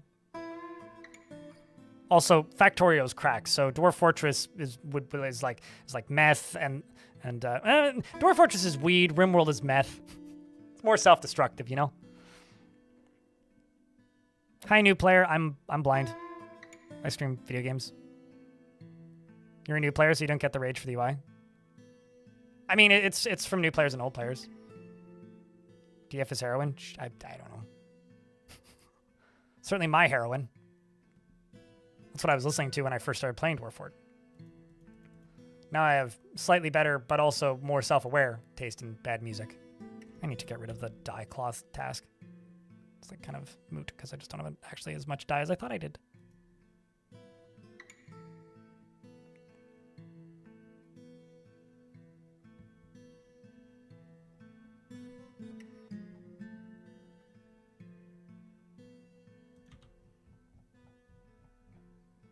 DF is some sort of hallucinogen. So Dwarf Fortress is mushrooms. Got it. Honestly, like that does actually check out the Dwarf Fortress is mushrooms. Really? Certainly not for everybody. I am like actively repulsed by MMOs. I find them like offensively boring on a good day. So I used to play MMOs, but not because I enjoyed them. I used to play MMOs because my friends played MMOs. I'm actually kind of curious about something. And so I would play MMOs.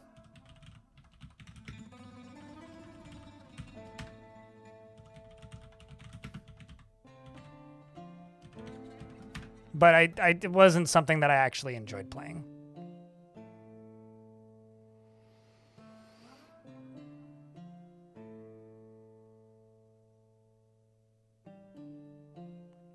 Also, I'm wondering if it's the fact that I'm running Dwarf Fortress in Proton, because the last two forts have been a little bit slow as of late, and I've started to notice a little bit more of that. It could just be this particular fort again, because I'm doing a lot of stuff with weird water stuff, but don't actually know for sure. I'm going to do a little bit of investigating off stream, I think, this week. Because I have noticed my frame rates being a little bit worse. What? Oh, never mind. It's just a dwarf going into strange mode. That's fine.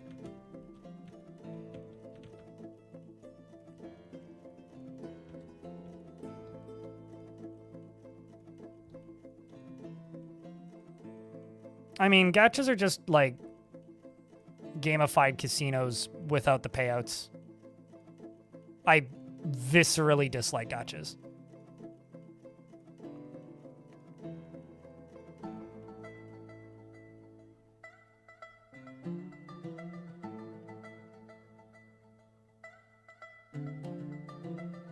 Meanwhile, YouTube chat. I would never sink hundreds of hours into 2 different private World of Warcraft servers that got shut or are getting shut down soon this year alone. I would never. Never.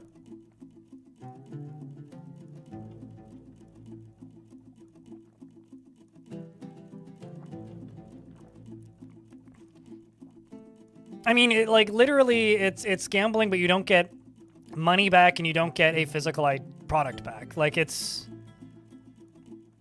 And it's not even like in it just tickles the good brain chemicals kind of way, like Vampire Survivors, because you're actually putting money into it. So I know you don't have to put money into it, but Orid Dive Canyon is a human spearman. I'm gonna say no because I don't want you to dive into my canyon. It's right there and it's very large, and you'll go splat at the bottom of it, and that seems bad.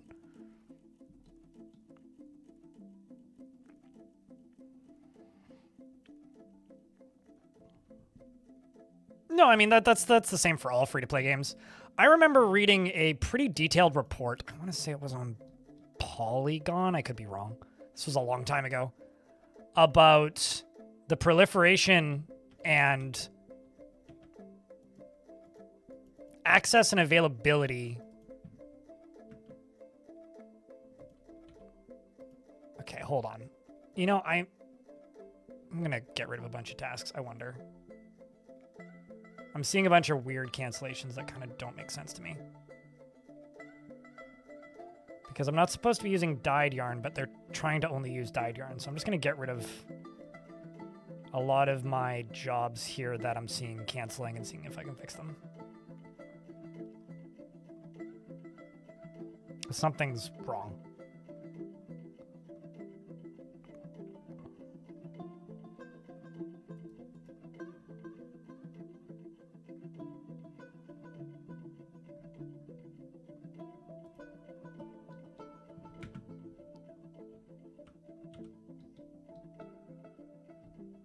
What's up, Asori? Milk animal, no creature.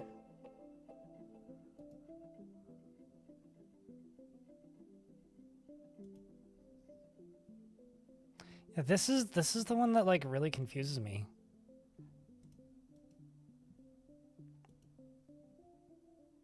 How's my UI smaller than yours? This button.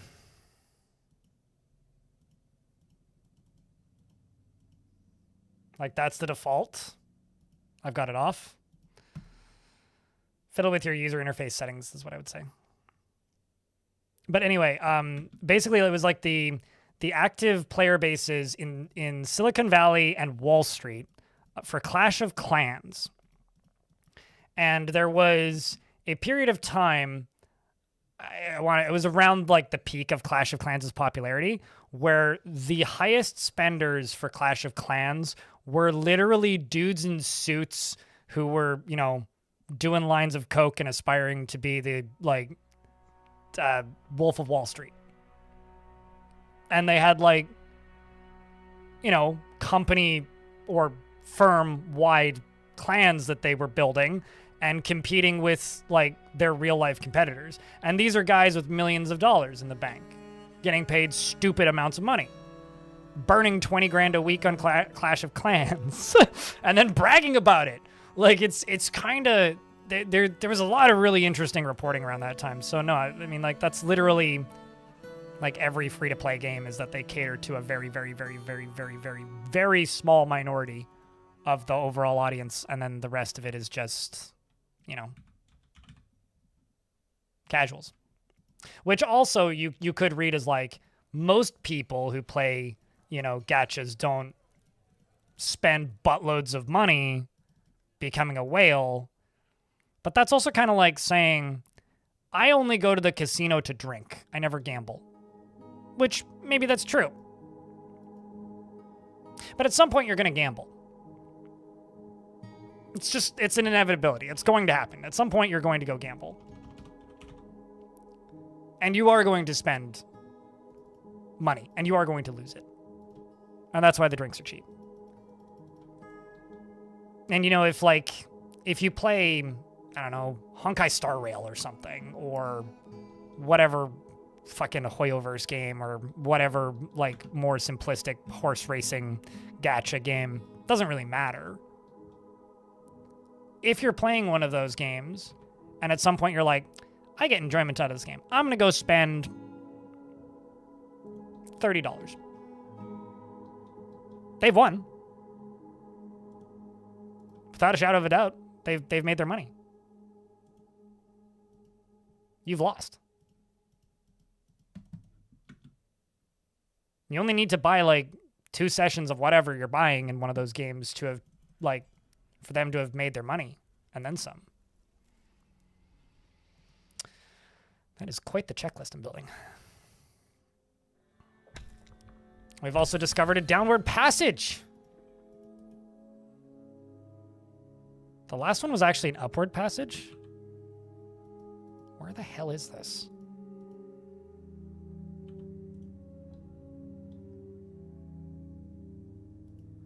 Got a dwarf stuck at the carpenter's shop who's looking for specific materials. Stone rock, bricks, blocks, leather skin. You've got that. It's right after bricks, gem shining, rough color, tree life, bones, yep. Leather, blocks, stone rock. Okay, what's after that? Blocks, bricks.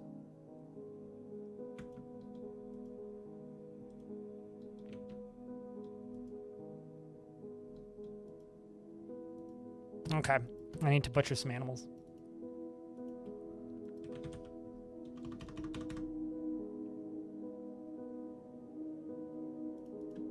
Let's do 2 elephants.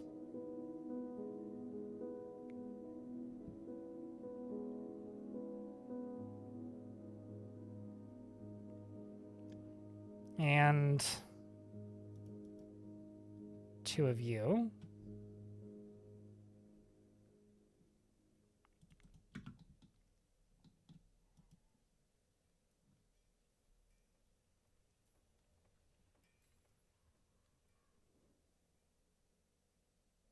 Rather than secretly killing each other over business card envy, they're secretly killing each other over loot chest envy, and I know all the rich people comes from seeing American Psycho. Have you seen the American Psycho parody, except instead of like business cards, it's keyboards, and they're all just a bunch of esports gamers? Because 2 thumbs up, it's great. It's fucking great. It's so goddamn funny. At least I think it's funny. Maybe it's not funny. I don't know. I thought it was funny.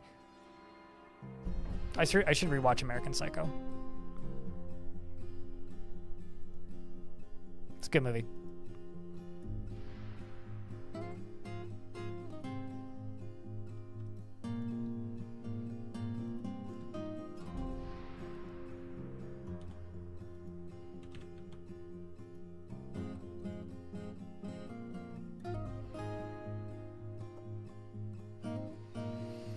Can imagine that the subtle click is tasteful. Yeah, the tasteful LED lighting and the minimalist appeal with the separated out numpad for maximum efficiency and ergonomics.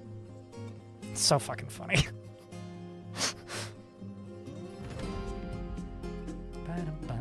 You know, actually, I'm just gonna go right here. No, not corpses. This one. Except nothing. Except hide. Just fresh. Just fresh raw hides. Nothing else. We're about to get hit by some ads, so we'll pause the game while the ads are running.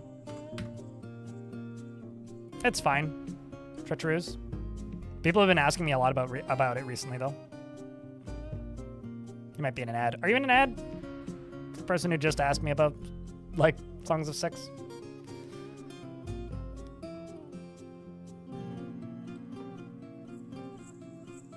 Seems like Clash scratches the same itch as Coke. I don't know about these days. Doing all right. Clippy's revenge. How about you? How goes the vengeance of Clippy? Are you having your revenge in this life or the next?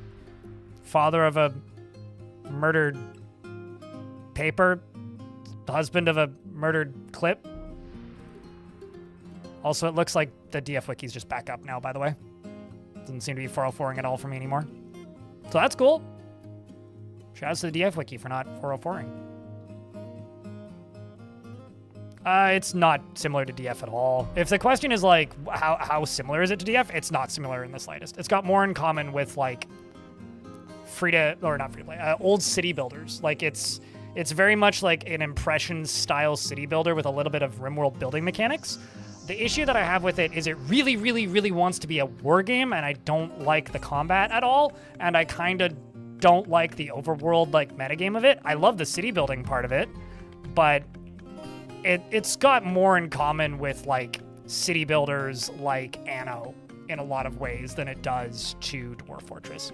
Also, just as a reminder to everybody, this is a crowdfunded channel. I make the majority of the money because people subscribe to the channel, share bits, use gift. I can words. Use gift subs and subscribe with Prime and stuff. So if you like what I do here and want to not see the ads on the stream, consider subscribing to twitch.tv/BLINDIRL. That being said, I won't be streaming next week, so maybe now's a bad time, but thanks for tuning in. Appreciate you guys. No, I am very well aware of what The Vengeance of Clippy is. Trust me, it's not humanly possible to exist within niches of the internet and YouTube and, like, not know who Louis Rossman is. Like, come on. Of course I know what the Clippies are.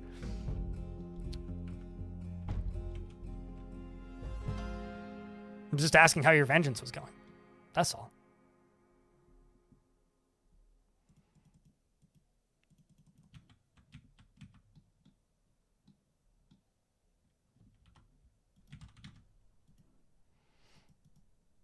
There we go. Got gizzard stones. Oh, that's interesting.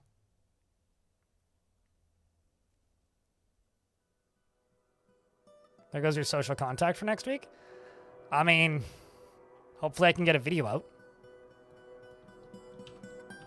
There are other people who stream dwarfs, though. It's not just me. Should go support the other members of this community. Is what I would recommend, anyway.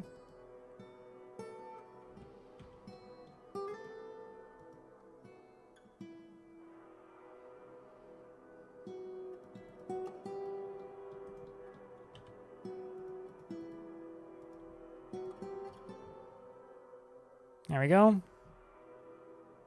I wonder what's happening with this. Okay, you are actually just going to go pick up equipment.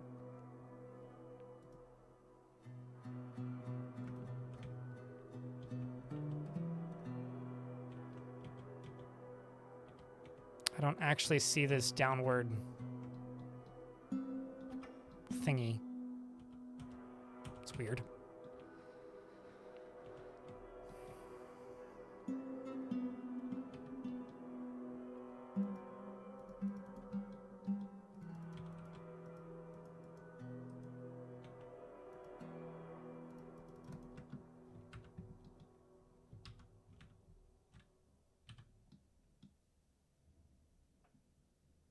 Ah, the Dorfin goes okay, Eric.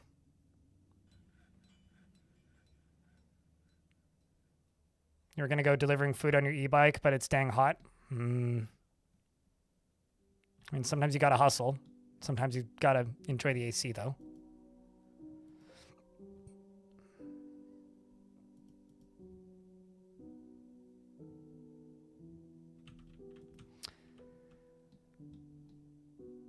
Okay. Well, I need a Stoneworkers Guild.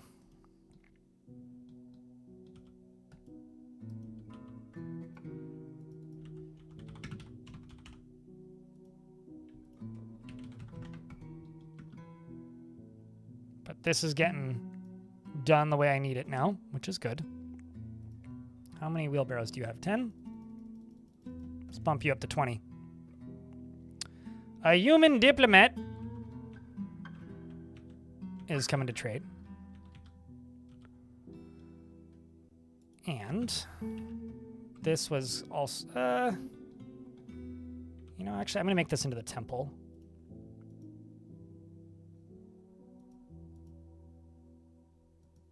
I was going to make this into the guild hall, but actually I'm going to make it into the temple. Change my mind.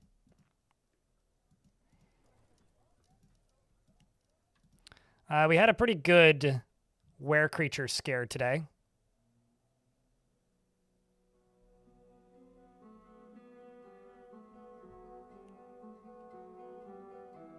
Also the Aquamarine Communion.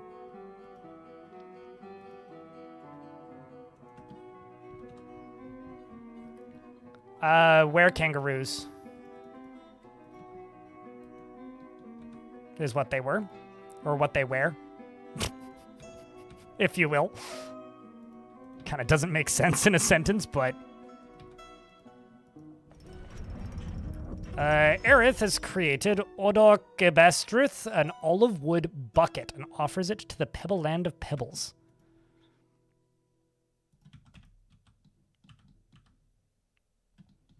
I feel like that should be built into my well.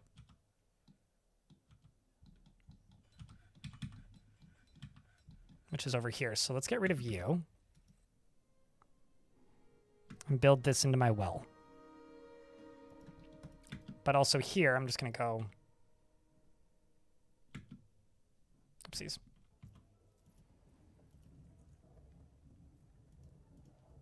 Don't bring those.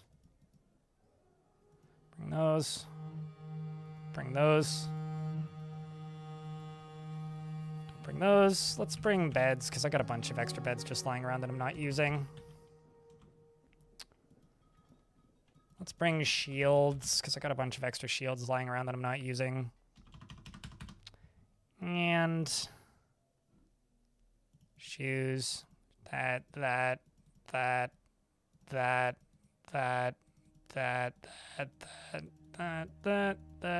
that. What? Broker can't access depot? Oh, okay. That would be why. Because currently you can't. You will be able to once you're done gathering plants, though.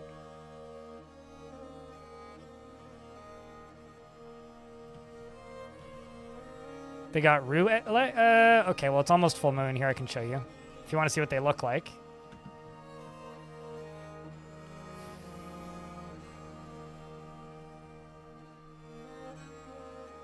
They're in a squad called the Curse of Biting.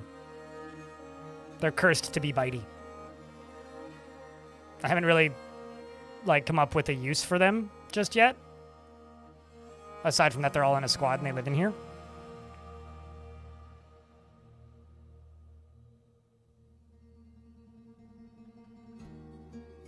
I think it's the 21st, maybe? Or the 20th? There they go. That's what they look like. Now you can see Merlin Man. No, they're in a squad. Yeah, so they're a bunch of roos.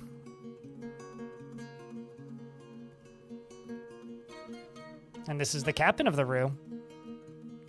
A large kangaroo twisted into humanoid form. It is crazed for blood and flesh, and its eyes glow violet. Its sandy top hair is long and wavy. You will know why you fear the night. They meet up with us and say, "This is such a pleasant place you've carved out for yourselves." And we say thank you.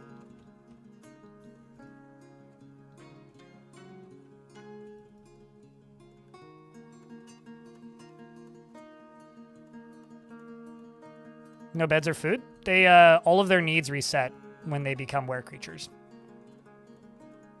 So no beds or food. They don't need it.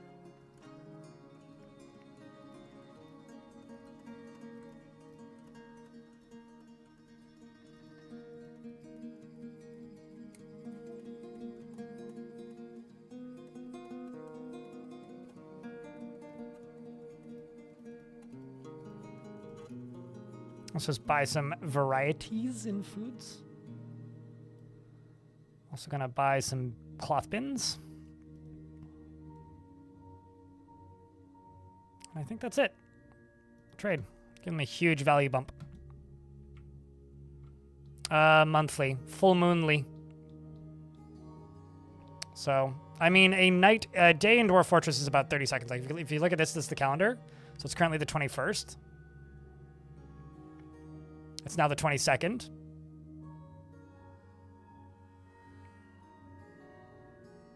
It's gonna be the 23rd. A couple seconds. So, like, time moves pretty quick. So if it was nightly, they'd be constantly turning. That would be pretty much unplayable, I would say.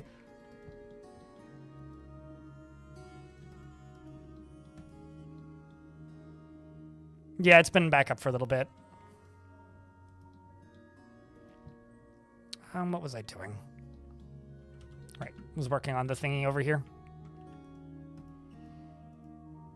So this is a stoneworker's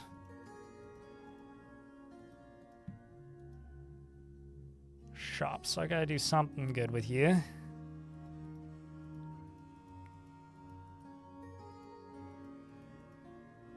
was gonna say, what could I even...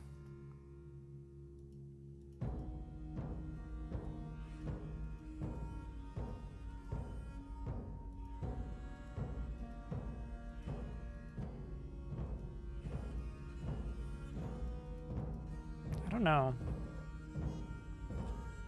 Could just put a totem on it.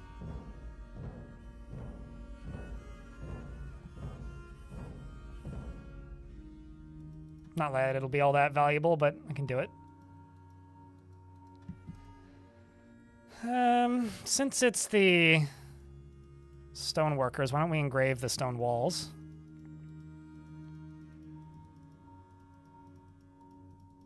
But not all the way around in case I want to expand it.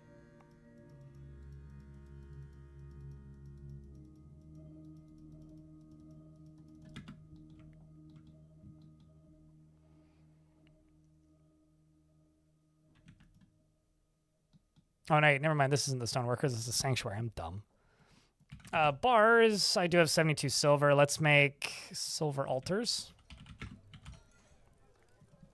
Alter the silver future. Make 2 of them. And let's bebop our way down here. See what's going on over here. How are we doing on blocks? Not great. I need to work on that a little bit.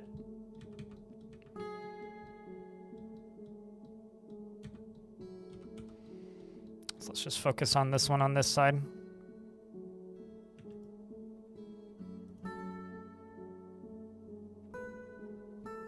Yeah, this will sort it out, I think.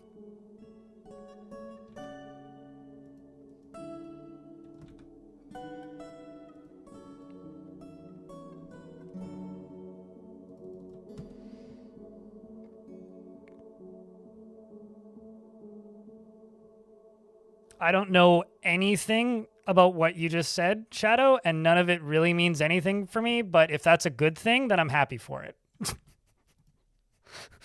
But I genuinely have no idea what that means. The only Zim I'm familiar with is Invader Zim, and for some reason I have a slight hunch that that's not what you're talking about.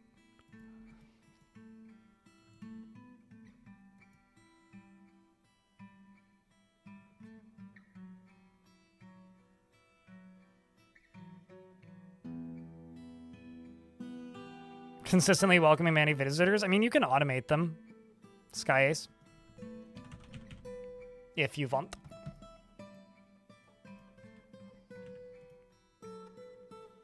That'll be enough value, I think. Between the crossbow right here. I'm just going to go right there. I can now assign this as a temple run by a religious leader. If I want to hate my life, I can make it the Rue, but I'm not going to do that. Let's give it to... Let's give it to the Dyer. Usual. The Sacred Finger! Okay, so that's one down. The next one, I think I'm just going to put, like, right here.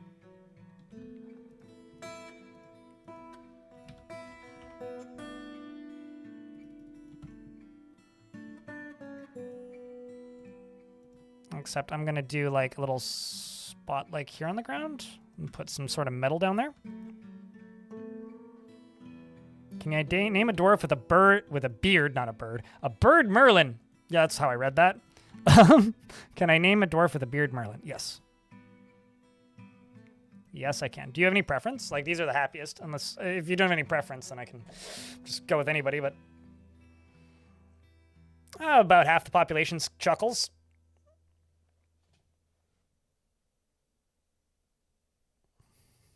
I assumed. I mean, I have a local backup of Wikipedia, which I back up once a quarter. It's just a little script that runs on my server.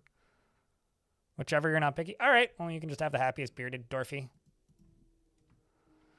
Merlin. Merlin wants to craft an object and has a strong sense of duty and would never pass up the chance for a good boxing match and fist fight. Will want to punch directly for throat and other vital organs, unrelated. Anyway, rarely tries to assert himself in conversation and accepts favors without developing a sense of obligation. Preferring to act as a current situation demands. I can't wait for the absolute bum rush that's going to be to name the first wizard. Anyway, he occasionally overindulges and does not easily fall in love and rarely develops positive feelings. He has a calm demeanor and is somewhat quarrelsome. He is bothered by this since he values friendship. He tends to avoid crowds and tries to share his own experiences and thoughts with others, and is quick to anger, doesn't seek out excitement, and is conflicted by this since he feels intellectually that life should be more tumultuous. He begins to talk more slowly when he's angry and blows out his breath when he's annoyed. He needs alcohol to get through the working day and dreams of crafting a masterwork someday. Personally, prefers a noisy, bustling life to boring days without activity, values nature, and does not really value skills related to fighting, and doesn't care one way or another about art. He likes talc, brass, and red beryl, as well as the color dark indigo, battle axes, backpacks, slabs, splints, string bean plants for their pods, and the words of the boulder of iron and the sound of the large shocks, and when possible prefers to consume cuttlefish and deaf beer and absolutely hates worms. Do you want to join the military? You can, if you like. We got space.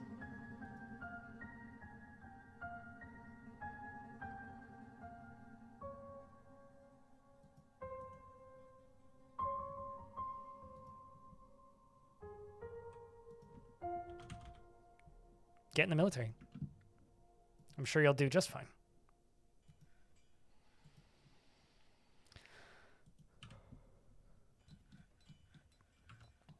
But no, female dwarves don't in fact have beards, unless you modify your game to make it so that female dwarves have beards, which is very easy to do. Chuckles the beard.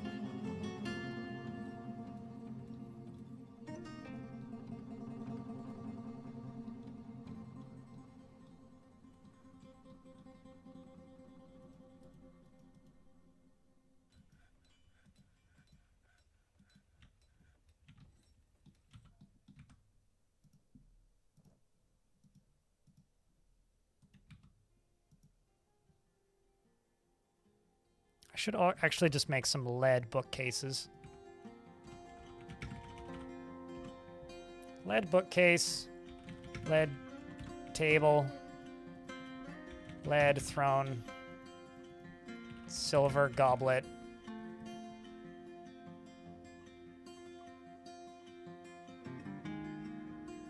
No, they didn't. Chuckles the beard. The sprites looked like they did. But if you, back in the day, if you go back to the very first version of the game and you click on a female dwarf, and if you went to the description of the female dwarf, they did not have beards. Unless you were installing some sort of modded version of the game where they did, that was never the case.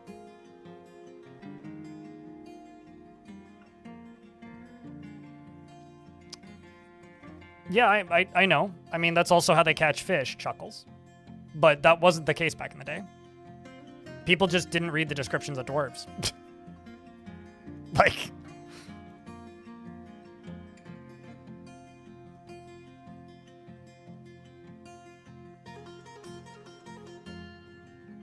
So, no. I mean, like, if you go into the settings and you do this, you still can't, you can't tell if you turn ASCII on.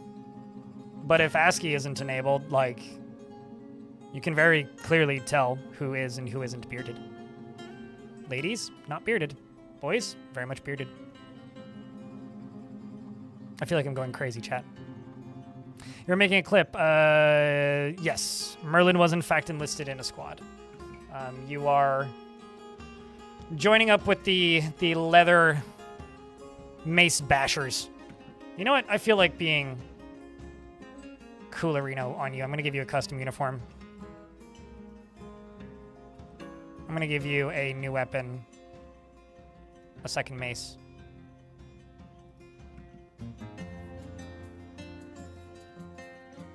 There you go. Mostly because I don't have any shields lying around at the minute and just kind of felt like cheating and speeding the process up.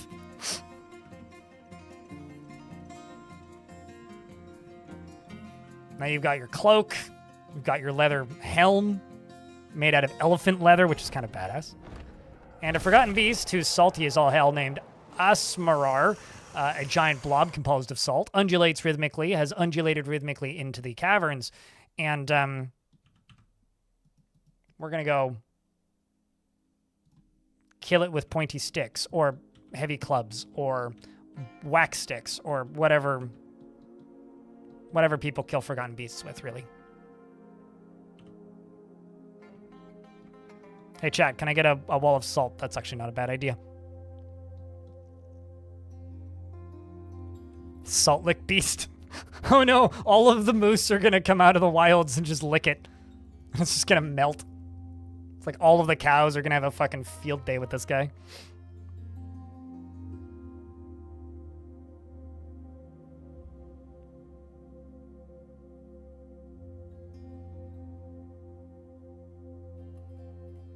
But in regards to female dwarves having beards, there's always been one line of code in Dwarf Fortress, because it was a pretty early request, where all you need to do is comment out one thing, and then all dwarves have beards, male or female. And so for a lot of people, that was their headcanon back in the day. That, oh, well, there it goes. Mark's Dwarves got it. Nice and easy. For a lot of people back in the day, that was their headcanon that, like, no dwarves, or only... or all dwarves have beards. It was just like a pretty widely held headcanon for certain people. But it was never a vanilla feature.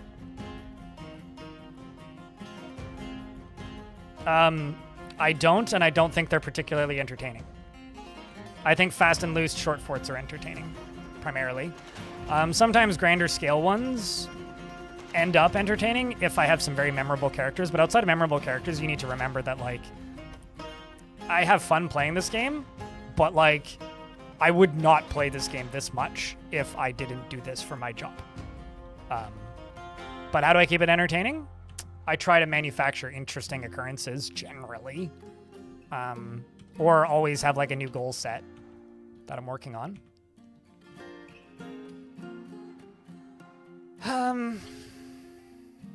That's where I was going to put it.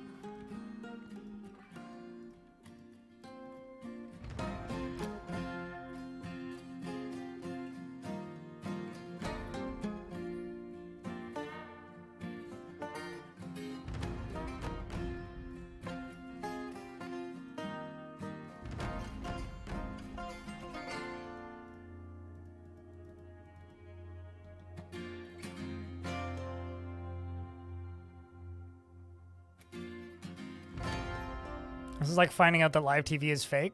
You mean like figuring out that Pawn Stars is filmed on a set?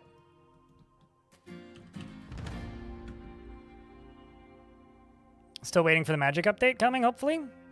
Everything that I've been told is this year, TM, which is what they said about the Siege update during all of its development. And I've taken this year to mean November, September, October, somewhere in that window. Whenever they say this year, it almost always ends up being in that window. But that's just my guess. I don't know.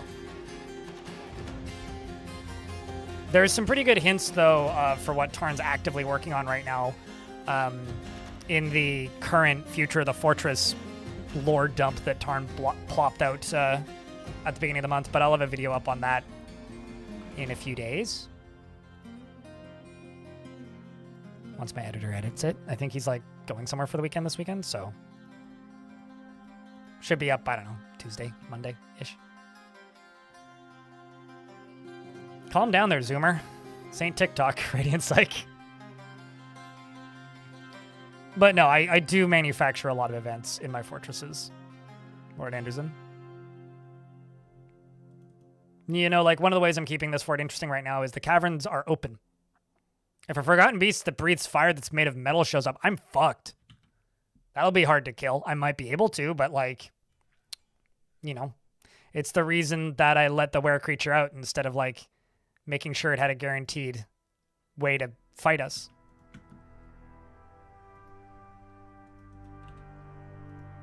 Like, you know, I did stuff like that. But as, like, an extreme example, like, the Dragon Fortress was entertaining because I had dragons. And things constantly were going wrong. Like, if anybody here watched that Fortress live, you'd know that, like, the amount of friendly fire in that fortress was ridiculous. Like, I've gotten a couple comments that were just like, how do you stop them from friendly firing? It's like, you cross your fingers and pray and squint and like look away. Like cringe and look in the other direction. Clench is what you do.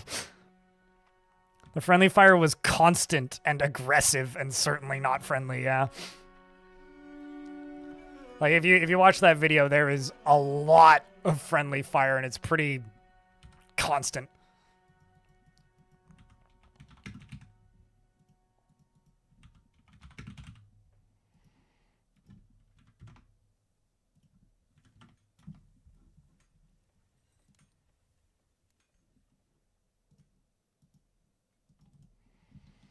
Let's make some pretty marble tables.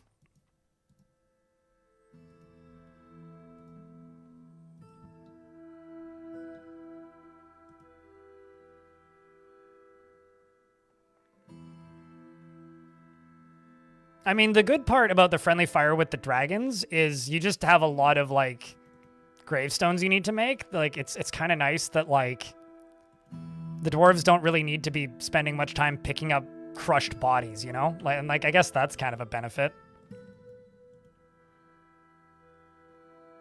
But, you know, it's still pretty traumatizing for your poor dwarves. Maybe not ideal.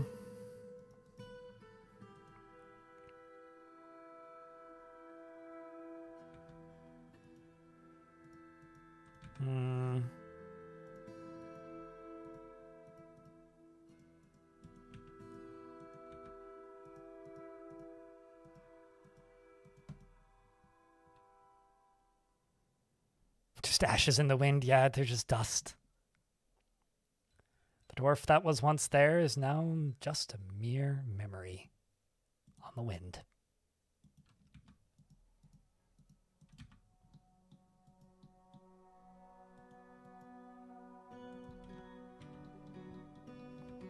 Let's throw a offering place over here.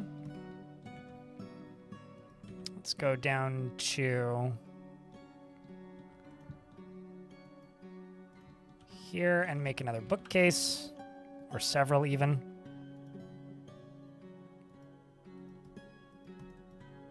Because I've got so many books. Actually, how many books does this library have? 46? That's not bad. Crundle alerts? I don't see any crundles. What crundles?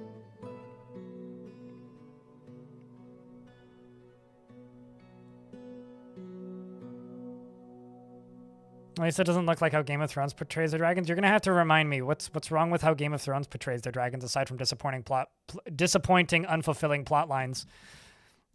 I also haven't seen any of the new thingy that's I think ongoing, right? That's still a going concern, I think.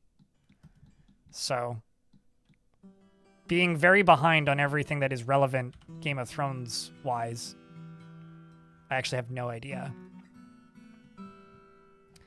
I'm going to butcher a bunch of these big critters. I'm going to do you.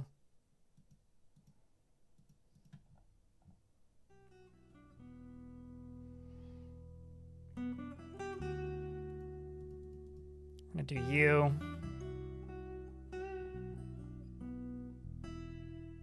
And just leave the rest. We're in an ad break. I will wait minute 30. What's up, Well Gorbin? Oh, on your map you got crundles? Gotcha.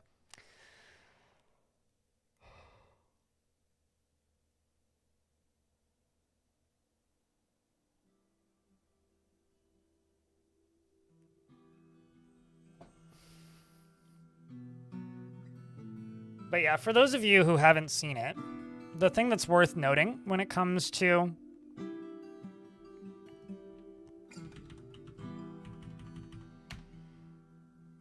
like what's happening with magic, this is what Tarn wrote recently. I've started on the magic effects and rituals as mentioned last time. The links between the procedural Lua text, raw knowledge, skills, research methods, activities, and professions and such have come together. I have little debug wizards casting spells based on knowledge alone rather than syndromes or primordial items. There's a magical projectile effect that can trigger additional interactions on impact, so we can expand beyond the era of magic dusts and such to handle spell-like effects. Magical projectiles have their own layered palletized animations, and their impact effects do as well. This includes special palettes for divine metals and fabrics, which can also be used for sphere-linked colorization generally. This will see continued work in this direction. We no longer are doing the big multi-year releases. That's more like one big release a year, I guess. We were going to do an especially long one for Magic before Steam, as many of you know, so there's more picking and choosing about what this first Magic release is going to mean. We're focusing on Fort Wizards, of course, and temples and attacks, and a bit with the underground and ruins. The next big thing to do is expand the new activity definitions to encompass multi-stage rituals for multiple participants, to be conducted in temples or around magical work areas, code-wise. These have the most in common with tavern dances. We are already using smaller single-move versions for these spell casting that don't create actual in-game activities. Any of the Resident Evil games? I played kind of a lot of Resident Evil 5 on my friend's Xbox when it was new. And I played a bit of Resident Evil 4 on an emulator. So no, not really. I've watched speedruns of most of them, though. It's just not a franchise that ever really interested me much. I've seen all of the movies. Well, actually, that's not true. I haven't seen all of the movies. I've seen a large majority of the really bad movies. Just as like, so bad it's good drinking game kind of movie. But that's not really the games, though.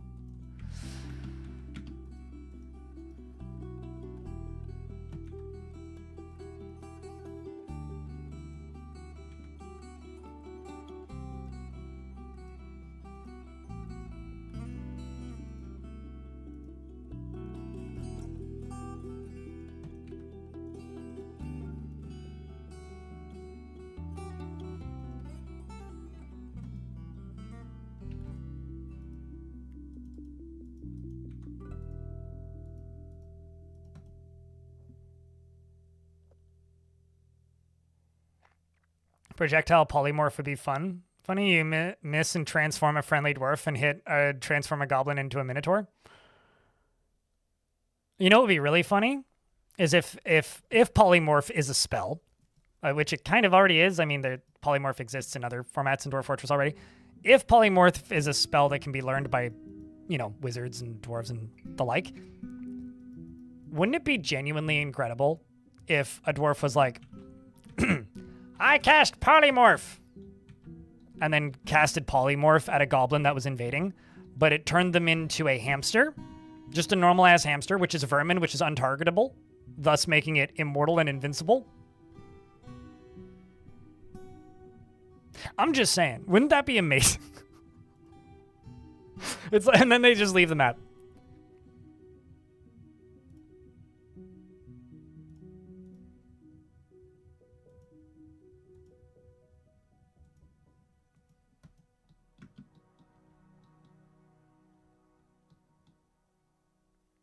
You would be stupefied? I would laugh pretty hard, actually. Or like, okay, so casts polymorph, turns into slug. Slug then gets picked up by dwarf and put into animal cage as part of the kennels, and then turns back into goblin and is now stuck in cage that can't be removed from. I don't, because it makes me terrified for the poor developers having to work on this video game, LPP, because it's just like, no matter what you do, there's like 5 different ways to fuck it up. Speaking of ways to fuck it up, when I come back from that short trip that I'm going on, because I'm going away for a couple of days, when I come back, I will officially be temporarily working for Kitfox. So right now is kind of the last time I could really actually speculate about any of this. Because, like, as of the 20th, I will be doing some temp work for Kitfox, which means I won't be able to speculate anymore because I will know. So if I become very cagey and go, obviously it's true. Obviously you nailed it. That's exactly what it is.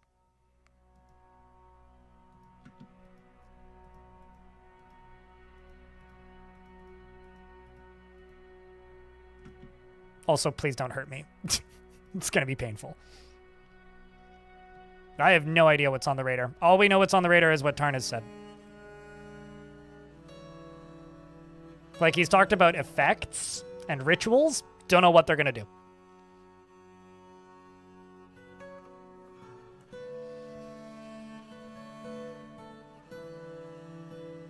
I mean, next update is adding horse armor, Tanner. Please discuss.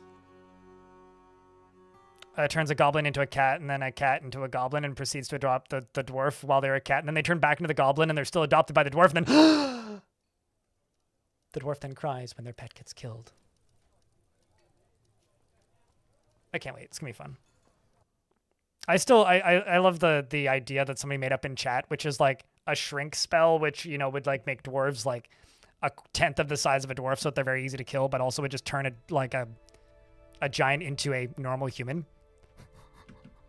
It's like, is a giant now, is a normal human. Which is terrifying because he's French. I was like, oh, baguette.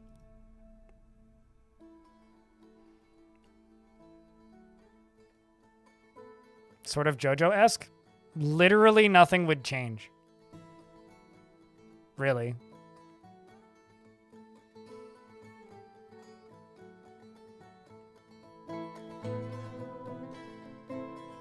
The magic is probably going to be some part random and some part... I have a feeling it's going to be more hard... Like, I can still speculate, right? So I have a feeling it's going to be more hard-coded in this release than it will be in a few years. Like, right now, the only instance of magic existing is in adventure mode, and it's with the primordial items, which are entirely hard-coded, right?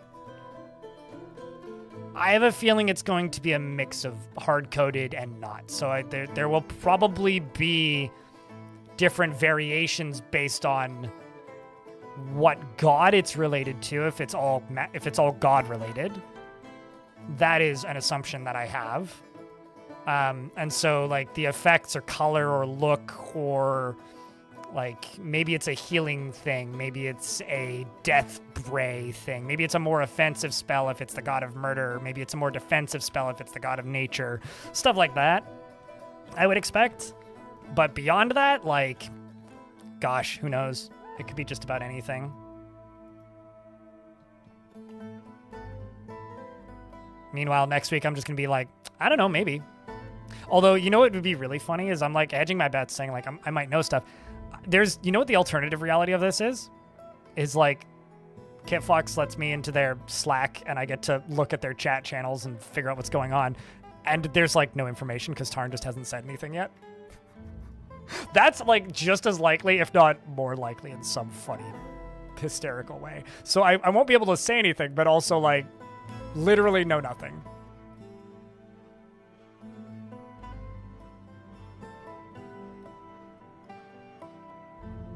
In under 5 years, 191. Why 191 specifically, Beagle Weagle? Did you fall? Very much so.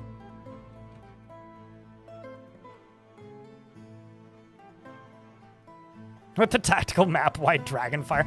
I mean, I had this like dream. So when when the primordial items were added for adventure mode, right? And we discovered that they had spells attached. There was a bug in that first version of the game where kobolds kept stealing them all. I really wish they embraced that and kept it in, because I love the mental image of just like a kobold with like a stunning ray that just makes you keel over in instant agony and get paralyzed from the waist down, running into the fortress and temporarily stunning and making everybody wince in pain the entire fort, and then running out the back door with like an artifact amulet is just an incredible mental image, as frustrating as it would be. And I really, really wish that that was a thing that could happen, but Tarn patched it like almost immediately, and now I'm still sad. Still sad about that one. They should let the kobolds steal the magic death wand. Like, you know, if the kobold's able to get away with the tactical nuke, they should be allowed to have it, okay? And utilize it to its fullest potential. It's our mistake for, like, making them so accessible and putting them everywhere. You know? Like, you know, if you don't want the kobolds to have the murder ray, you should go get all the murder rays. Also, that's something that I would think is hysterical the first time it happens, and then after that, I would be really frustrated with it and be like, "Tarn, please fix." So yeah, you know, it's a good thing that they didn't leave it. But at the same time, what if? You know?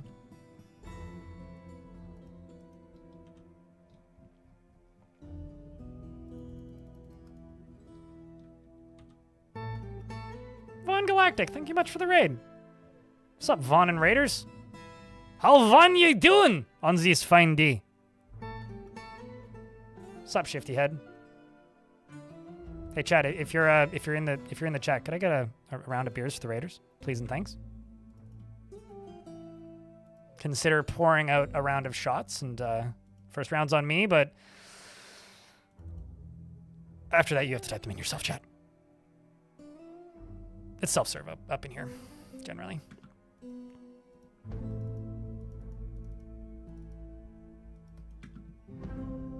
But how was the stream? How was the fort? I have a family. By family, I mean a squad of were-kangaroos. They all got turned, and then one of them got out, so I killed it. But they live there. It's fine. The rest of the fort's kind of cool. I'm quite happy with this. Everybody's sleeping in this dormitory. I do actually have another one. The other one is up here. But most of the dwarves are sleeping in the dormitories. They don't leave them. I'm not farming at all. So all of the food is coming from livestock. And the rest of the food is coming from... Well, I don't actually have any up here right now. But just a big old gather zone. As you can see, we've got a whole lot of step ladders. So the dwarves are always saying, "What are you doing, step ladder?" But up here in the trees, yes, there's a bit of dinosaur corpse, which I could get rid of, but the dwarves don't seem to care. The dwarves run up here into the forests, and they gather all of the fruit twice a year, sometimes 3 times a year.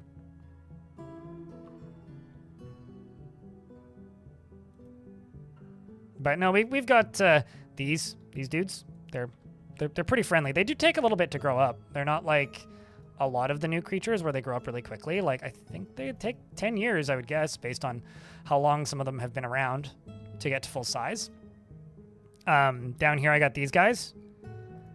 This is just a one fur, but I do have a few of these little hatchlings, which are adorables.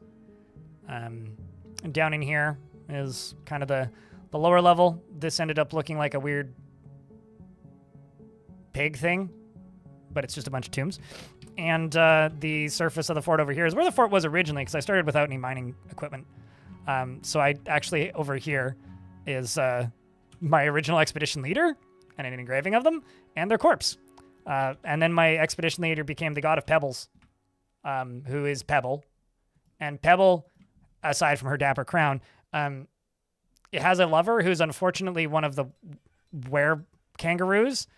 So he's got legs for days, and she's not seeing him very often. It's fine, though. She doesn't care because she doesn't care about romance. She does want to raise a family, but, like, doesn't actually care about him or feel any love for him. So it's kind of a sad history that they have. It is what it is, though. You never knew your real ladder? Yeah, not everybody's so lucky to know your real ladder. And some people don't even want to know their real ladder. You know, sometimes they're completely devoid of any emotional attachment to the history of the ladder that helped them climb onto this planet. Where am I going with this? Anyway, how's your fort going? How's things? What have you folks been building? Speaking of building, if any of you, Vaughn and friends, I'm going to say this very cautiously because I might be inviting something dangerous into my midst, but there is currently not one but two, sort of 2.5 different Dwarf Fortress multiplayer mods in existence Any of you messed with that stuff? Have you looked into it? These are new ones, not old ones. Allowing for, like, co-op in fort mode. I might need to bite my tongue and install one of those at some point. No, you're a temple, not a guild hall. Where are you? There you are. The God of Jewels. Gems. I've told they're outrageous. Truly, truly outrageous. That's a lot of marble tables.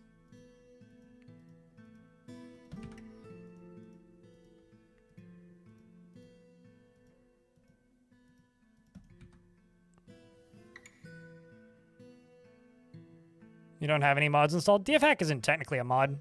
It's a RAM editor, so it's kind of like using Cheat Engine. It's not really a mod, but I hear what you're saying. You don't know how they work? As I understand it, it's...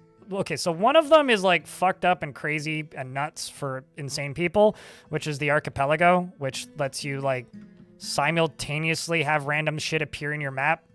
I probably won't try that one. The other two, though, are basically just let multiple people play on the same map simultaneously.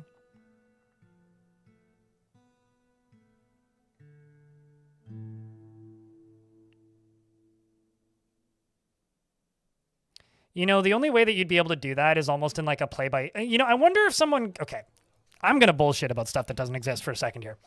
What if there was a mod that, like, basically enabled play-by email? So all of your seasonal saves would be stuck in, like, a holding cell in a cloud somewhere. And you and 4 friends, just numbers, are all playing separate fortresses in that world. And as the saves roll over, they sync, and you get the history in your legends from your friends' forts. I wonder if that, aside from being extremely fucking complicated, could be possible.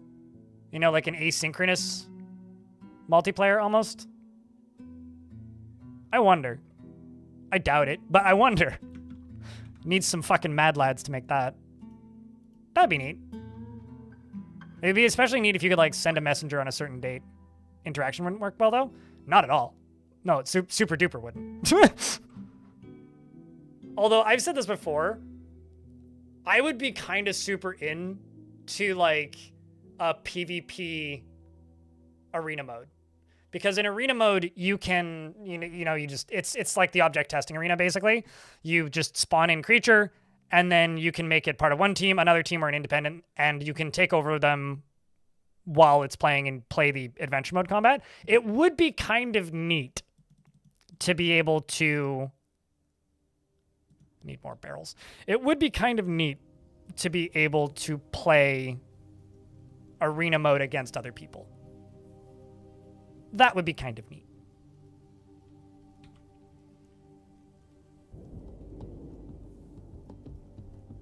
As VGA Planets? I mean, I played actual chess games with my cousins on the other side of the planet via letter mail.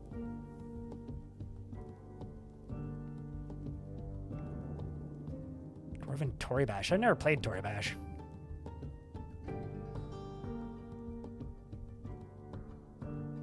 I know I also saw somebody say that, like, it would be kind of neat if you could, like, obviously adventure mode would need to be more developed for this to be interesting, really. But it would be kind of neat to have, like, a passive co-op in adventure mode where you and a friend are just, like, vibing, chatting, and then when combat starts, they can control other party members. Which would make it even slower than, like, controlling other party members already is, but that would be kind of nifty.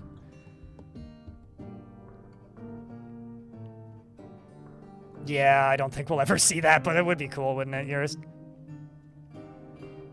I mean, the actual cool thing would be allowing your friends to run around as adventure mode characters in your fortress while you're playing fortress mode, but, like, again, pipe dream.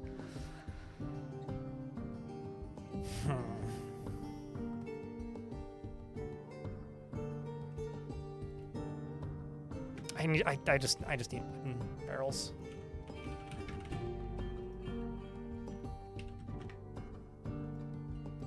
Got tons of wood, so that's fine. Recognize priesthood. We're gonna do Merkel's, who's now a religious leader of the Temple of Jewels.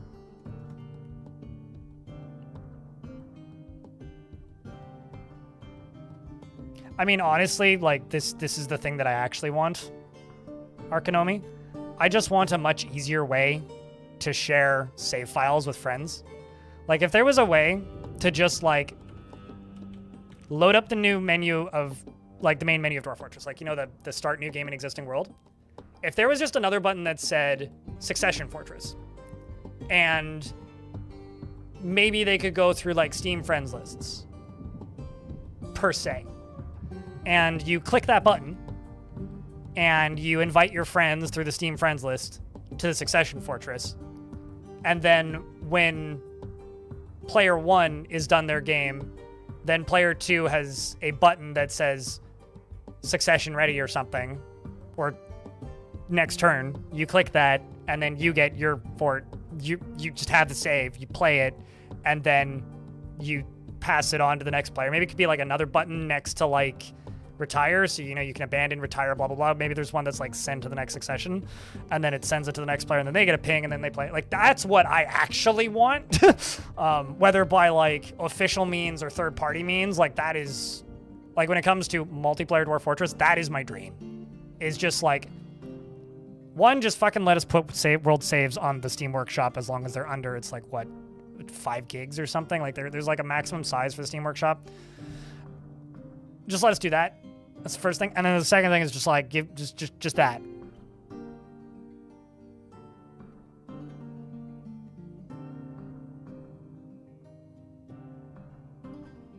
What, you didn't expect me to be a Chaos Wizard? I've wish casted several things into Dwarf Fortress before, I'll have you know. Do I plan on continuing the stream? A little bit, yeah. I'm not planning on going super long today though, but it depends on when the vibe hits. Basically, when I start to get hungry and want to go make lunch, it's like 3 p.m., so not too much longer. Oh, I was gonna pen pasture some animals, that's what I was doing.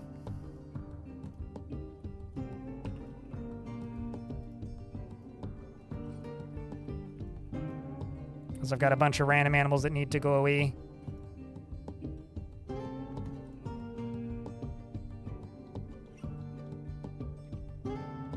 Time zones do work like that. Beagle Weagle.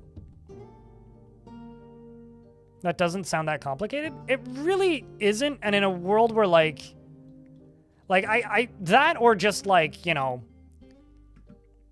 put a button on the main menu that just says upload save, that just kicks it over to the Steam Workshop, and then a button that says download world or something, and it could just have tabs, one for just like all, so all of them on the Steam Workshop, one that just is like friends,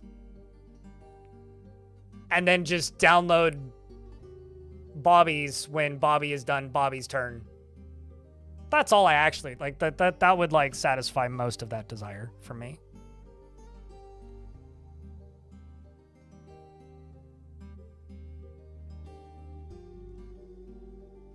But I don't know. I think it would be fun to try a like cooperative all-on-one map like Dwarf Fortress just for the novelty of it. Like I doubt that it's something I would do regularly, but I would absolutely try it once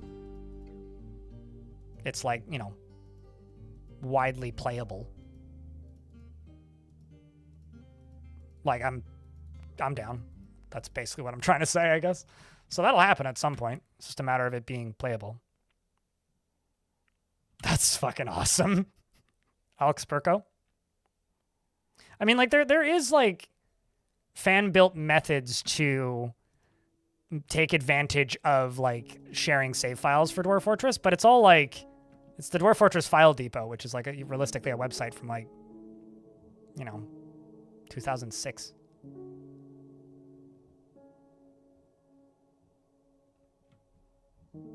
Monasteries on the edge. You know, actually, that's not a bad point.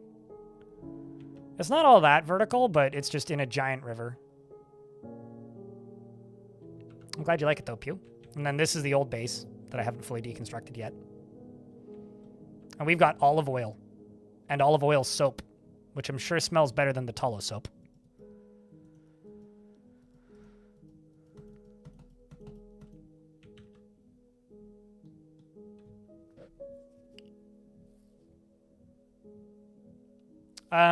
It's called a major river. They're pretty rare unless you're specifically trying to seek them out. Most worlds have one or two of them. They're usually on heavy aquifers, which is weird because this one doesn't have a heavy aquifer. There's something that you kind of need to go out of your way to look for. Is olive oil not scented? Pewflu? That would be cool if you could put like amaranth or like lavender or something into your soap. That'd be kind of awesome, but...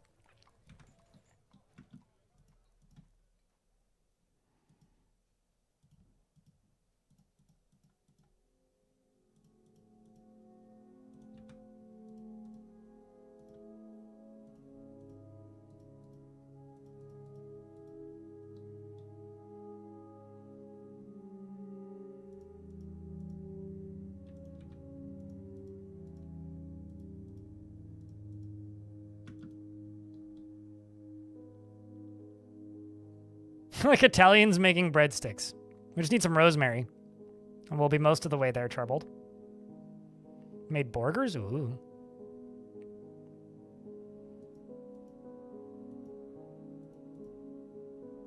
I wonder what I can extract from plants.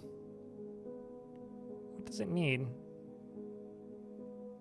Needs run, rotten, extract the handling item. Specify plant. Oh, I don't have cobalt bulb, duh. Can I... Is it up? It's up top here, isn't it?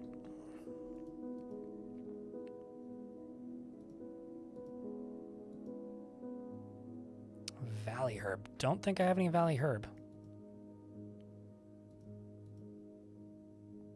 Processed sweet pods potentially, but I don't have any of them.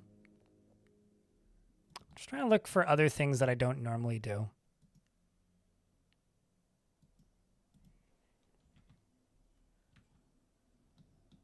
Because, like, this is something I've got that I don't normally do. Which, actually, I just need more jugs.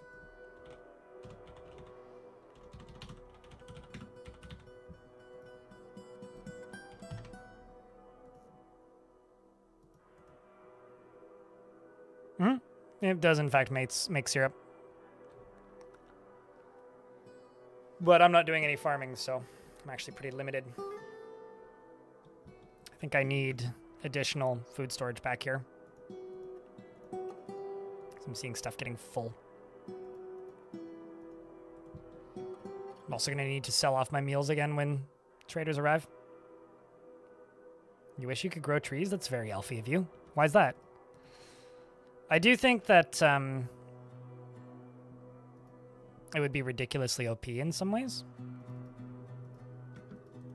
I actually kind of wish the trees grew slower. Something that really bothers me is the trees are very uniform before you end up on a map, but once a Dwarven Fortress embarks on a map, the tree growth just like accelerates like crazy and it becomes super dense, and that actually kind of bothers me. I wish it didn't do that.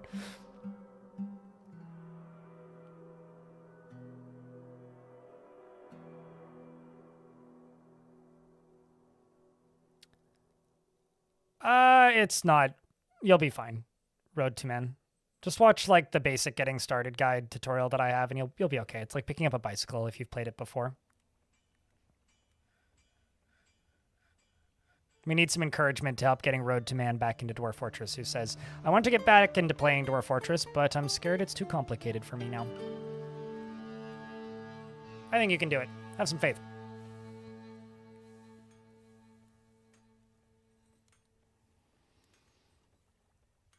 Also, the chat just shifted, and I just see, I made a burger followed by beware its deadly spittle. There's something very funny about that to me.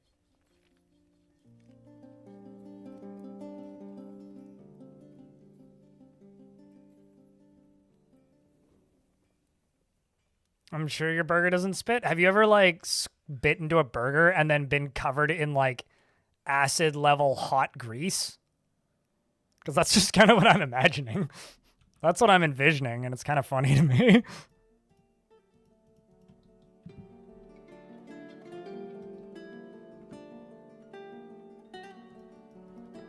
Although if your burger is still spitting, maybe you didn't kill it well enough. Should go give your butcher a talking to. Evil burger? Yeah, they call that In-N-Out.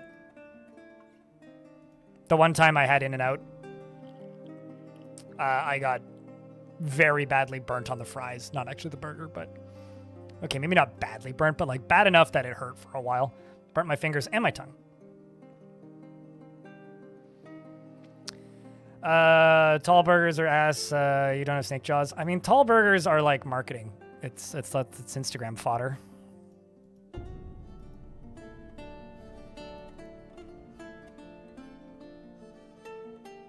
There's not enough patty to burn you? All right, sure. I mean, it's not the quantity that matters. I thought you were going to be like, if you said like you can't get burned by a McDonald's burger because like it's been sitting for 2 hours, only being kept like slightly above room temperature because nobody's maintained or cleaned or taken proper care of the warming cabinet, that I would agree with. But trust me, you can get burnt on McDonald's food. Even though I haven't had McDonald's food since 2018, so maybe they shrunk them more, but... It cools super fast. You're not wrong. You're not wrong. Also, if you live in Canada, McDonald's only... And everything that's smaller than a quarter pounder isn't legally a burger because there isn't enough burger stuff in the burger to call it a burger. It's a sandwich.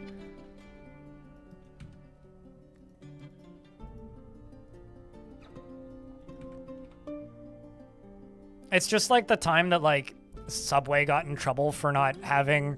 It's like our bread is now made with 100% real bread. Is now like 100% real bread. It's like, wait, what was it before? It's like that kind of thing.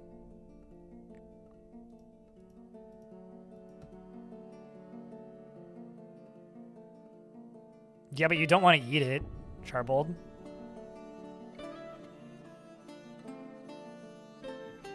I mean, poutine is literally fat, dairy, so fat, more fat, and carbs. Like, what's not to love? I eat maybe a poutine a year. And, you know, it's always a nice little treat once in a while. Not something I go out of my way to eat ever, but...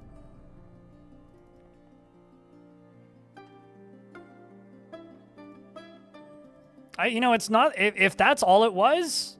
then I wouldn't be bothered by Subway's bread, but...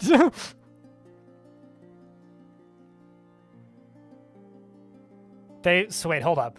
New Shaver in YouTube chat says, I don't know if this is true or not. I thought Subway bread had too much sugar, so they had to be labeled as a cookie. What?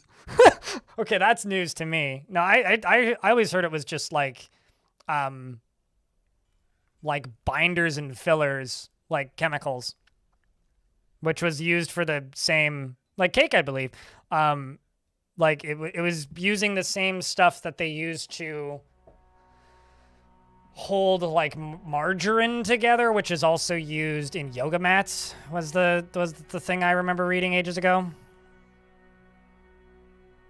Anyways, it was Ireland that classified it as a cake. That is really fucking funny. If that's true, like that's incredible. You know what? Actually, the easier way to do this would just be to expand this stockpile.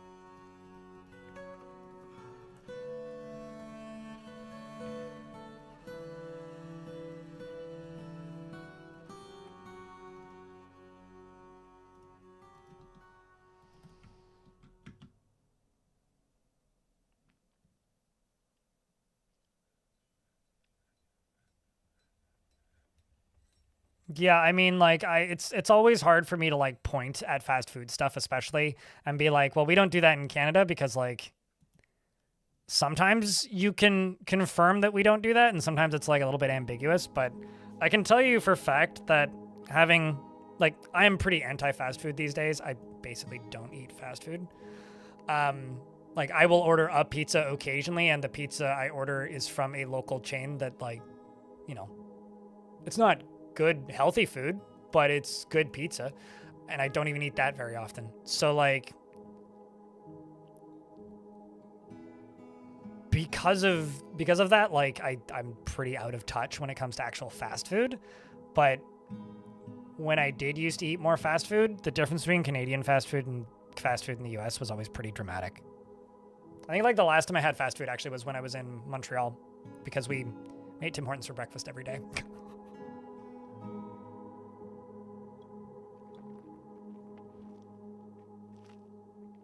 As a confectioner, see that I believe.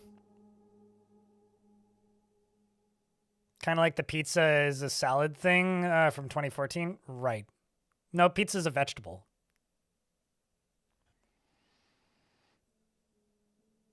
It was what it was, I think. Pizza's a salad. It's almost funnier, though.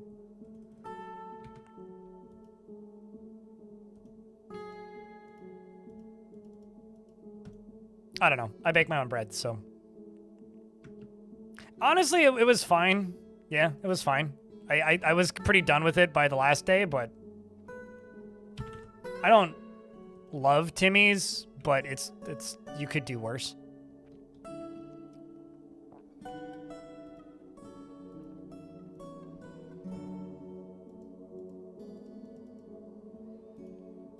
I really like the look of this. I think that's very satisfying looking. The Terrible Creed.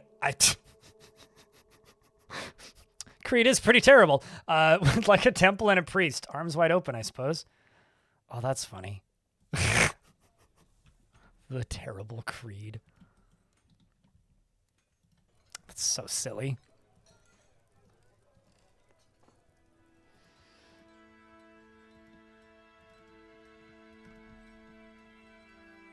Isn't Creed a band? Creed is a singer and songwriter, a live performance artist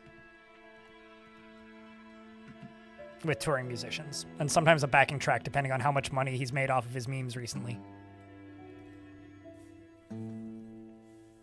And performing preacher of the gospel. Also very fun and easy to make fun of because he's literally a walking meme. Because who doesn't, like, kind of chuckle when they hear, "You can take me"? Yes. Creed is pretty bad. You know, people... Okay. I'll put it this way.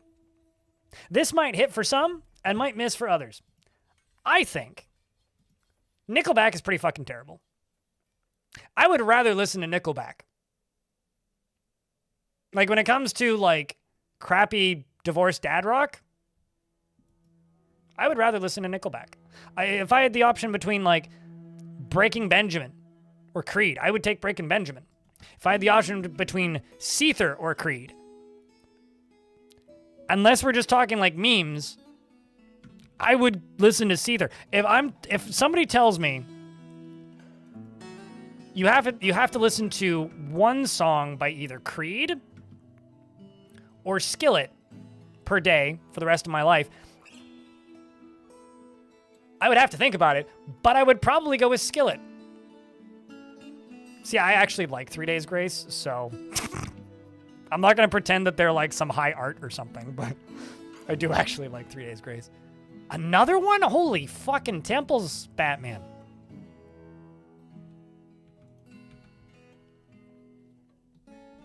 Probably. But so is Daughtry, ice hockey player.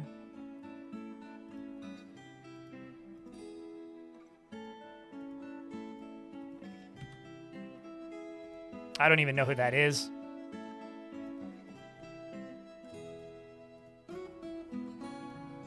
In regards to the last one that ice hockey player put into chat. Amita? I don't even know. Clearly outside of my realm of expertises.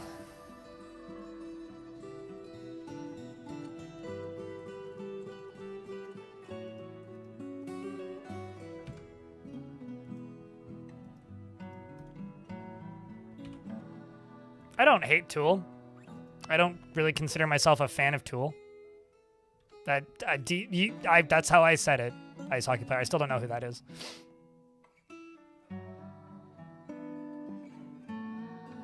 Like, spelling it phonetically is not going to be like, yeah, I know who that is. Lead altar. Let's just make 4 of those.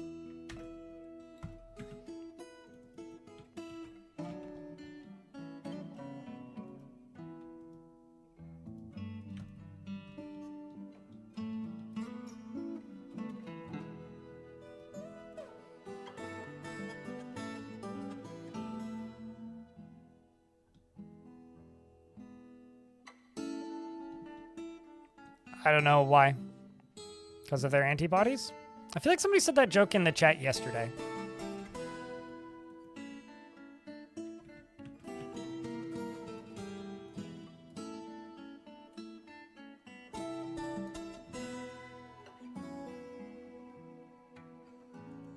Also, when it comes to Creed, there's this meme that I really like that I've seen a couple times, which is if you watch a Creed music video on YouTube, in my experience, the highest upvoted comment is almost always, "This wasn't recommended to you.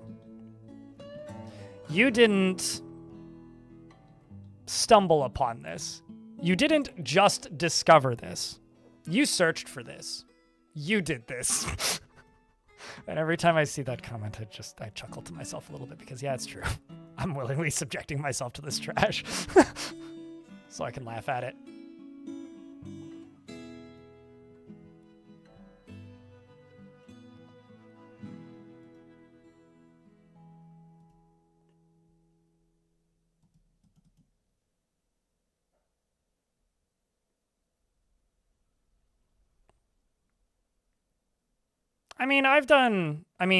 Probably the following Dwarves for 10 years videos. I've done 2 of those.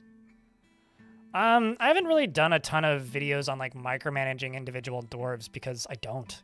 Like, you don't need to, and it's like not really possible to in a lot of cases. Like, yeah, it can be, but like, as an example, it is literally impossible to satisfy all of these unmet needs. It's just not possible. Like, the game's not designed to make them possible.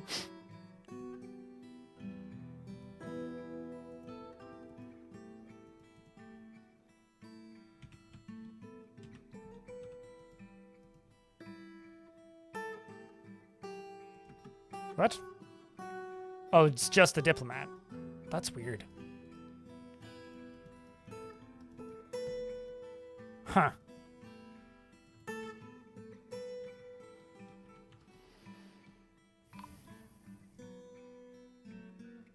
Trade sentiments are very good. Well, that's good. Let's see how many stuffs they bring. But yeah, I'm just not a micromanager, really. I mean, I think following one dwarf is probably the closest thing that I would have a video to that.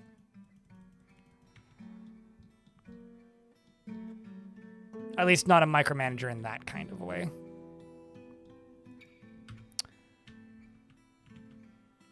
Alice in Chains is fine. No complaints about Alice in Chains. To the question about Alice in Chains from a little bit ago that I missed.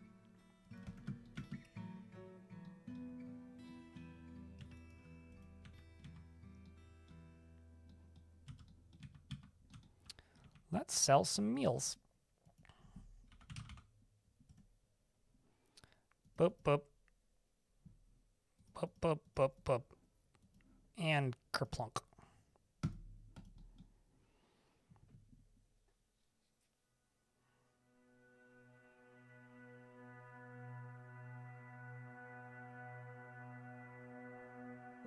I watched about 5 minutes of one of their specials, and it was mildly amusing for a bit, and then I kind of stopped thinking about it. Cutest. It's nice that Alex Jones isn't running InfoWars. I don't really know what else to say. That's like kind of all that really matters to me, is that InfoWars no longer really exists in its old format. Outside of that, I don't really care. I mean, I read The Onion from time to time. I don't actively go out of my way to read The Onion, really. You're a Potter, so you probably want to kill him?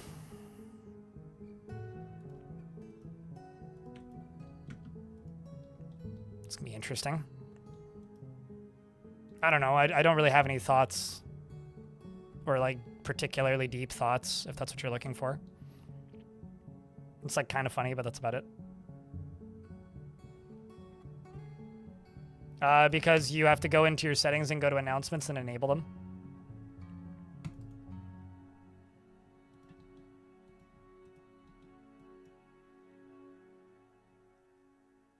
Yeah, Tim Heidecker's funny, but like, I don't super closely follow his work outside of The Onion, really. And like, I don't really go to The Onion for talking head commentary, you know? And like, he does a really good Alex Jones impression, which is very funny for a couple of minutes. And then I realized that like, even Alex Jones in his inane ramblings can be amusing once in a while. I don't even want to like see somebody pretend to be Alex Jones. It just kind of aggravates me to a point.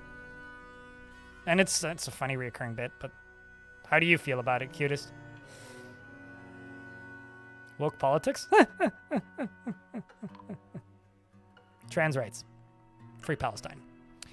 A caravan from Kashmir has arrived. Your status as a minor land has attracted a bit more trade than usual. However, overall trade sentiments are tenuous.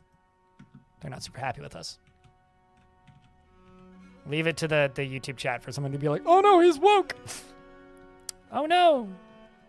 Nobody's surprised. No fucking shit, I'm woke, you doofus. Do you know what video game you're watching? Christ.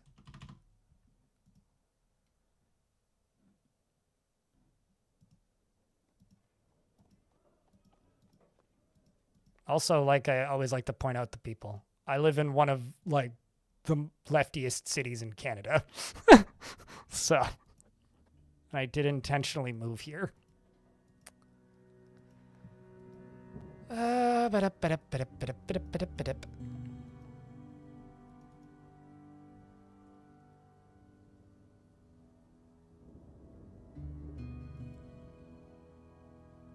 looking at videos of cute owls? That sounds lovely. What's your favorite format of cute owl? The last owl I saw was actively shredding a rat, which was just kind of distressing, but also it was a cute little barred owl.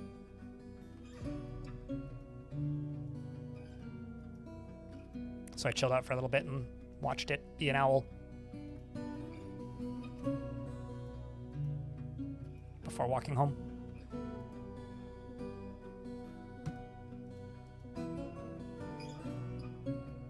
Greetings, there's Noble Dwarf. There's much to discuss. Probably bringing me information about the local regions.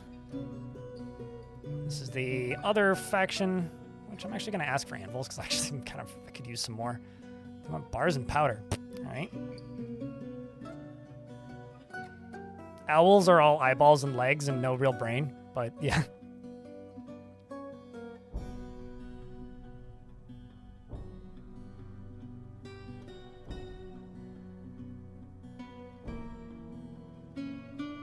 I love how Captain Hackob in the YouTube chat said two things.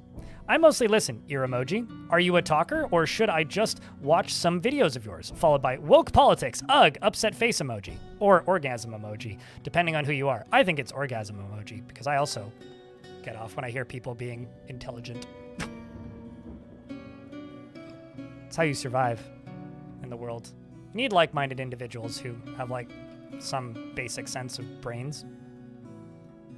I'm gonna buy some fire clay because I'm not actually sure if that dwarf's gonna need it or not. The small geckos, etc. The cats in the fortress kill. Can they be cooked? Nope, they're just trash. Enjoy your art stream, Charbold.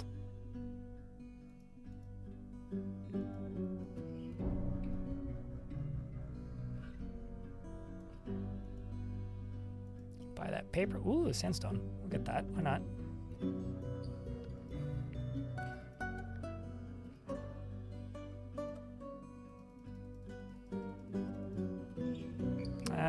Offers gift.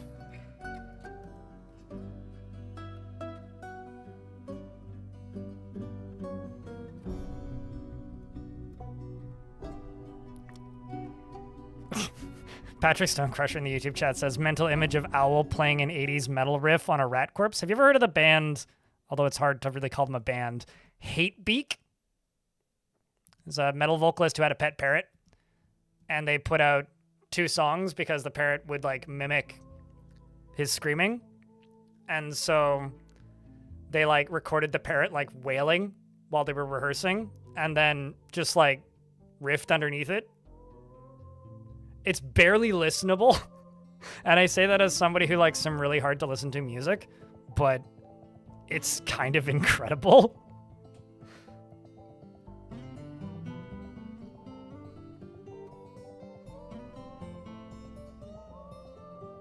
It's okay. They've already been yapped out of town and suited. What do rented rooms do? Literally, it gives visitors who are temporary residents a space to sleep, but that's it.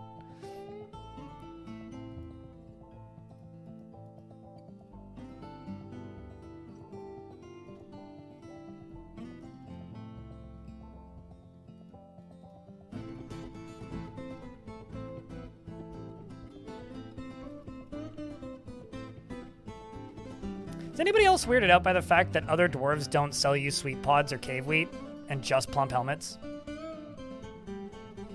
Or is it just me that's distressed by this?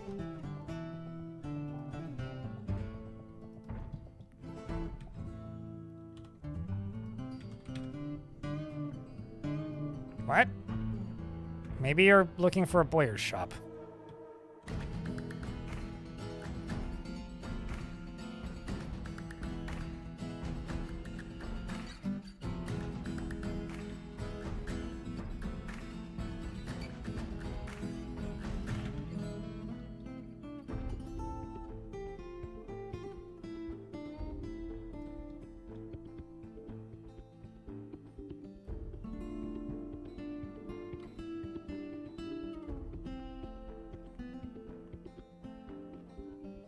Feel seeing people drink their fermented cousins?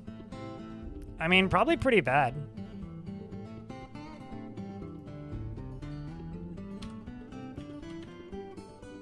There you go. That's what you were looking for.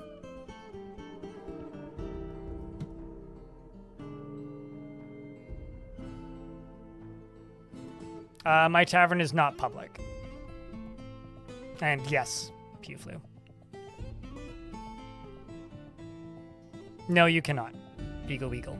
There's several mods that let you do that. I have to permit like verification on accounts for like it's just email verification. Like you just need to like confirm an email address. It's just to like filter out most of the bots because otherwise you get kind of a lot of them. But congratulations on verifying your account.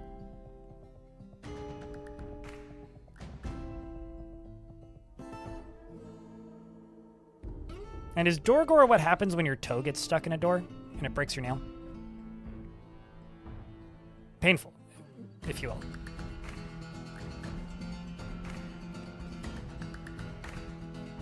It's not something you actually need to do to use Twitch on a lot of channels, Stone. I thought that was a door jam. Well, a door jam is a specific part of a door, I think.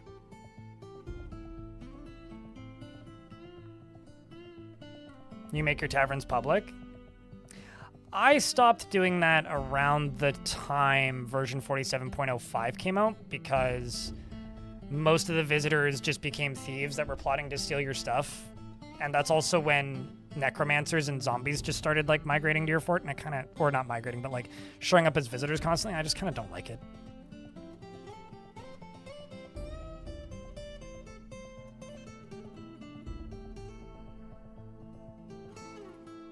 That is a way to evade it, but you also don't need to give them a phone number, Cramp. You can verify it via email address.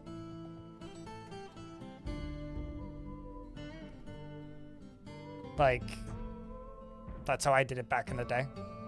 That's how I did it on my bots account too. But to my knowledge, like, you can literally just confirm an email address. Like, they just send you a code and then you click the button. So, like, if you subscribe to somebody's channel, which I think requires your email address to give you a receipt. Like, you're not exactly getting around anything. You're just, like, choosing a different method of verification. Because they have your email.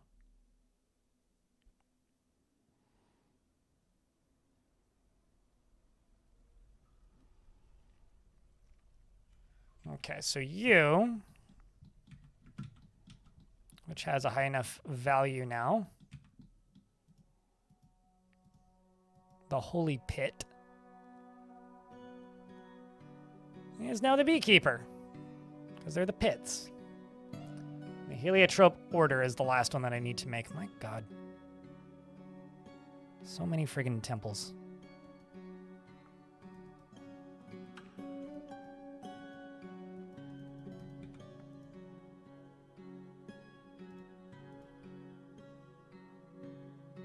It's like actually kind of absurd how many temples they want me to make.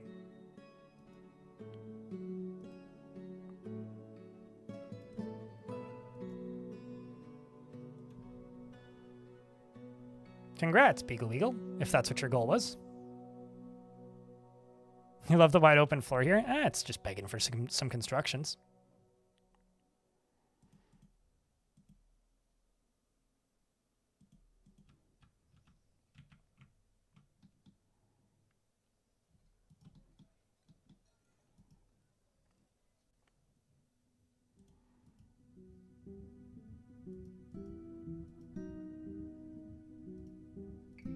I probably have dye, right? Yeah, I do.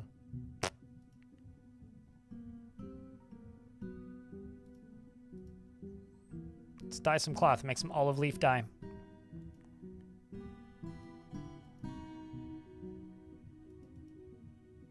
There we go. It's a little bit more functional now. You just put like 2 guards on station near your artifacts, and it's the best decision you've made so far. I mean, sure, certainly, but like, it's not going to stop the thieves from showing up.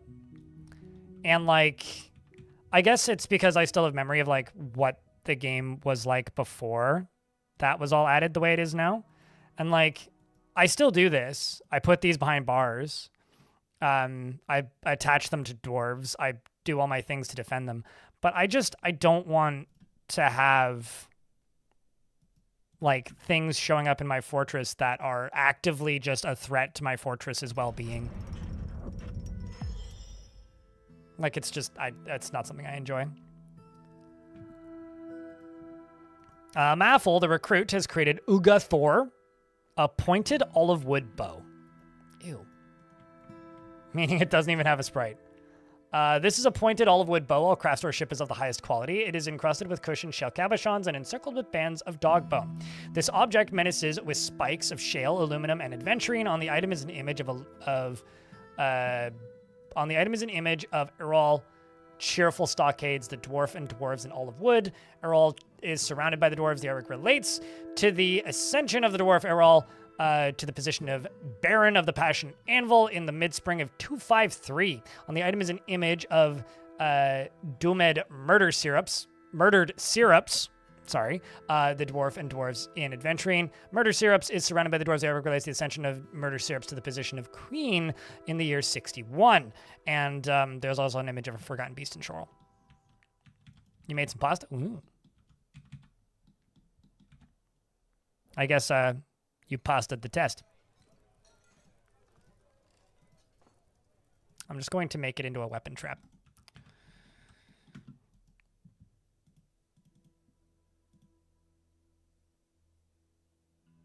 Your dwarf passed away. Oh no, that's a shame. You're telling a story. What story are you telling? The year 123. You made that up. Eris, the cross-lamentation cursed the dwarf Kavish, Theater Syrup, the fierce Grizzle, to assume the form of a raccoon-like monster every full moon.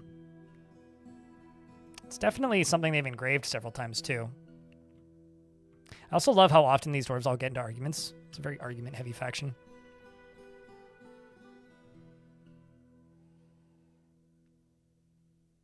Yeah, it would be cool if you could make bread. But I don't think that many Dwarf Fortress players are really making flour. But whenever the dwarves are finally able to make bread, we'll have to go post it on Reddit. Anyway, speaking of Reddit, you have an undead kestrel that randomly showed up and is terrorizing your dwarves. Are you on a haunted map or just like close to necromancers? I had some random zombies show up in my last fortress, even though it wasn't a terrifying map. It was just close to some necro towers, which is kind of nifty, actually. I really like that. I really like the way the Slayer's looking. It's very compact, but like kind of awesome looking. It's just a bunch of temples. All these are temples.